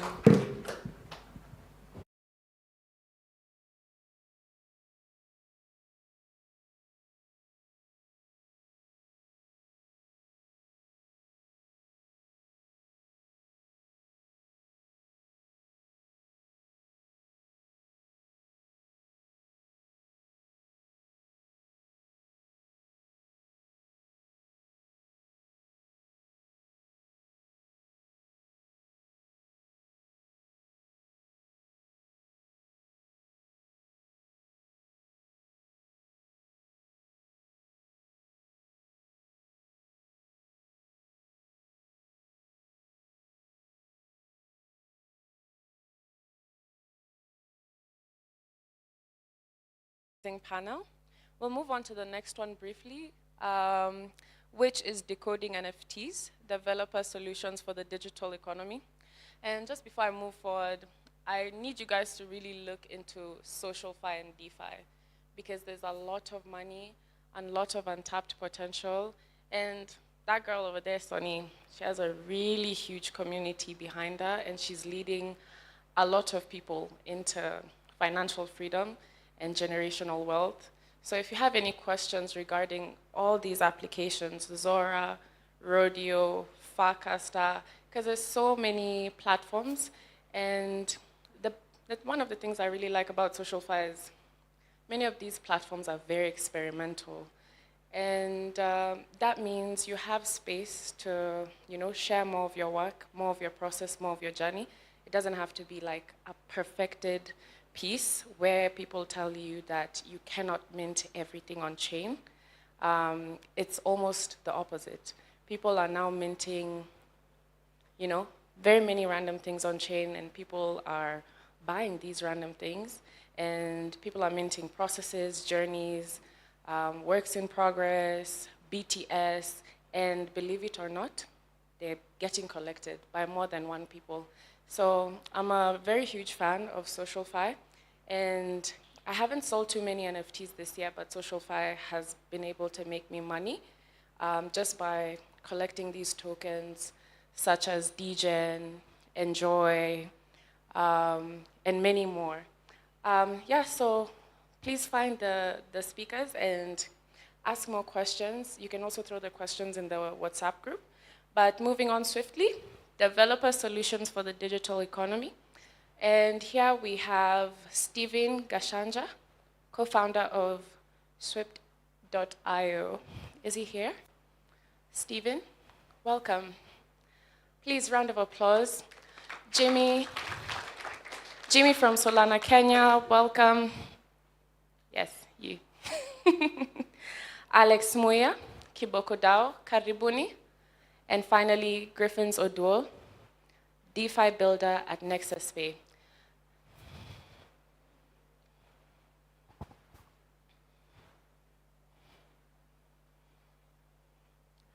Lovely, lovely. Final round of applause as they set up. These guys are our builders, and they're going to talk a little bit about the technology. I'm going to let them take it away. Guys, we have 45-minute max.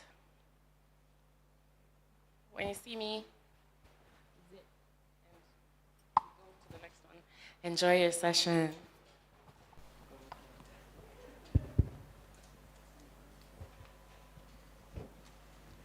Hey.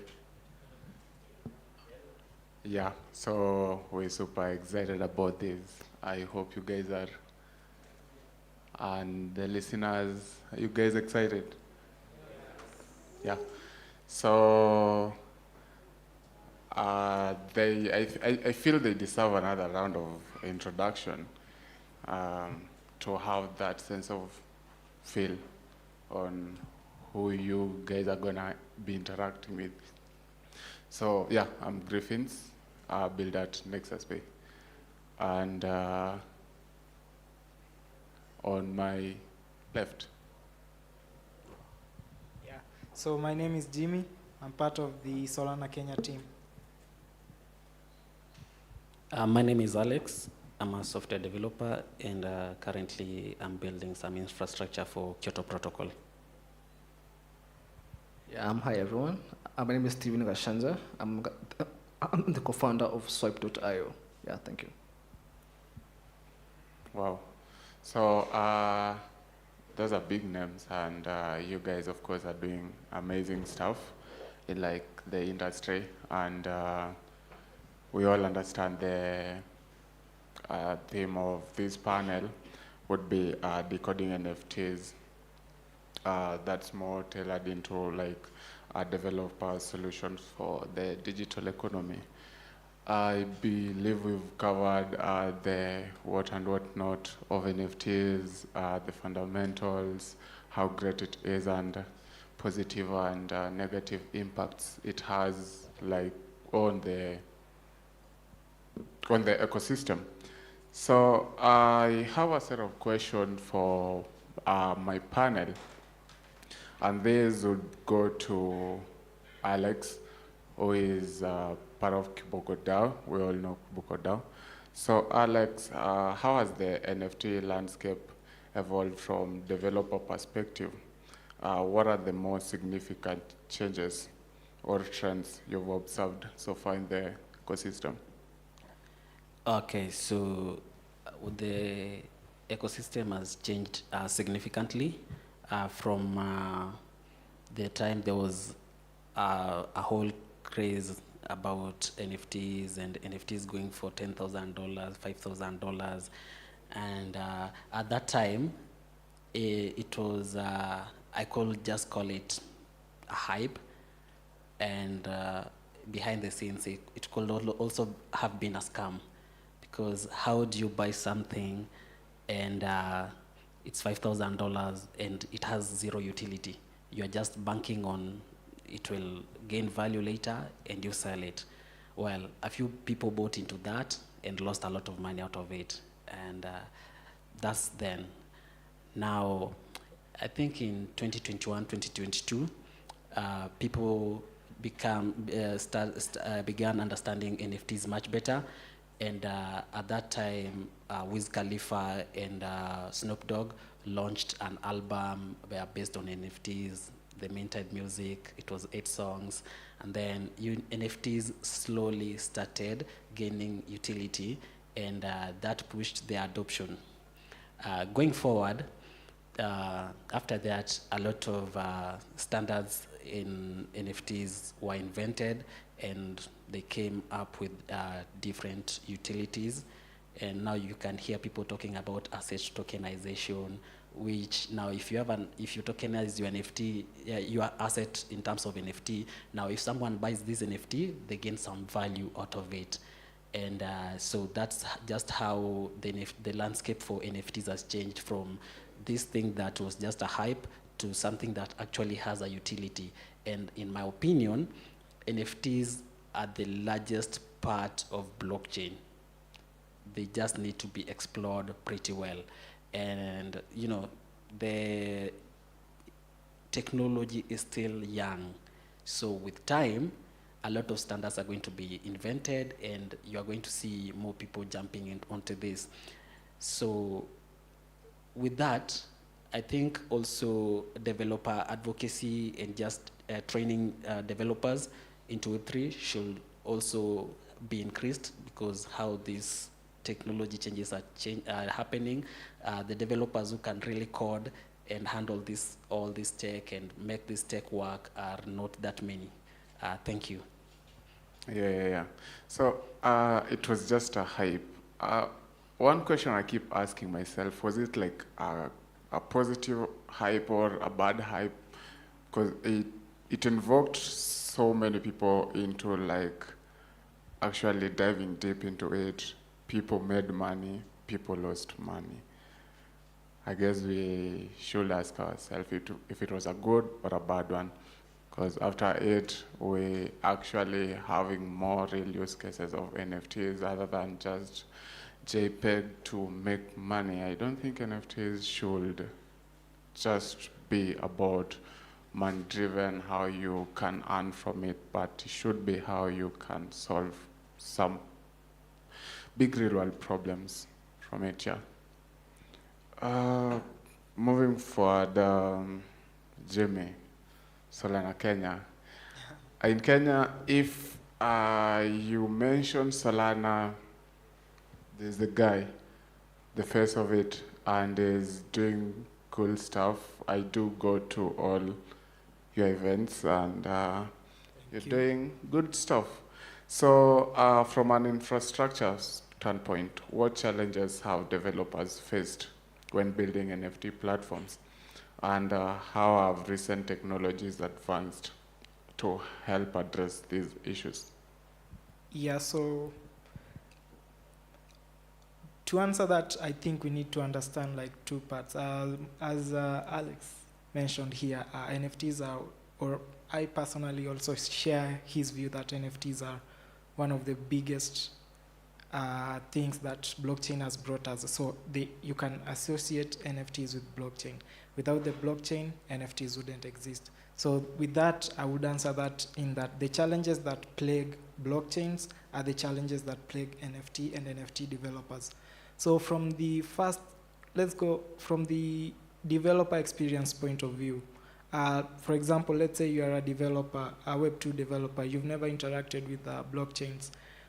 You only know like the basics, or you know the basics very, very well, the basics of programming languages such as JavaScript, C++. When you come over to blockchain, you'll find out that you have to learn, in addition to what you already know, you have to learn sort of more from what a blockchain is, how it works, how to build on it.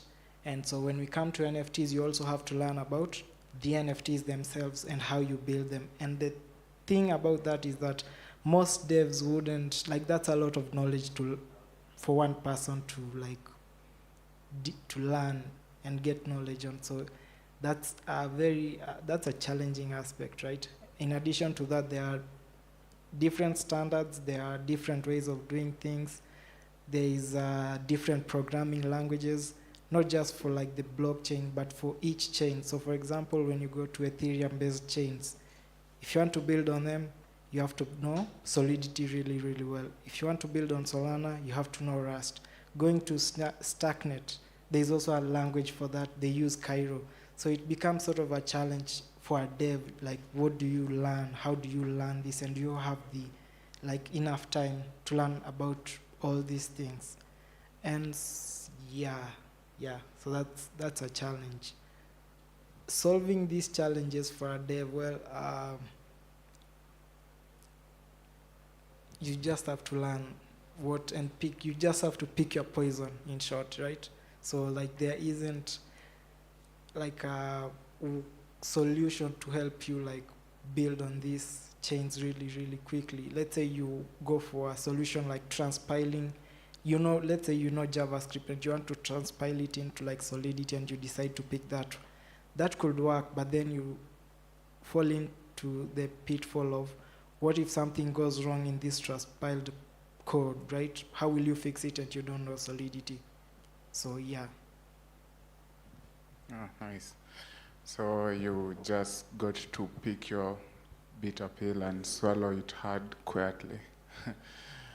I think we need to have like a sugar marination for it to not be that bitter. Steven, Swiped, it's more of stable wallet where you make payments. In context to NFT and smart contracts, well, what are the fundamentals to NFT and what best practice should developers follow when writing and deploying good smart contracts? Yeah, I think that's a really good question. So when you are building a project that relates to NFT, and let me just put it in the context of not just a builder, but a product person in the market. you really have to also, you have to note that you are trying to build a product for the market. So it has to be scalable. It has to be very stable, for that matter. So, and one of the things that, when you look at it from a smart contract perspective, basically a smart contract has to be upgradable. So because as you're getting more transactions, as you're exposing the product, you keep getting, unique challenges across the road, yeah? So there is an issue about scalability, as I've said, which is basically upgrading smart contracts. And then we also have security. So you really have to have a really good security background or perspective towards ensuring you have a secure product, because you see, you're dealing with Web3, so which is quite open to the public, open to different utilities. So security aspects is very important. So to ensure that smart contracts are audited either internally or externally. And I think I'd like to really be maybe dip down in terms of internally, because for externally, well, it's kind of expensive, as you well know. So it's kind of really pricey out there. So you really have to figure out how to do frequent internal checks, because as much as you're building, you're also opening up to vulnerabilities along the road. And some of these security vulnerabilities can be as random as you may think. So having a very good security, ability to just set up your security infrastructure for the smart contract checks, to maybe to check, different weaknesses in the system, can be really, really good, yeah. Right, that's impressive insights. So, Alex, under developer tools and best practices, what are the essential tools and frameworks that you recommend for developers entering the NFT space? And how do these tools help in creating secure and efficient NFT applications? Okay, thank you. So if we're looking at the tools, let's start with the Hardhat in Foundry. Those are basic tools that you use to write your smart contracts. There's Remix if you want to do a small test environment. You want to run your smart contracts maybe in a test environment and see how the functions do execute. Apart from that also, as you are building, you must know the use case for your NFTs. Well, it might not be part of the tool, but could be a huge part in a project. So for example, there's ERC 721, ERC 721A, ERC 1155, and token bound accounts, that's ERC 6551. And those are different NFT standards. So when it comes to something unique, for example, you could go with ERC 721. But sometimes you want something that is unique, but you have a lot of unique cases and you need to do bunch minting. So bunch minting, that you go with ERC 721. There are sometimes, and that applies mostly to games where maybe a poker game. I'm giving this example because previously I built a poker game. So if you are working on a poker game, the cards are never the same. They are always unique. So with that, if you're minting those cards, you'll use ERC 721A. That's what I used. I could be wrong, but that's what was used, and the game turned out well.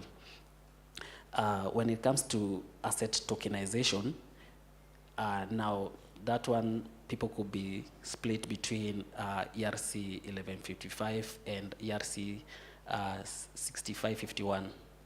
So in ERC 1155, yeah, maybe you have one picture, one NFT, you could mint several copies out of it, and sometimes you could put it in different tiers. Maybe you have a gold tier, a silver tier, and just another common tier. And that opens your project to different markets, because now these NFTs in different tiers will have different prices. In ERC 6551, there is it's a standard where NFTs can own other assets. So NFTs can own an ERC20 token. That's something like ETH. Now this gives these NFTs a different utility, because sometimes also you could use your NFT as a wallet. You have this NFT, and this NFT has some money in it. And when it comes to, you know, building, you could see how you could intermarry maybe ERC 1155 and ERC 6551, and just explore the options. Go see, you know, where all this goes. I mean, it's never illegal to try. You just have, you know, to try within, well, sometimes between the law limits. So maybe all those things that I've spoken about could not be taken as tools, but I think just having that knowledge at the back of your mind, so when a project comes to you, you know, first of all, I need hard data, I need Foundry, sometimes I need Remix, maybe you could use a testnet for testing, that they have good faucets, like a testnet that is easy to get their faucets. And apart from that also, you just need a good laptop. Yeah, true. Just a follow-up question. Well, you've talked of the different standards. I've worked precisely with the 721 for receipt tokenizations and logistics softwares. If you had a magic stick to change anything in any standard, which will it be, and why would you change it? Could you repeat that question? Well, if you had a magic stick to change any standard, which would it be, and why would you change it? If there's a standard that I could change, could be ERC 6551. I would like it to have the functionalities of ERC 721. Though, now, yeah, because I think that could work, because now the problem is with ERC 1155 is that if you mint several tokens right now, they just have one ID of one, no matter how much they are. But in ERC, let's say 721, each NFT will have a distinct ID. Now, that's the challenge that you always get when it comes to being innovative and trying to do something big. You find some limitations in terms of these standards, and sometimes, you know, these things are predefined, so changing them is not really easy in your project. But if there's something I could change, ERC 6551 would have the same standards as ERC 721. Yeah. Do you think it would be wise to have all the standards into ERC 721, and then you get presented with all the features, but now you have the customization power? Yeah, I think that could happen, but it could also make it difficult for the development process and the use cases. So I think as they are, they're good, the distinct standards, but some more innovation needs to be done. I think ERC 6551 was announced last year, yeah, if I'm not wrong, and it has not been used that much, because I've not seen a project with that kind of standard. So going forward, because the field is still the field is still new, a lot of standards could come up to improve whatever is going on, and that is evident by how, you know, they've figured out the wallet connection is cumbersome to onboarding users, and they're coming up with a new standard to do that. You know, the possibilities are just endless in this field. Oh yeah. So still under best practices, I believe in the future we'll just have one common standard that actually wraps all these? Because the different standards actually evolves in a timely manner where need be. So yeah, definitely we'll have a wrap of all the standards. Do you believe that? Yeah, that's possible, and if we put all these standards into one, and the only problem is the only thing that needs to be looked at, not to make the code larger, just smaller. I think having all these standards into one and someone deciding what to do with them will be a good idea. Yeah, nice. Next, yeah, that was hasty. I think it's Steve. No, it's you. Kidding. Yeah, so Jimmy, under monetization and economics impact, I believe anything we do, we might have passion for it, and we might be probably obsessive-driven or passion-driven or money-driven. But the focus should be on money-driven. Right now, anything we do, you need to be able to make money out of it. So my question would be, NFTs have introduced new revenue streams for developers and creators. What are some of the most innovative monetization strategies you've seen, and how can developers leverage these opportunities? So, if you've heard of the secondary art market, right, where an artist will create a piece of work and then he or she will sell it, but then the person who owns it, if he decides to sell it, no matter the profits that he makes over that artwork, even if he didn't paint it, if he sells it, all that money goes back to him. None of the profits or anything of the funds go back to the original creator.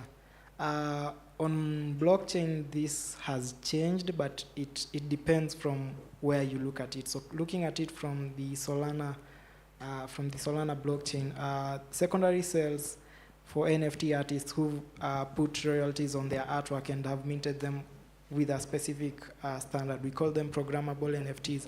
These are NFTs these are assets that the creator has said that no matter who sells it, I want to always get back the royalties, whether it be 30% or 50%, right? These are enforced on-chain, so even if I bought an NFT from the creator, if I wanted to sell it to someone else, the 30% cut will always go back to the creator. I'm not sure how royalties are enforced on Ethereum. I think they are. Yeah, it is there. But marketplaces can choose to ignore it, right? Yeah, so on Solana, this asset type called programmable NFTs, if an artist chooses to mint with that, even if the marketplace decides to ignore and say, we won't give back royalties to the artist, they are enforced on chain and the artist must get his cut no matter what happens. And I think that's it. Okay. Okay, I'm a big advocate for devs. Do you think it would be right to actually have like a print to a project you work on, and having an NFT model where on the basis of users, like, okay, there's always a hype or not hype in products. Would you want to actually work on a project and not get like a one-time payment, but each code snippet that's running on that software, you get some cut? Personally, if I'm offered that deal, I'll probably choose to get like a one-time thing, because most projects, if you worked with any Web3 project and it offers, let's say, token rewards instead of paying you a salary, most of the time it's worth nothing, and the token is you're better off getting paid in like a stable currency or something that's a coin that has value, right? That's from a personal point of view. So, yeah. Okay. I think I should shoot that question to the two other. Yeah. Look at it at a highly paid software engineer, and you're going to a startup that it's actually getting started and has so much potential in the future of making big money. Okay, so sometimes you do get an offer where people are offering you a salary and equity. And sometimes this equity is in terms of whatever revenue the company will generate, or if they have a token, they give you some token and tell you to hold on to it, then, well, maybe the future could be bright. So that, if it was if it's up to me, I'll take the salary and the token, because if the salary is good enough, because you never know where this goes. But if it's just tokens and no salary, I think that's not a good idea to do that, because definitely those are people who are out to exploit you. The same case applies to people who promise you that let's build this, when we go to the market and raise There are so many people out here. It doesn't work, man. You make your money. Make sure in any project that you are in, you are getting paid. Yeah. For any devs out there, potential doesn't pay the bills. At the end of the day, your landlord wants you to pay him his rent. You have water bills, electricity bills, and tokens won't cover that if the token goes to zero. Yeah, I think I do agree with my fellow panelists here. So because at this point, NFTs don't have a very mature market as it is. So you really can take advantage of, this is the value of an NFT. So if you take a project, get paid, man, because, you have to live in this Africa of ours, yeah? Yeah. Okay. Oh, okay. I think our time is coming to an end soon. So, Steve, you still have the mic. What are the economic implications of NFT development on the blockchain network? Consider factors like transaction fees, energy consumption, and scalability. Well, how do these elements affect our profitability and sustainability? All right. Yeah, so maybe to just answer on the transaction fees. So I think from the word go, I think at this point we now have a standard of, there are chains which are expensive, others are cheaper. So if you want to build a project that is scalable, we need to go to what is cheaper and what is quicker to adopt. So chains that are probably in a layer 2, chains mostly. So, and then when it comes to, projects that maybe, you mentioned maybe the second part of the question? How would you use these elements to ensure profitability and scalability? Okay, all right. So you want to ensure a scalable project. So as I mentioned, maybe try building on layer 2 projects, chains. Maybe apart from that, ensure your project is scalable and it touches on utilities that are closer to the market. Because you see, you really can't keep on building on projects that are only for the dev communities. You have to build projects that are closer to an African's culture. So because I think in the current space, as much as Web3 is growing and still early stage, but the fact is we are African and Africa is our business. So you really need to really try to come up with projects, even if they're for NFT, because I think there are so many utilities around NFT currently. Like for example, a proof of ownership.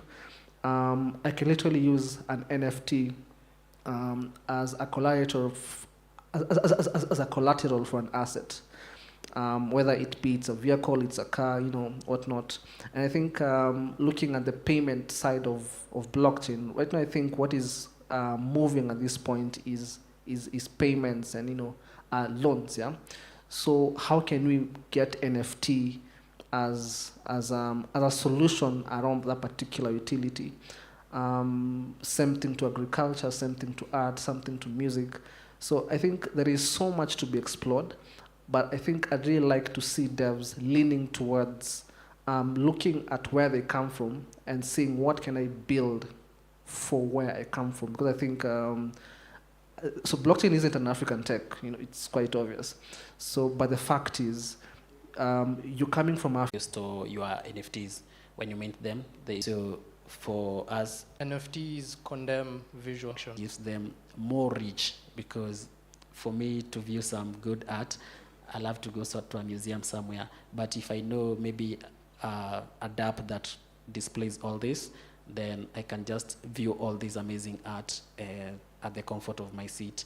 And if it's 3D art, the better, because I can just rotate it and zoom into different aspects.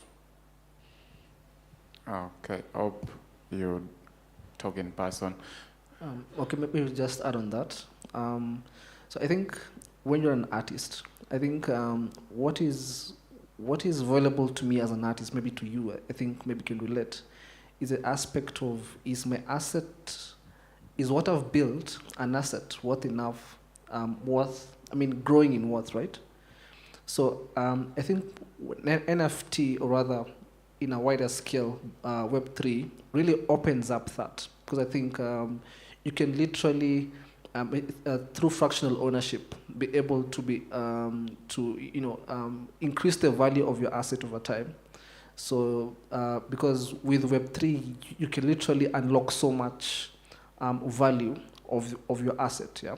So and then that, instead of just an asset just sitting at a gallery, or maybe just as a picture somewhere, maybe as a point of sale, you can literally have it not just physically as it is, but then also like open it up through Web3, through a fractional ownership. Like for example, I can, let's say, own a bit of the NFT, Alex the same, and then we can literally make money from it, let's say at a point of sale.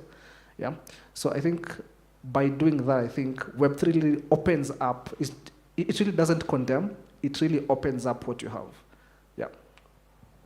Parting shot, 30 seconds. 30 seconds. Yeah, I think I'll speak from a product and developer side. So, okay, build products that are solving problems. Yeah, don't build products for the dev community. Yeah, because I think we've seen so many products, so many innovations in the market.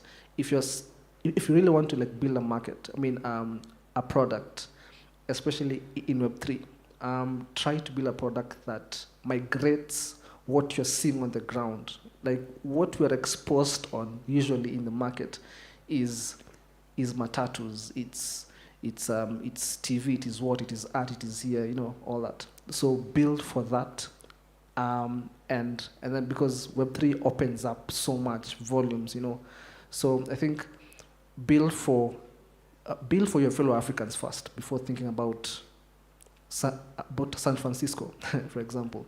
Yeah. Okay, Alex, don't make 30 seconds feel like 30 minutes. 30-second parting shot. Yeah, get your skills. Don't con people. Raise to make your product known, but also at the same time make more money from onboarding users into your product rather than raising. Maintain the pattern. If you are a dev or if you are a creator, build something that you will be proud of. Yeah, and build on Solana too. Yeah, that's a wrap. Thank you, guys.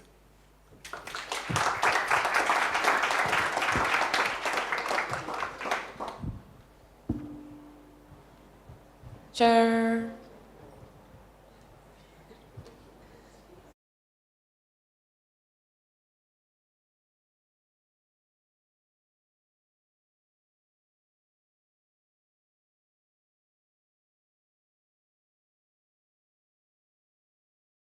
Moving swiftly on to a very short panel. This is the future of digital art, and the question is, AI an art doomsday scenario or a utopia? You know, all these questions and all these platforms that are making work extremely easy and a lot of concerns, right? So we have Riot Gear today on this panel. He's going to assist us in dissecting that topic.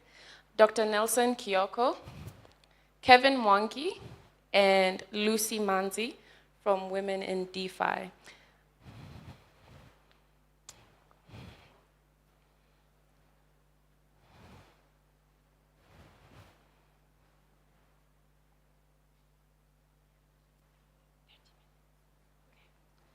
Yes, so we have this session and then we're going to wrap up this long educative day with a Q&A on legal, law, and regulations concerning NFTs and building projects on chain. So this will be a time for you guys to ask your questions concerning, you know, bills, governance, taxes, and any laws from IP and challenges that could come from, you know, participating on this on-chain network. So without further ado, Manzi, take it away. Thank you. Hi, everyone. Welcome to our session discussing a very interesting topic, the intersection of AI and art. So first, I'd have my panelists introduce themselves and then we'll move on. Hi. My name is Nelson, Dr. Nelson. I don't get used to the doctor part. Professionally, I'm a pharmacist, but I'm also a 3D artist. And yeah, it's fun being here. Hi, my name is Kevin Mwangi, and I'm an AI NFT artist. I'm also a web developer and a graphic designer. Hi, my name is Dennis Mabuka. I am a digital artist. I do 3D artist, but I also do vector art. Okay, thank you so much. So let's understand what artificial intelligence is at the very basic level. So let's hear it from you. You can all have a go. I'm sure you all have maybe different definitions.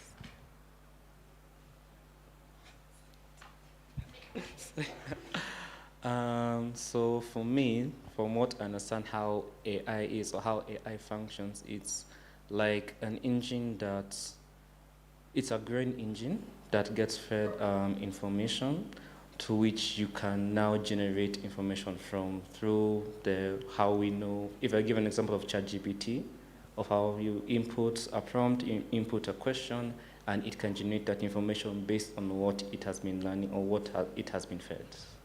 Yeah.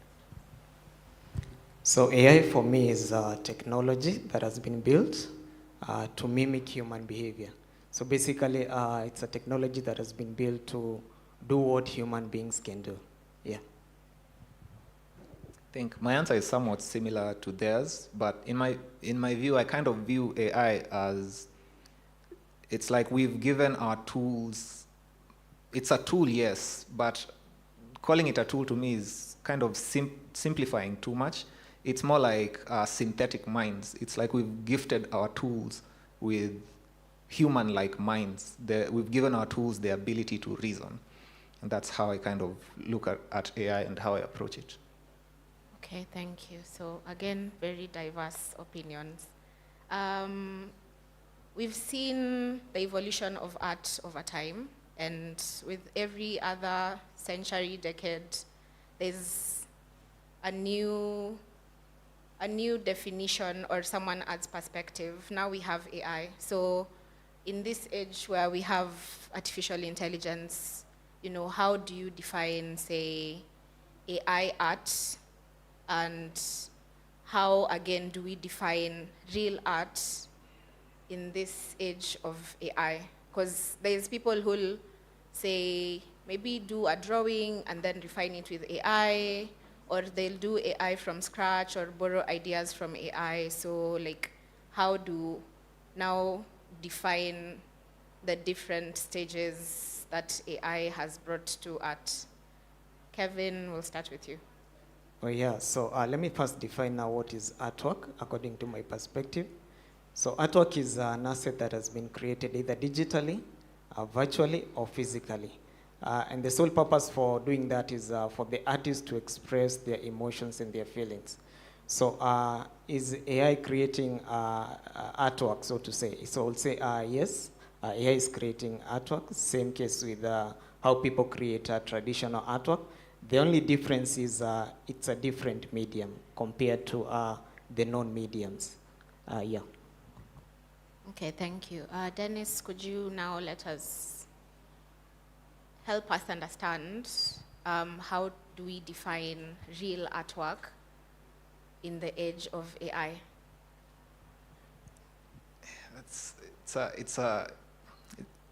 It's a slippery slope. You could find yourself in the philosophical realm trying to define what's real and what's not real. But I think something is real enough if it is giving you if it creates a platform for your values to be expressed.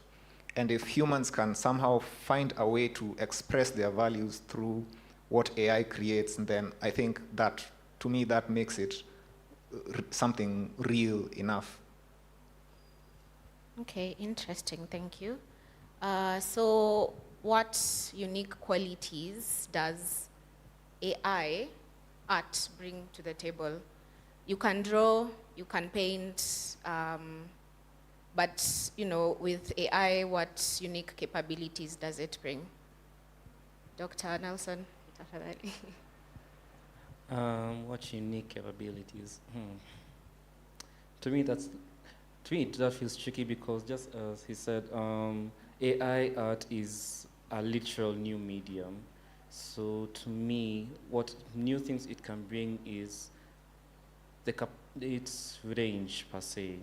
When, let's say, when you're trying to prompt something, when you're trying to generate something, there's a wider range you have with AI in terms of creating something.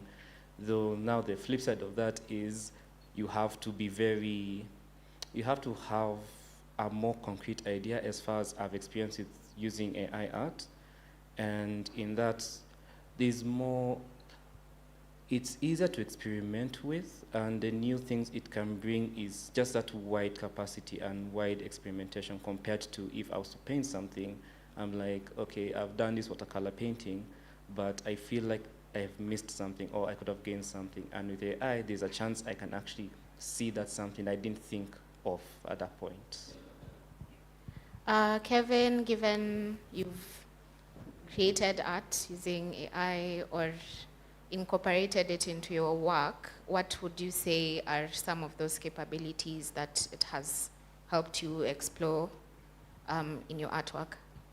Yes, so AI has done two major things. So number one, it has done something called a democratization of artwork. So that means it has given everyone the capability of creating artwork. So remember that not all of us have the artistic mind. So basically not all of us can create digital artwork. Not all of us can create a traditional artwork. But with AI, it has actually brought that capability to us. And the second thing, which is the most important thing, it has improved the creativity of artists. So AI is able to create artwork that is beyond human capability. Very creative artwork, very clean artwork, and of course, it is more efficient than creating either an animation piece of artwork or even creating a traditional piece of artwork. Yeah. I've used Midjourney before, so to create art, do I still qualify as an artist? Yes, so like I mentioned earlier, I said as long as you've produced something that, as long as you've put your thoughts into a piece of artwork, so I will describe you as an artist because you've been able to express your work in a digital asset, a digital or a virtual asset. So I would say you are an artist, yeah. So how is AI changing the way we consume and also view art? Dennis? I mean, one thing that I'm seeing AI is changing in the world of art. Personally, I view it as it was kind of if you ask an artist who's like really passionate about his work and not, they view their work as their child, and then here comes something that can create very good, high quality visuals like this instantly. It kind of gives an artist an existential crisis for a moment, because how do you compete with such a thing? And to me, I think it's kind of even for that artist who is feeling disrupted, it's kind of a blessing in disguise, because if especially in the world of digital art, where the tools are quite technical and it takes a long time to grasp tools to become an expert, the digital artists have this tendency to fall in love with the tools. So like someone will identify themselves as, hey, I'm a Blender artist, or hey, I'm a C4D artist. So there's this kind of tribalism that grew in and I'm sure you can relate if you're an artist in the 3D space. Like there's this kind of tribalism with the tools that we create. But then here comes something that enters the room that you just can't compete at the level of, I make cool looking images. So I see AI as forcing artists to kind of, if you now want to create work that resonates, competing at the level of, I make a cool looking image, is that field, you can't compete with the AI at that level. So it's kind of forcing artists to go deeper into the meaning that they put into their artwork. So that to me, I think, is going to create a renaissance in the world of digital art, as artists are forced to go deeper into the experience to create stuff that other people will resonate with. Okay, thank you. That leads us now into the dilemma that artists have. There's AI, it can create art that is way slicker than what you're doing. So what are the pros and cons of using AI for your art, for your artwork, or for any other digital exploration that you're trying to do as an artist? I'll start with you, Doctor. So when I first thought of AI art, because actually, as you said, tribalism, because I identify myself as a Blender artist. So the moment I saw AI art, I was quite taken aback and being like, nah, no one can make, even if it's AI art, it can't match my work. And then later on, after attending a wonderful session by Hugs, they did a wonderful session early in the year, I came to realize that this can give me more than I actually thought it could. So one of the pros became, because the reason I really love 3D art, given I used to be a traditional artist, the reason I really love 3D art is because I'm able to manipulate my art in multiple perspectives. So now going into AI, it's now giving me the chance to even feel like I can even go beyond that. That became the pros. The cons, though, became actually putting my pride aside to actually learn those technicalities. Because as far as of now, because I'm not even that well versed with AI art, so there's this engine called Stability AI, which I've tried to incorporate into my Blender, and I've still been quite slow, slower than I wish I could be, in trying to learn how to do more with it. Because I have already seen the effects it has, and I've seen that it can give me more, but I will need actually more time and more discipline, and put that part of my pride as an artist aside to see how far I can go with this. So yeah. So you definitely don't want to see AI better than you. Yeah, it's a small. So yeah, I will mention 3 points for the pros and 3 for the cons. For the pros, number 1, so remember AI, like I mentioned, it's very efficient. So it takes you like just a few seconds to create a beautiful piece of artwork, and you can be able to sell out as your piece. So number two, remember also it's creating a hybrid between human beings and machines. So for that reason, people can be able to interact with machines very much efficiently and effectively. And then lastly, like I mentioned, it's bringing something called democratization of artwork, such that anyone, regardless of where you are as an artist, you can be able to create a piece of artwork. But then remember also, there is this fear that AI will replace human capability. That means illustrators, designers, animators might lose their jobs. So there is that fear, and I really understand that, and personally have mad respect for traditional artists, so I really feel for them, yeah? And then number two, we also addressing ethical and legal concerns, in that I don't know whether I can claim the pieces that I've created with AI are my real pieces, or I would say they belong to a machine. I don't know. So it's raising ethical issues and also legal issues. And then lastly, it's also causing erosion of creativity. So remember, when you're creating a piece of artwork, you need to settle down and really brainstorm in your mind what it is that you want to put in form of artwork. So if you can be able to do that in seconds, then believe you me that your creativity level might erode with the time. But it depends with how you take it, yeah. Okay, so wait until Midjourney comes to life and they'll sue you for their ads. Well, it's inevitable, but also when you subscribe to Midjourney, especially for the premium versions, there is something that they usually tell you. Mhm. That number one, those images are stilled images, in that they are private to you. Mhm. But then also they tell you, we can use these images for marketing. So, and you don't have really so much control about these images.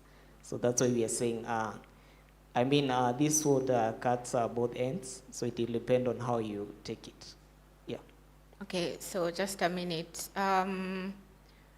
Concerning the ethical and like how you maintain authenticity, or how you maintain your flow as an artist, how are you maintaining, keeping in touch with that other side of you as an artist, leave alone AI or using AI for your artwork? So number one, like personally, I have my own niche. So I create artwork that is African based. So basically, I tell African stories in form of my artwork. So I keep it at that. I don't get into other themes. So second thing is that with this culture that we have that is called cancel culture, so they are really checking on the prompts that you're using. So you'll put a prompt one time, and then it is censored, and you're told, now we cannot produce artwork with that kind of prompt. So they have been able to address the ethical issue, and people are still grasping on the legal issues, and we're still seeing how it will roll out, yeah. Okay, Dennis, I'd like also for you to mention, again, for you as an artist, what has been, your pros or cons when it comes to using AI for your artwork? I think the pros are much easier to see because the benefit is immediate. Like someone who maybe doesn't have those technical skills of learning a 3D software or something, they can just use language to make images. So it's been maybe places in my workflow where I needed to use photography. I'd have had to go and look through a library of photos to find just the right one. But with this tool, I could just describe the image I want, and I have it in a matter of seconds. So the pros are kind of immediate. But the cons are, in my view, are a lot more subtle. And some of them, when I started using the tools, I hadn't really seen them until I acquainted myself more and more with them. So, for example, we're talking about art, but most of us right now are thinking of visual art images.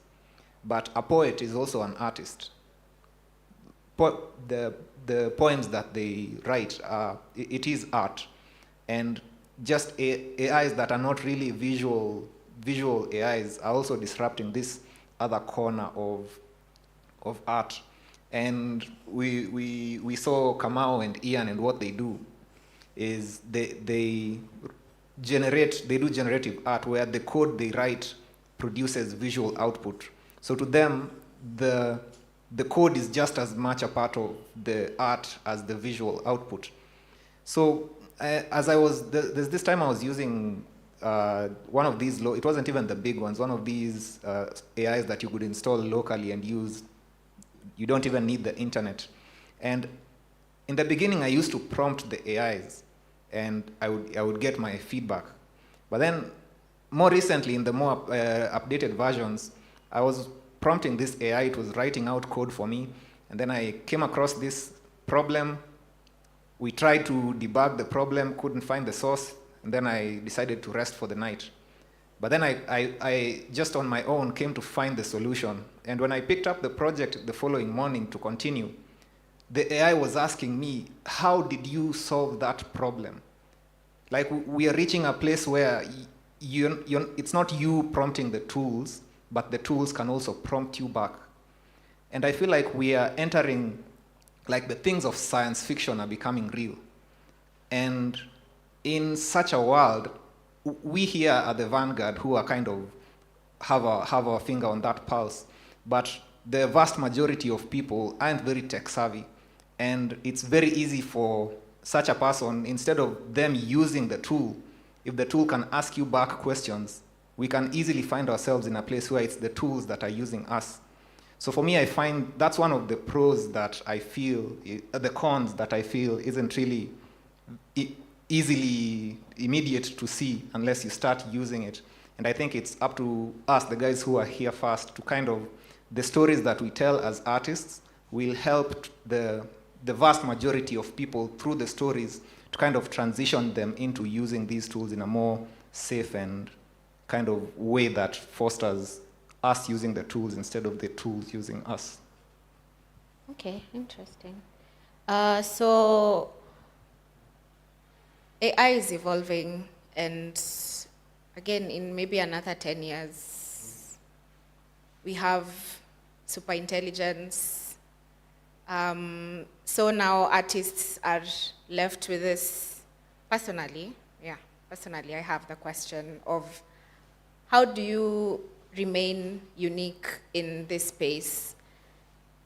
Are traditional artists able to, like, maintain their creativity without adopting AI?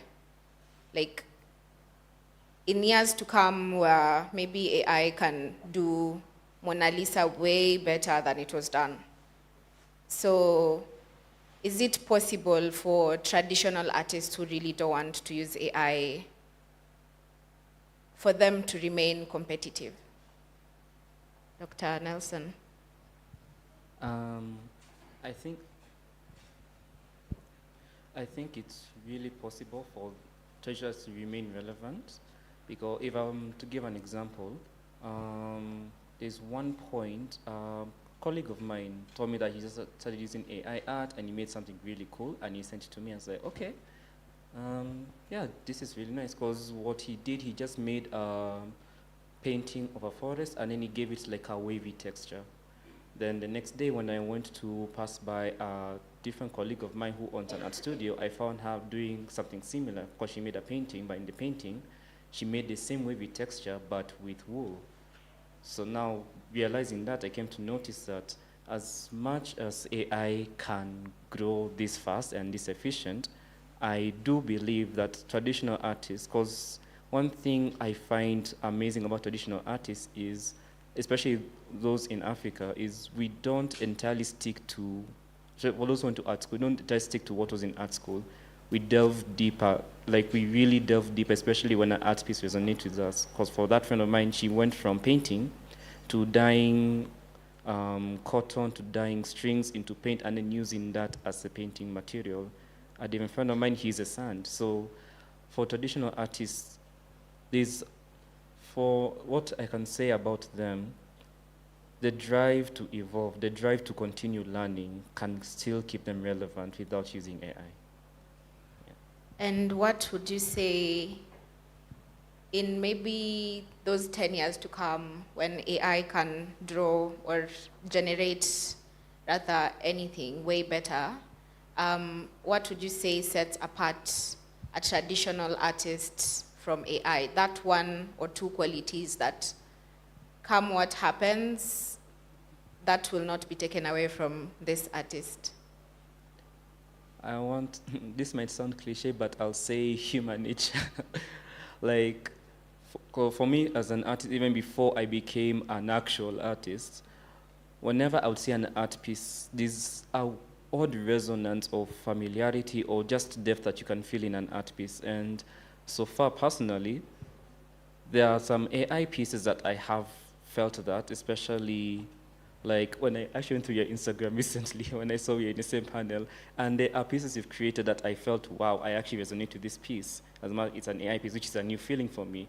But again, given that I can still have that feeling with a traditional artist, I don't think, rather I feel like for traditional artists, that depth will not be lost. Like there'll be just something you'll notice that will just kick you to, as much as people, let's say an 80% might be like, we love AI art now, there'll also be a 20% who are like, I love AI, but there's something about this traditional piece that I still really, really love about.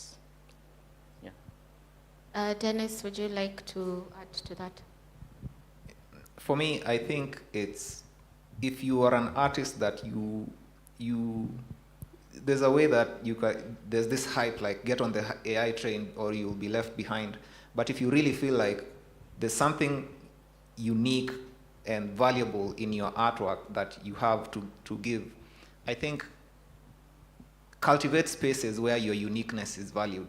Because if you are in a space where your unique input isn't valued, if your input and someone else's input is exchangeable, then your input and a machine's input will also be exchangeable. So cultivate spaces, put yourself in environments where your unique input is valued, and also find what it is that you feel that you can uniquely give to the world through your work. And I think that's what will set you apart. Okay, thank you. So to wrap it up, I'd want to understand, how do we now protect artists' rights in this age where art is easily replicable? Yeah. How do you protect? I'd like to say involve the government. That'll be a whole, yeah, that'll be a whole thing. But I think for now, it's just first educating artists that they do have these rights. They do have the right to say, oh, this is my art piece. Even if an artist comes across their art piece, they have the right to say, I have seen this art piece, I know it's generated, or if they have the suspicion to think it's been copied or generated by an AI, that we can, for me, I would say, just start with educating artists and telling them that they have these kind of rights, because even AI aside, artwork can actually still be stolen from your Instagram, from, let's say, Twitter, from, let's say, if you did a virtual exhibition somewhere and someone decided to somehow steal your piece. So these same rights that we educate artists on in those spaces, we can just go further and tell them, even with AI, there are these things, these ABCDs that you should know. But also, one thing I would hope for in the future is having a regulatory like board, or just something that like a forefront of guys who now with more knowledge on AI and how it actually works in terms of this content or these copyrights and etc. can educate more people, both artists, investors, and yeah. Okay, so with that, how can we, who owns the copyright for AI-generated artwork? Kevin? Well, the platform that you're using, they usually tell you you own the piece that you've created, but we can use it for marketing purposes and any other purpose. So actually, you must authorize them to do that. So you see?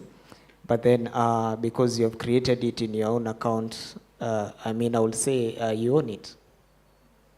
But they still can use it? Absolutely. Okay, interesting. Dennis, would you like to weigh in on Now, actually, the previous question that he was answering, I think this is where NFTs can really come in to save artists who are feeling like they're being pushed out of their field of work, because they're giving you building blocks that you can use to experiment in new ways in how you can, because if someone buys your NFT, it doesn't necessarily mean that they have the rights to whatever they have bought. Someone can purchase your NFT, but you've protected your rights. Like you can say that fully the rights are mine, or someone can purchase your NFT and you can say the rights are in the public domain. So there's a whole space of experimentation in this space of NFTs. So NFTs are coming in to give creatives new options to experiment with their IP rights. And there's this one project, it's called Story Protocol, that I have my eye on. It's a new L1 blockchain that is built entirely around the concept of IP. So I think that's an interesting project for anyone who's looking in the space of intellectual property and how they can leverage these new tools to help themselves in one way or another. Okay, that brings us to the end of this session. I'll take maybe just one question if there's anyone who has a burning question. Okay, thank you.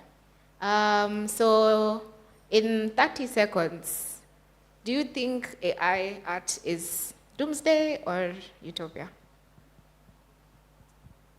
I think whether whether it becomes doomsday or utopia is decided by what we are doing right now. The future isn't something that's set in stone. The future is something that's created in the moment.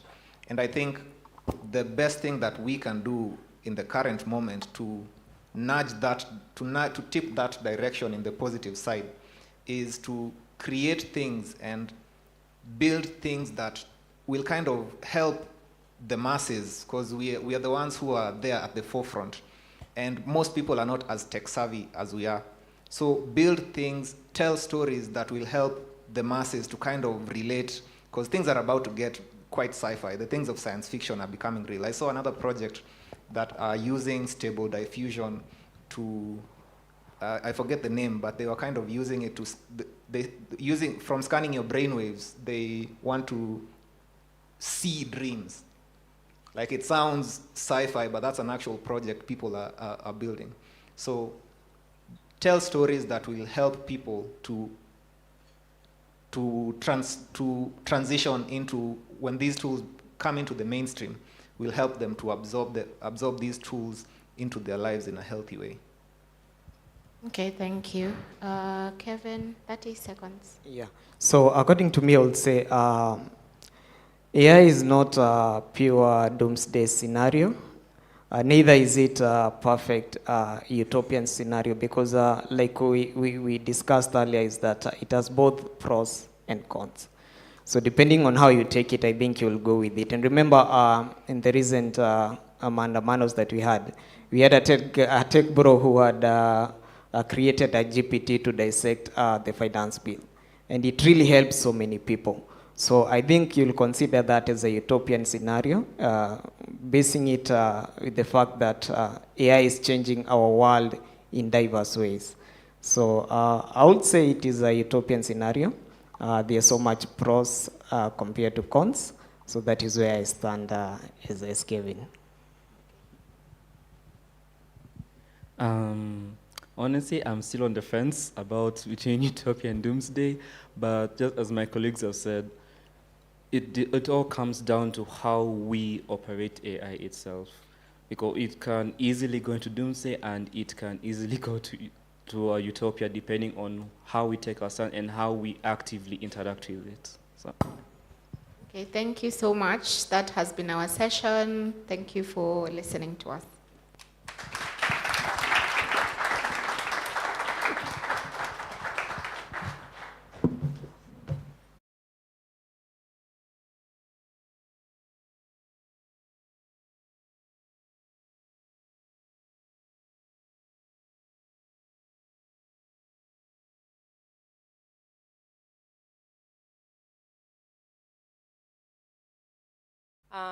We have our legal team. Please welcome to the stage.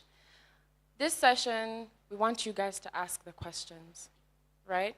If you have any concerns, issues, if you want to ask for direction, if you have a project, if you want to get into blockchain advocacy and law, you could ask literally anything that you want. We have our team of professionals here, and we have Robert, we have Alan, Eve, and Norman.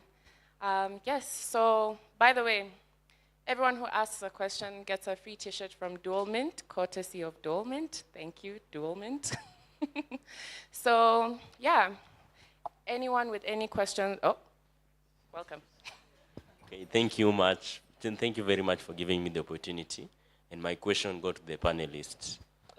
Okay, we have this issue of emerging technologies in Kenya, and the government of Kenya is very reluctant to adopt these emerging technologies to regulate them, such as AI and blockchain.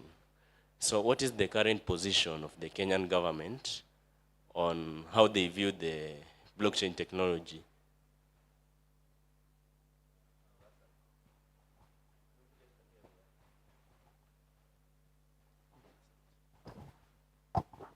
I hope you guys can hear me. Yeah? So that's a nice question. And to backtrack it in terms of government engagement with blockchain technologies and emerging digital technologies, let me take you back to 2018. So in 2018, the previous regime, the then Minister of ICT, CS Joe Musheru, formed a task force, right? It was the Blockchain and Artificial Intelligence Task Force, and it had a whole, membership of top people from that sector. And essentially, they were tasked with coming up with a report on how blockchain and emerging digital technologies can be used in government processes. In 2019, I believe they came up with a report, and essentially it outlined how AI and blockchain can be integrated into various government functions, those voting, those land registration systems, a whole myriad of applications for blockchain and AI. Since then, it was a little bit quiet. Of course, on the regulatory side, the CBK and the CMA were just issuing cautionary notices to players. So fast forward to 2022, we've seen them change their tone. They're starting to embrace especially blockchain technologies with a view on virtual assets. They're starting to change the tone as they are recognizing the benefits that it may play. For example, stable coins to being used for cross-border trade settlement and such. So we are seeing a different tone and attitude and change of attitude. And also with the grey listing of Kenya, one of the reasons, grey list is it's what happens when there's a body called the Financial Action Task Force, FATF, and they're in charge with AML, money laundering, and terrorism financing. So they come up with lists. There's a white list, there's a grey list, and there's a black list. So a white list means the country's jurisdiction. It's not there's minimum money laundering happening or terrorism financing.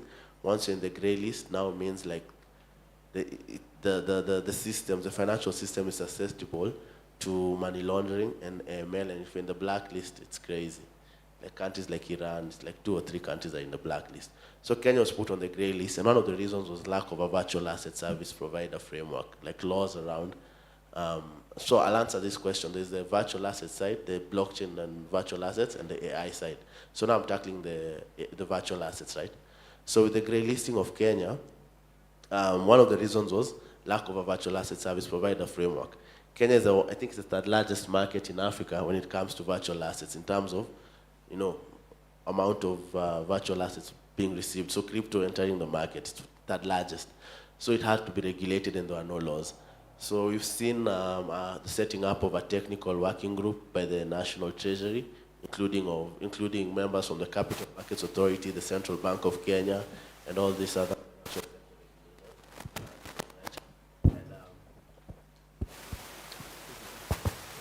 Thank you. You guys can hear me, yeah? So yeah, there's that, yeah? So a lot, and panelists here have been involved in a lot of lobbying and advocacy. I'm sure they'll talk about it as well once they take the mic from me. And number 2 now is the AI. AI, we've been sleeping on it, right? But early this year, the national government formed the National AI Strategy Committee. So the first step is to form a national AI strategy. We've seen this happening in other countries like Rwanda and a couple of African countries. Rwanda is just one of them. So Kenya, now is when we're working on setting up, like we've just set up the working groups to form the national AI strategy. Once we have the strategy in place, then we'll go to the formulation of laws.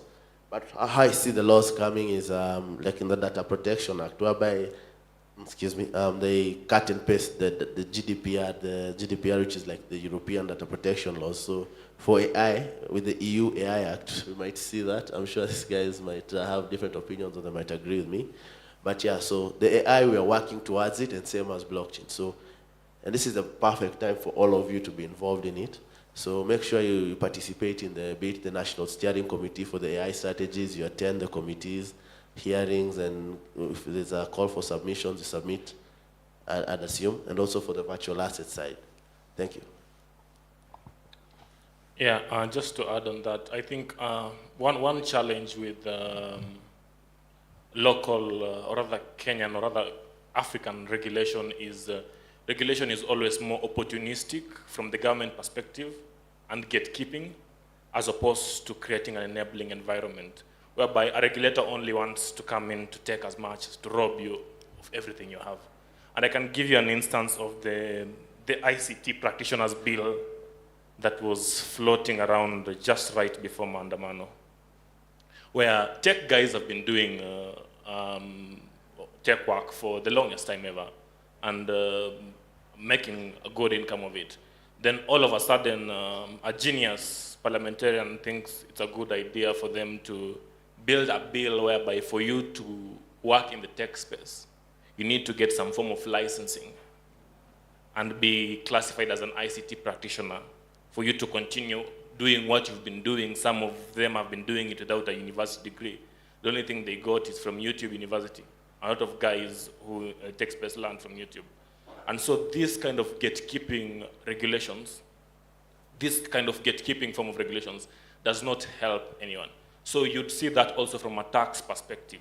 Like ever since 2018, guys in the crypto industry have been trying to lobby government for favorable regulations. No one was listening. All of a sudden, they want to introduce a digital asset tax just to tax the ecosystem, and it was a very punitive and hostile tax. Thank God the Supreme Court recently declared the whole finance bill of 2023 unconstitutional. So the problem with our government is that kind of opportunistic mentality, whereby they just want to, that kind of extractive mentality, as opposed to functioning governments like the Swiss government, for instance, whereby they actually deliberately go out of their way to create enabling environment for products to come pilot and roll out. So my point is, now what I'm trying to say is that sometimes if you really look through some of these regulations and questions like what is the government doing to regulate blockchain and AI, emerging technologies, the answer will be actually we don't need any more regulation. All regulations are there. Let's start with, for instance, building DAOs. And DAOs, we already have the SACCOs Act, the Cooperative Societies Act. They have some form of regulations that can properly govern DAOs. NFTs are just digital representations. They can be very well covered under the Copyright Act. So the more you ask questions like what can government do to protect NFT artists, you're giving power to governments that just want to come and extract everything from you. The truth should be NFTs as they are can be very well regulated under the Copyright Act. And we don't need government to add more regulations, because if they do, they'll just come with more taxes and more licensing fees and all that. Then another perspective of regulation is, now there's a vertical aspect of regulation, then there's a horizontal aspect of regulation, which is more of policy. The vertical means you're going up the ladder, dealing with CBK, CMA, all the way to the president. You're dealing with the regulators themselves. But the horizontal means you're dealing with the business class, the business community, the Safaricoms, the Airtels, and all that. So one thing that has been led to the very slow adoption, especially of the crypto industry and some of these emerging technologies, now specifically the crypto industry, is banks don't really like crypto guys. for some weird reason. Okay, one of the reasons is when Bitcoin was hitting Kenya in 2018, 2019, a lot of Marxists would go on Twitter and start threatening banks, telling them, you're going to shut you down, we'll no longer bank with banks, and you guys have been stealing money from us for years. So that kind of perception we instilled into the bankers. They end up thinking, we are coming to take their business. Number two, you have a random of Forex crypto boys calling themselves crypto prince on Instagram and all that, scamming Kenyans of millions of dollars. And these scams are wired through banks. Like this week, we just had a bank in Kenya has lost 1.5 billion Kenyan shillings through crypto. Then when I dug and asked, is it really through crypto? They're like, no. Actually, just a bunch of bank insiders stole money and they off-ramped it, or rather they on-ramped it to crypto. So crypto has not been involved directly, it was just a channel. But the name has been smeared. So it's hard to lobby for regulations, because now, as Robert has said, there's something in regulation called policy and public participation, whereby these stakeholders, banks and other stakeholders, fintechs and safaricons will be asked, what do you think about these guys? And the moment they say, Tuniwakora, these guys are scammers, and we don't trust them, it becomes hard to push for some favorable regulation. So you'd notice that if a lot of traditional financial institutions start adopting some of these technologies, it makes regulation faster. For instance, in the RWA conversation, somebody mentioned BlackRock, very good example.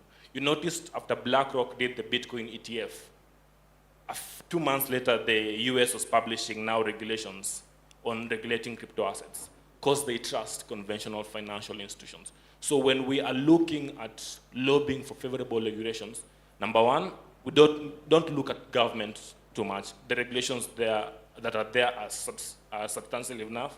Number two, make friends of the already existing traditional financial players who actually are in good terms with government and who actually work within this space.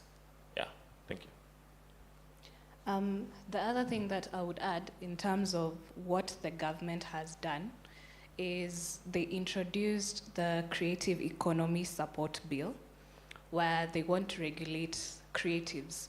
So if you're a dancer, visual artist, literal artist, everything is incorporated in there. But now the issue is, how do you participate as Web3 guys, yeah?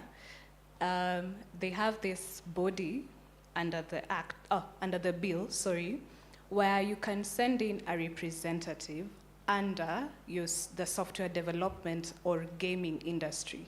So when you look at Web3 as it is, probably the largest association with such numbers would be Mbogia NFT. But Mbogi is not yet a registered association. The other registered association is BAK, which has its politics. So I think you'd need housekeeping first before you even get to participate. And now, the bill comes in at 2 levels, the national government and the county government. So the national level is where we have the CS, he has his board as well, and then he's coming in with a fund. But then this fund, the Creatives Fund, is going to be implemented through county governments.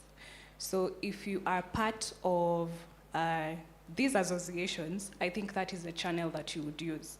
But then, as a creative person, I would ask you, I know I'm throwing this back to you, when you look at the government that you're dealing with, do they have the Midas touch? Does whatever they touch turn into gold?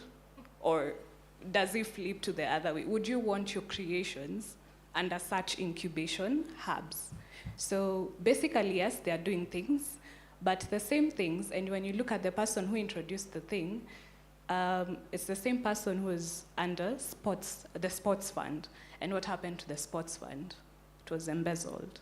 So I'll piggyback on their points. You need to distance yourself a little bit from governance and from the government.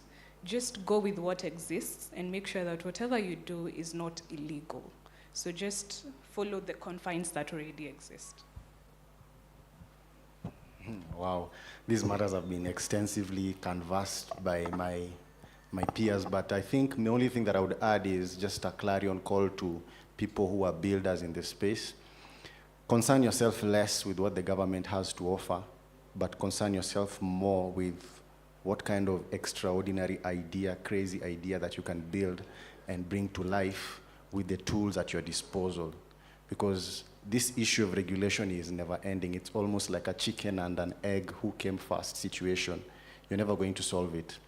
What is within your power and your control is to utilize the tools available to you to build something extraordinary, something life-changing, something that can put not just this country, but the continent on the map. Because these tools that have been availed to us have leveled the playing field, in essence, and we are not short of ideas because we have no shortage of problems to solve. So I would say, build fast, hiyo ingine, utafikiria baadaye. All these lawyers are here for you. Don't worry too much. Wonderful. Any other questions? Whoa, whoa, whoa, whoa, whoa, whoa, whoa. Whoa, hold on. So, maybe each one could take a question? Okay, how many? 1, 2, 3? Y'all are playing. Can we do 5, and then we do the rest during the networking session? Is that okay? Okay. 1, 2, 3, 4. Let's take someone from back there. You, back there. Come closer. So maybe we could start from this corner. Okay, hello everyone. I read an article which said that in 2022, there was this event which was called Africa Low Tech Festival. I don't know if you know it. So there was a team from JQuat which had the winning team. Their project was, I'm kind of tense, so. So their winning project was titled like this: Blockchain Solutions to Elections Fraud. So this event happened right before the general elections of 2022. So this team presented a solution to curb the ballot cheating. So, but I don't know where the project reached, and I'm not sure even if the government was ready to adopt it. And also recently, last year, this project of WorldCoin, I'm sure all of you know it. And what I was asking, what I witnessed is that after the spread of the WorldCoin, that project, the government quickly took notice, and then seized all the ORBs. This is because they said that they were taking the Kenyans' iris scan. So my view was this iris scan, this is not a technology that came last year. It was not brought by WorldCoin. It existed previously. But now, I think that the government approached it in a way that, what can I say? Its approach on its approach on the iris scan technology, I think it was a new concept in Kenya. So I think that's why the government swiftly took action. So based on these two scenarios, what is your view on the government on AI and blockchain technology? And is there a future whereby the government can embrace AI in even its government bodies? Yeah.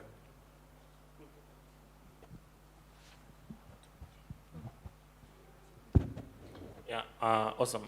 So I'll start with your first question on building very awesome solutions for the world, but they never seem to take off because these solutions stand in the way of some people and their bread. It's not a Kenyan thing, it's a global thing. We've seen people invent engines that can run on water, but just cause a lot of big oil companies will lose billions of dollars if these engines went to production. Such ideas are swept under the carpet. So now to the election thing. You see, unfortunately, when you talk of government, who is government? It's just a bunch of people sitting in the room making decisions that benefit them. It's not a new concept to Kenya, it's like a global thing. And these guys have been benefiting from a broken system. You come with your very awesome blockchain transparent solution telling them that, look, I have this system that will help people who are outside this room see the kind of bullshit you've been giving us for the past 5 years or for all our life, and see through all the, you're basically giving people, it's like a sales thing. It's Kenyans who need the solutions, but unfortunately, the people who ultimately make that decision, that solution exposes them. And the election tool was not the only thing. There was one who also did a blockchain solution for the land registry. And we all know that the land registry in Kenya is one of the most chaotic, is actually the most chaotic with all those land grabbing deals and all that. And you're coming to tell a bunch of land grabbers who fortunately ended up being politicians for them to pass laws that will expose them to be land grabbers. It's ambitious. In a perfect utopia, it works. But unfortunately, policy conversations, not even locally, globally, always end up being convoluted with personal interests. And a lot of these very awesome products don't take off.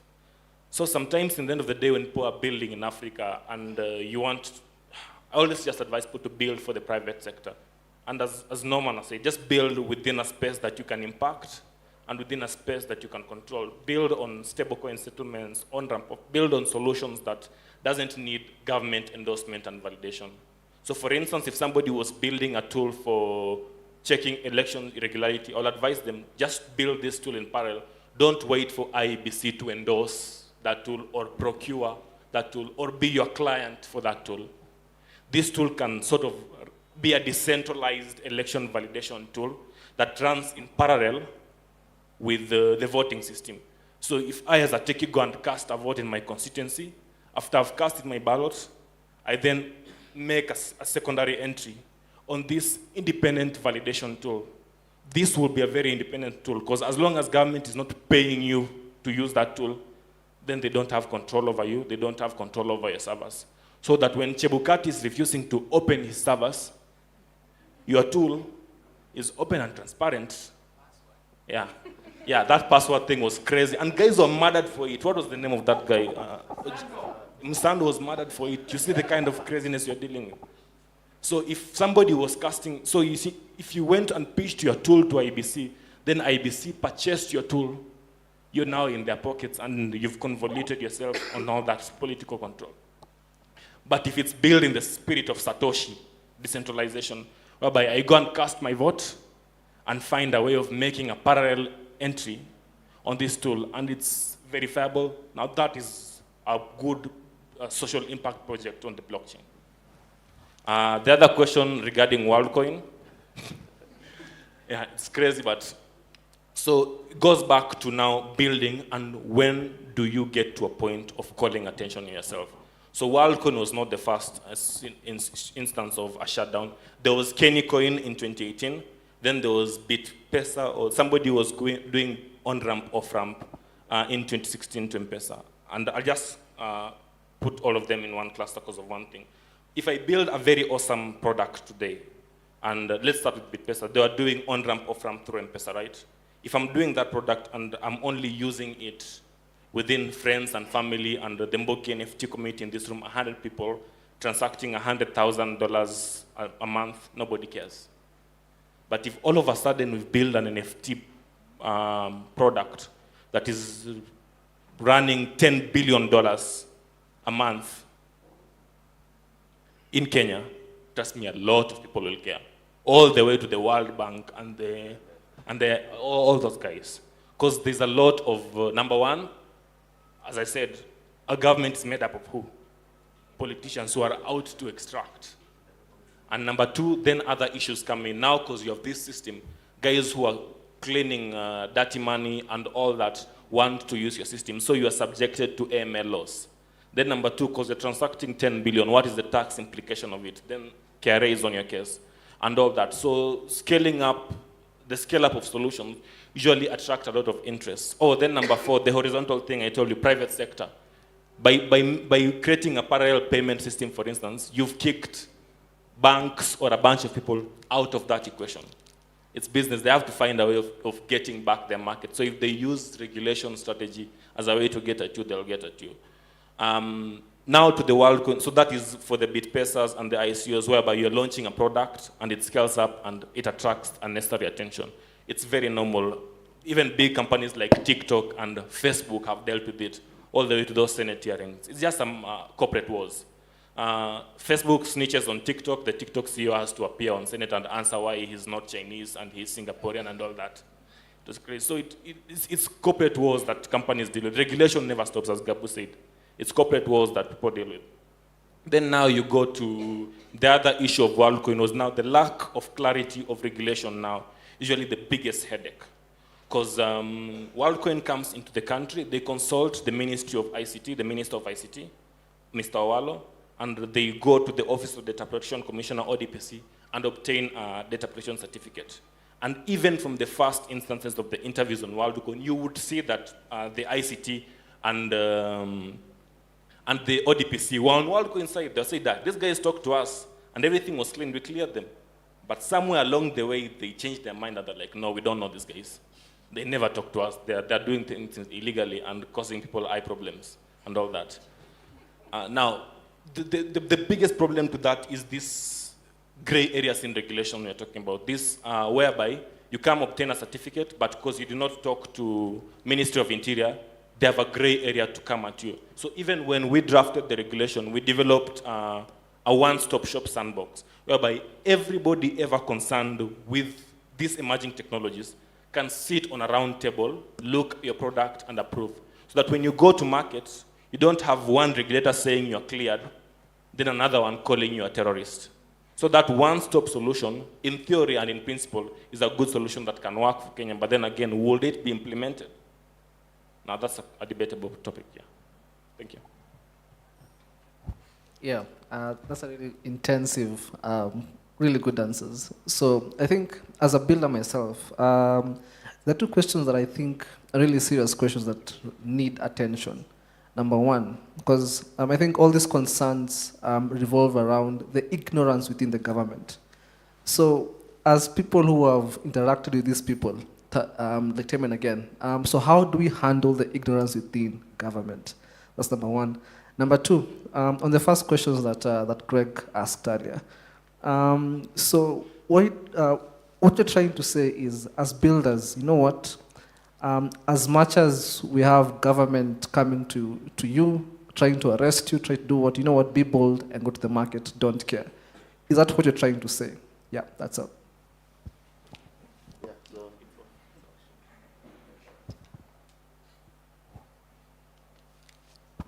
So just to answer your first question, in terms of ignorance, one, I'd say, you know, there are very smart people in government. Like government, it's more of the bureaucracy involved, right? So if you see these politicians at the top, the CSs, but the people like the permanent secretaries and the directors, you know, the civil servants, they're quite knowledgeable. So one is just civic engagement and creating a lot of awareness, and sensitization, that's the right word. When you're dealing with government, it's called sensitization, right?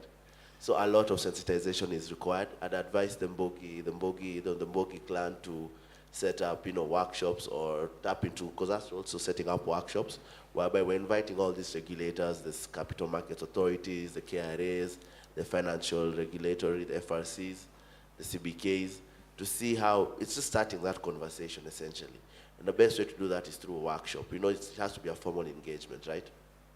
And also you have to come with the right attitude, like, you know, we're all here to learn type of attitude. And yeah, you explain it to them. They aren't idiots, like, you know what I'm saying, right? So a lot of sensitization is required, and it can also be, you know, online, virtual, X, you know, you can host webinars and all that. So those are some of the ways to, it's just sensitization. And to answer your second question, you just build. You know you have a right to build. And that's why we're here, we're lawyers, yeah? If they come for you, we'll get you out, we promise. You know, you have constitutional rights. No, as in seriously, you have constitutional rights. Borako, you aren't killing anyone and you aren't interfering, you aren't stealing, you aren't laundering money, you aren't breaking laws, like Gabo was saying. You have no reason to fear. You remember we're in the Silicon Savannah, this is it's a hotbed of innovation. So don't be afraid, just build. You never know, that can be, that can be $1 billion idea, like you're saying, right? That's the beauty of this world of DeFi and, decentralized finance and all that. Like, you can change your life the next day with the innovation you've come up with. So don't be afraid. And reach out. We're really nice lawyers. We've helped guys, like we've gotten those calls at night whereby someone was abducted or someone was, a trader was caught and they've been detained by a bank or they've been arrested.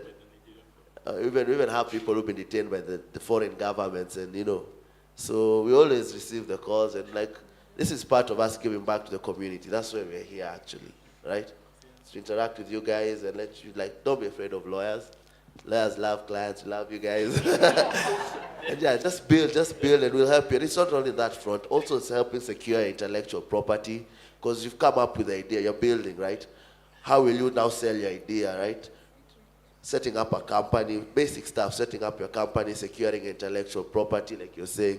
If it's copyright, if it's a new idea, a patent, a new software, a new innovation, maybe you've come up with a new blockchain or something, or a new AI model. So it's also that. Don't look at it from the, the running away from the law. Also seeing how lawyers can help you guys secure your IP, be it selling even an NFT. As you've seen the board apes, they're doing big numbers. Right? So those contracts, the contract of sale of goods, just ensuring that you have your house in order. You should also look at it from that perspective as well. Thank you. I hope I've answered your question. Good evening, guys. I'm Brandon. I'm just curious if smart contracts are as admissible in our courts and if there's been any precedent on it yet. Thank you.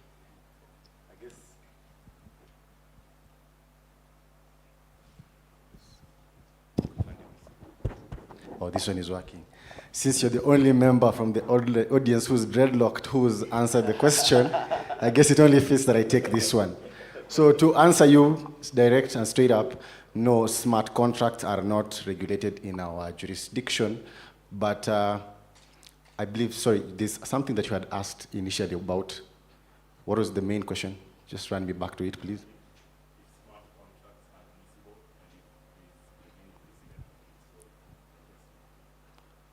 Within this local jurisdiction, no, we have not yet gotten to the point where we have been able to address such an issue. I think one of the panelists just mentioned right now that being that this is new technology and not just new technology, it's changing very fast. We're already having a hard time, as it were, dealing with the people who are in the right channels to implement these regulations and institutions.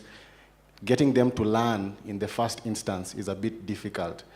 Not only are they under-incentivized to learn, they are not just in a position whereby they can comprehend the capacity of these technologies to change things for us. But even as it were, I believe smart contracts and to what I understand from local builders, we've not yet seen someone come up with a concept that is so advanced whereby they are extensive nuances to the smart contract that may require that much deep of thinking, but it's something that we could really look forward to.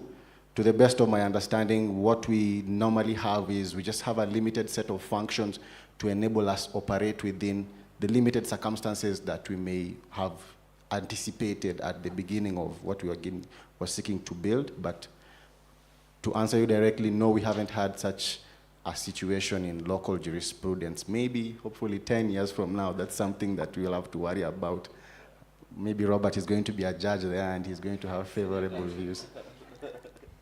To add on his point, there's a certain project where it's not courts that are analyzing smart contract cases, but smart contracts being used to adjudicate cases.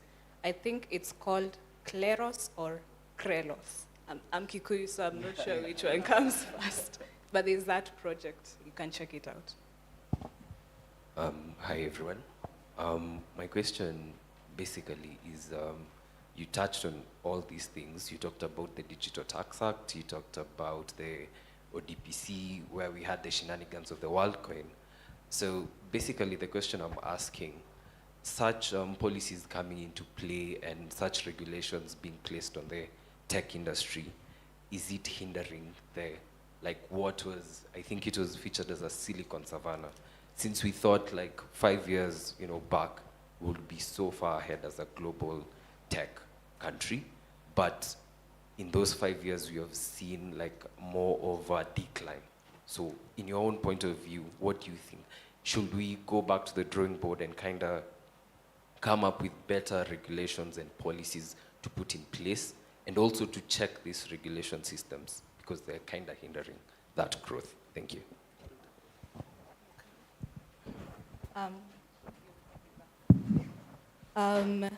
Okay, so do they really hinder? I'd say in the blockchain space, not yet. But I had concerns regarding the virtual asset service providers bill. And my biggest concern was in terms of the amounts of license fees that Kenyan founders would be asked. Because according to me, they were a little bit too high. And what that does is it cripples innovators. Because if I'm assuming you're a 30-year-old person, your line of credit is not that good, that you'd be comfortable with $1 million plus in fees when banks do not even pay that much to operate or to renew their licenses. So that for me was a cap. In terms of taxation, I would say it does affect. Like if you checked recently, BlackRock exited Kenya. So, and one of the implications was the regulatory landscape of the country. So when you look at all these acts, cumulatively, they do hinder, but in some extent, for the people who have lobbied for them, those ones just get to ride on that wave. So I'd say that there are also corporations which are using laws to gatekeep young innovators and really great solutions. Yeah, just to add on what Eva said. So to some extent, laws hinder, but to some extent, the last point you said, these licensing regimes are assets. Now, let me classify the laws that might hinder innovation. For instance, very punitive tax laws, of course, hinder innovations. That is why a lot of people, when they're setting up companies, they set them up in tax havens like Delaware, Mauritius, BVA, and all that. In terms of licensing, very good licensing regimes actually promote innovations. As a matter of fact, some companies consider licenses an asset.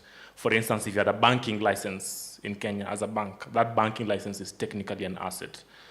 If you are in the payments space right now and you're doing on-ramp, off-ramp, and you have a PSP license, all people doing off-ramp and off-ramp will be looking for you, because sometimes now being on the, somebody who has done negotiating deals across the borders, you realize that when counterparties are doing due diligence on you, this is either an investor who wants to put money into your company or a South African company that wants to partner with you in API. One of the questions they ask is, are you licensed? The reason why an investor will ask whether you're licensed in Kenya is because the license usually provides some form of safety net.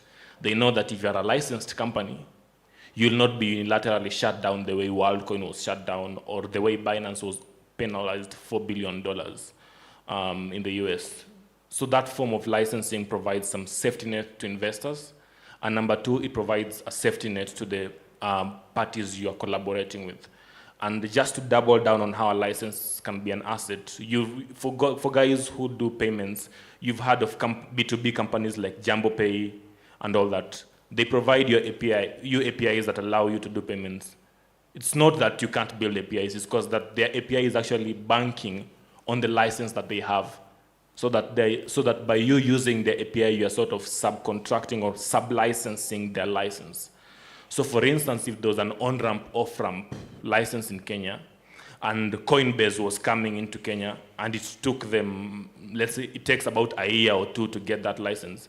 You see, for you who already has that license in Kenya, you can get into an API licensing agreement with Coinbase for them to use your on-ramp product. Not because they can't build their own API. It's just because for them to route money into and out of their platform, they need a licensed person. So that is where licenses become an asset. But in the grander scheme of things, we've lost our footing as the Silicon Savannah. given that, I mean, for instance, the South African sandbox just launched and over 300 applications have hit in right now with close to 70 approved. A lot of Kenyan companies, like for instance, Kotani you saw them on LinkedIn celebrating their milestone, being the first ever on-ramp, off-ramp payments processor in Kenya being licensed in South Africa. Now you see that means a lot of their contracts will be closed in South Africa, and all those good things that come with licensing happening outside the country that will have happened in Kenya and created employment opportunities in Kenya. So we have been sort of slow in regulation and prioritized extractive regulation.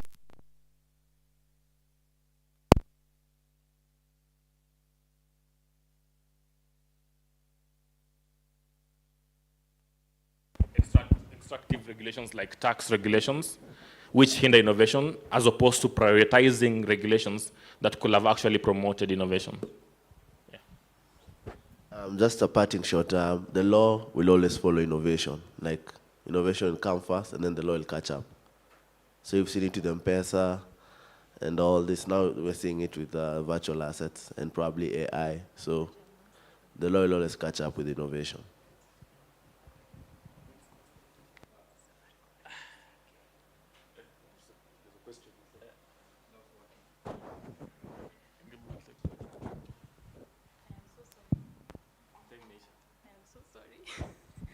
I don't know if we can continue this in the networking session. I am so sorry, but you've been such an incredible panel. I was trying really hard to follow it on YouTube when I was downstairs. But yeah, we'll have to do a photo shoot, so can we end there? I'm so sorry, but there's like another extra 2 hours that we have down at the cocktail session, and we can continue this wonderful chit-chat and interact with the exhibitors booth. There is Kenya Originals, our events partners. There's like fast shots for like 100 people who rush down there. Yeah, but we want to wind up and close right now. But I'll give a few minutes for the wonderful panels group shots, and then we can now close.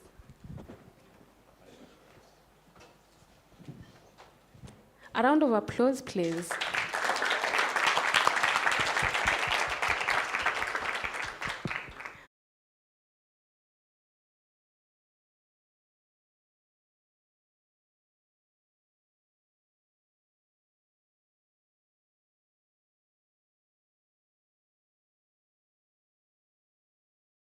Dual means there's so many. Absolutely, you still get a t-shirt. Yeah, there's a lot of t-shirts from Dual Mint actually. Don't worry. So many t-shirts, so many amazing things down there. But I believe this has been, I hope you've really found value in this day, and you've really enjoyed your time, and you've really gotten a chance to network and make new friends and build community around yourself and your projects and your company. I would like to officially close NFT Africa Kenya for the formal sessions. There's still 2 more hours we have down there, and it's gonna be really fun, so please don't run away. But thank you so much. NFT Africa continues in Uganda next Friday, and it continues in Tanzania on the 14th of September. You can hop on a bus ride or a flight and follow us around. But you've been such a great audience. Thank you for taking your time to join us. Thank you for learning with us and adding so much value to our event. We hope to see you next time. As you leave, you'll see a QR code to scan and join our WhatsApp group and mint one of our NFT passes as well. So don't be strangers. With that being said, please let's meet downstairs and keep the party going on.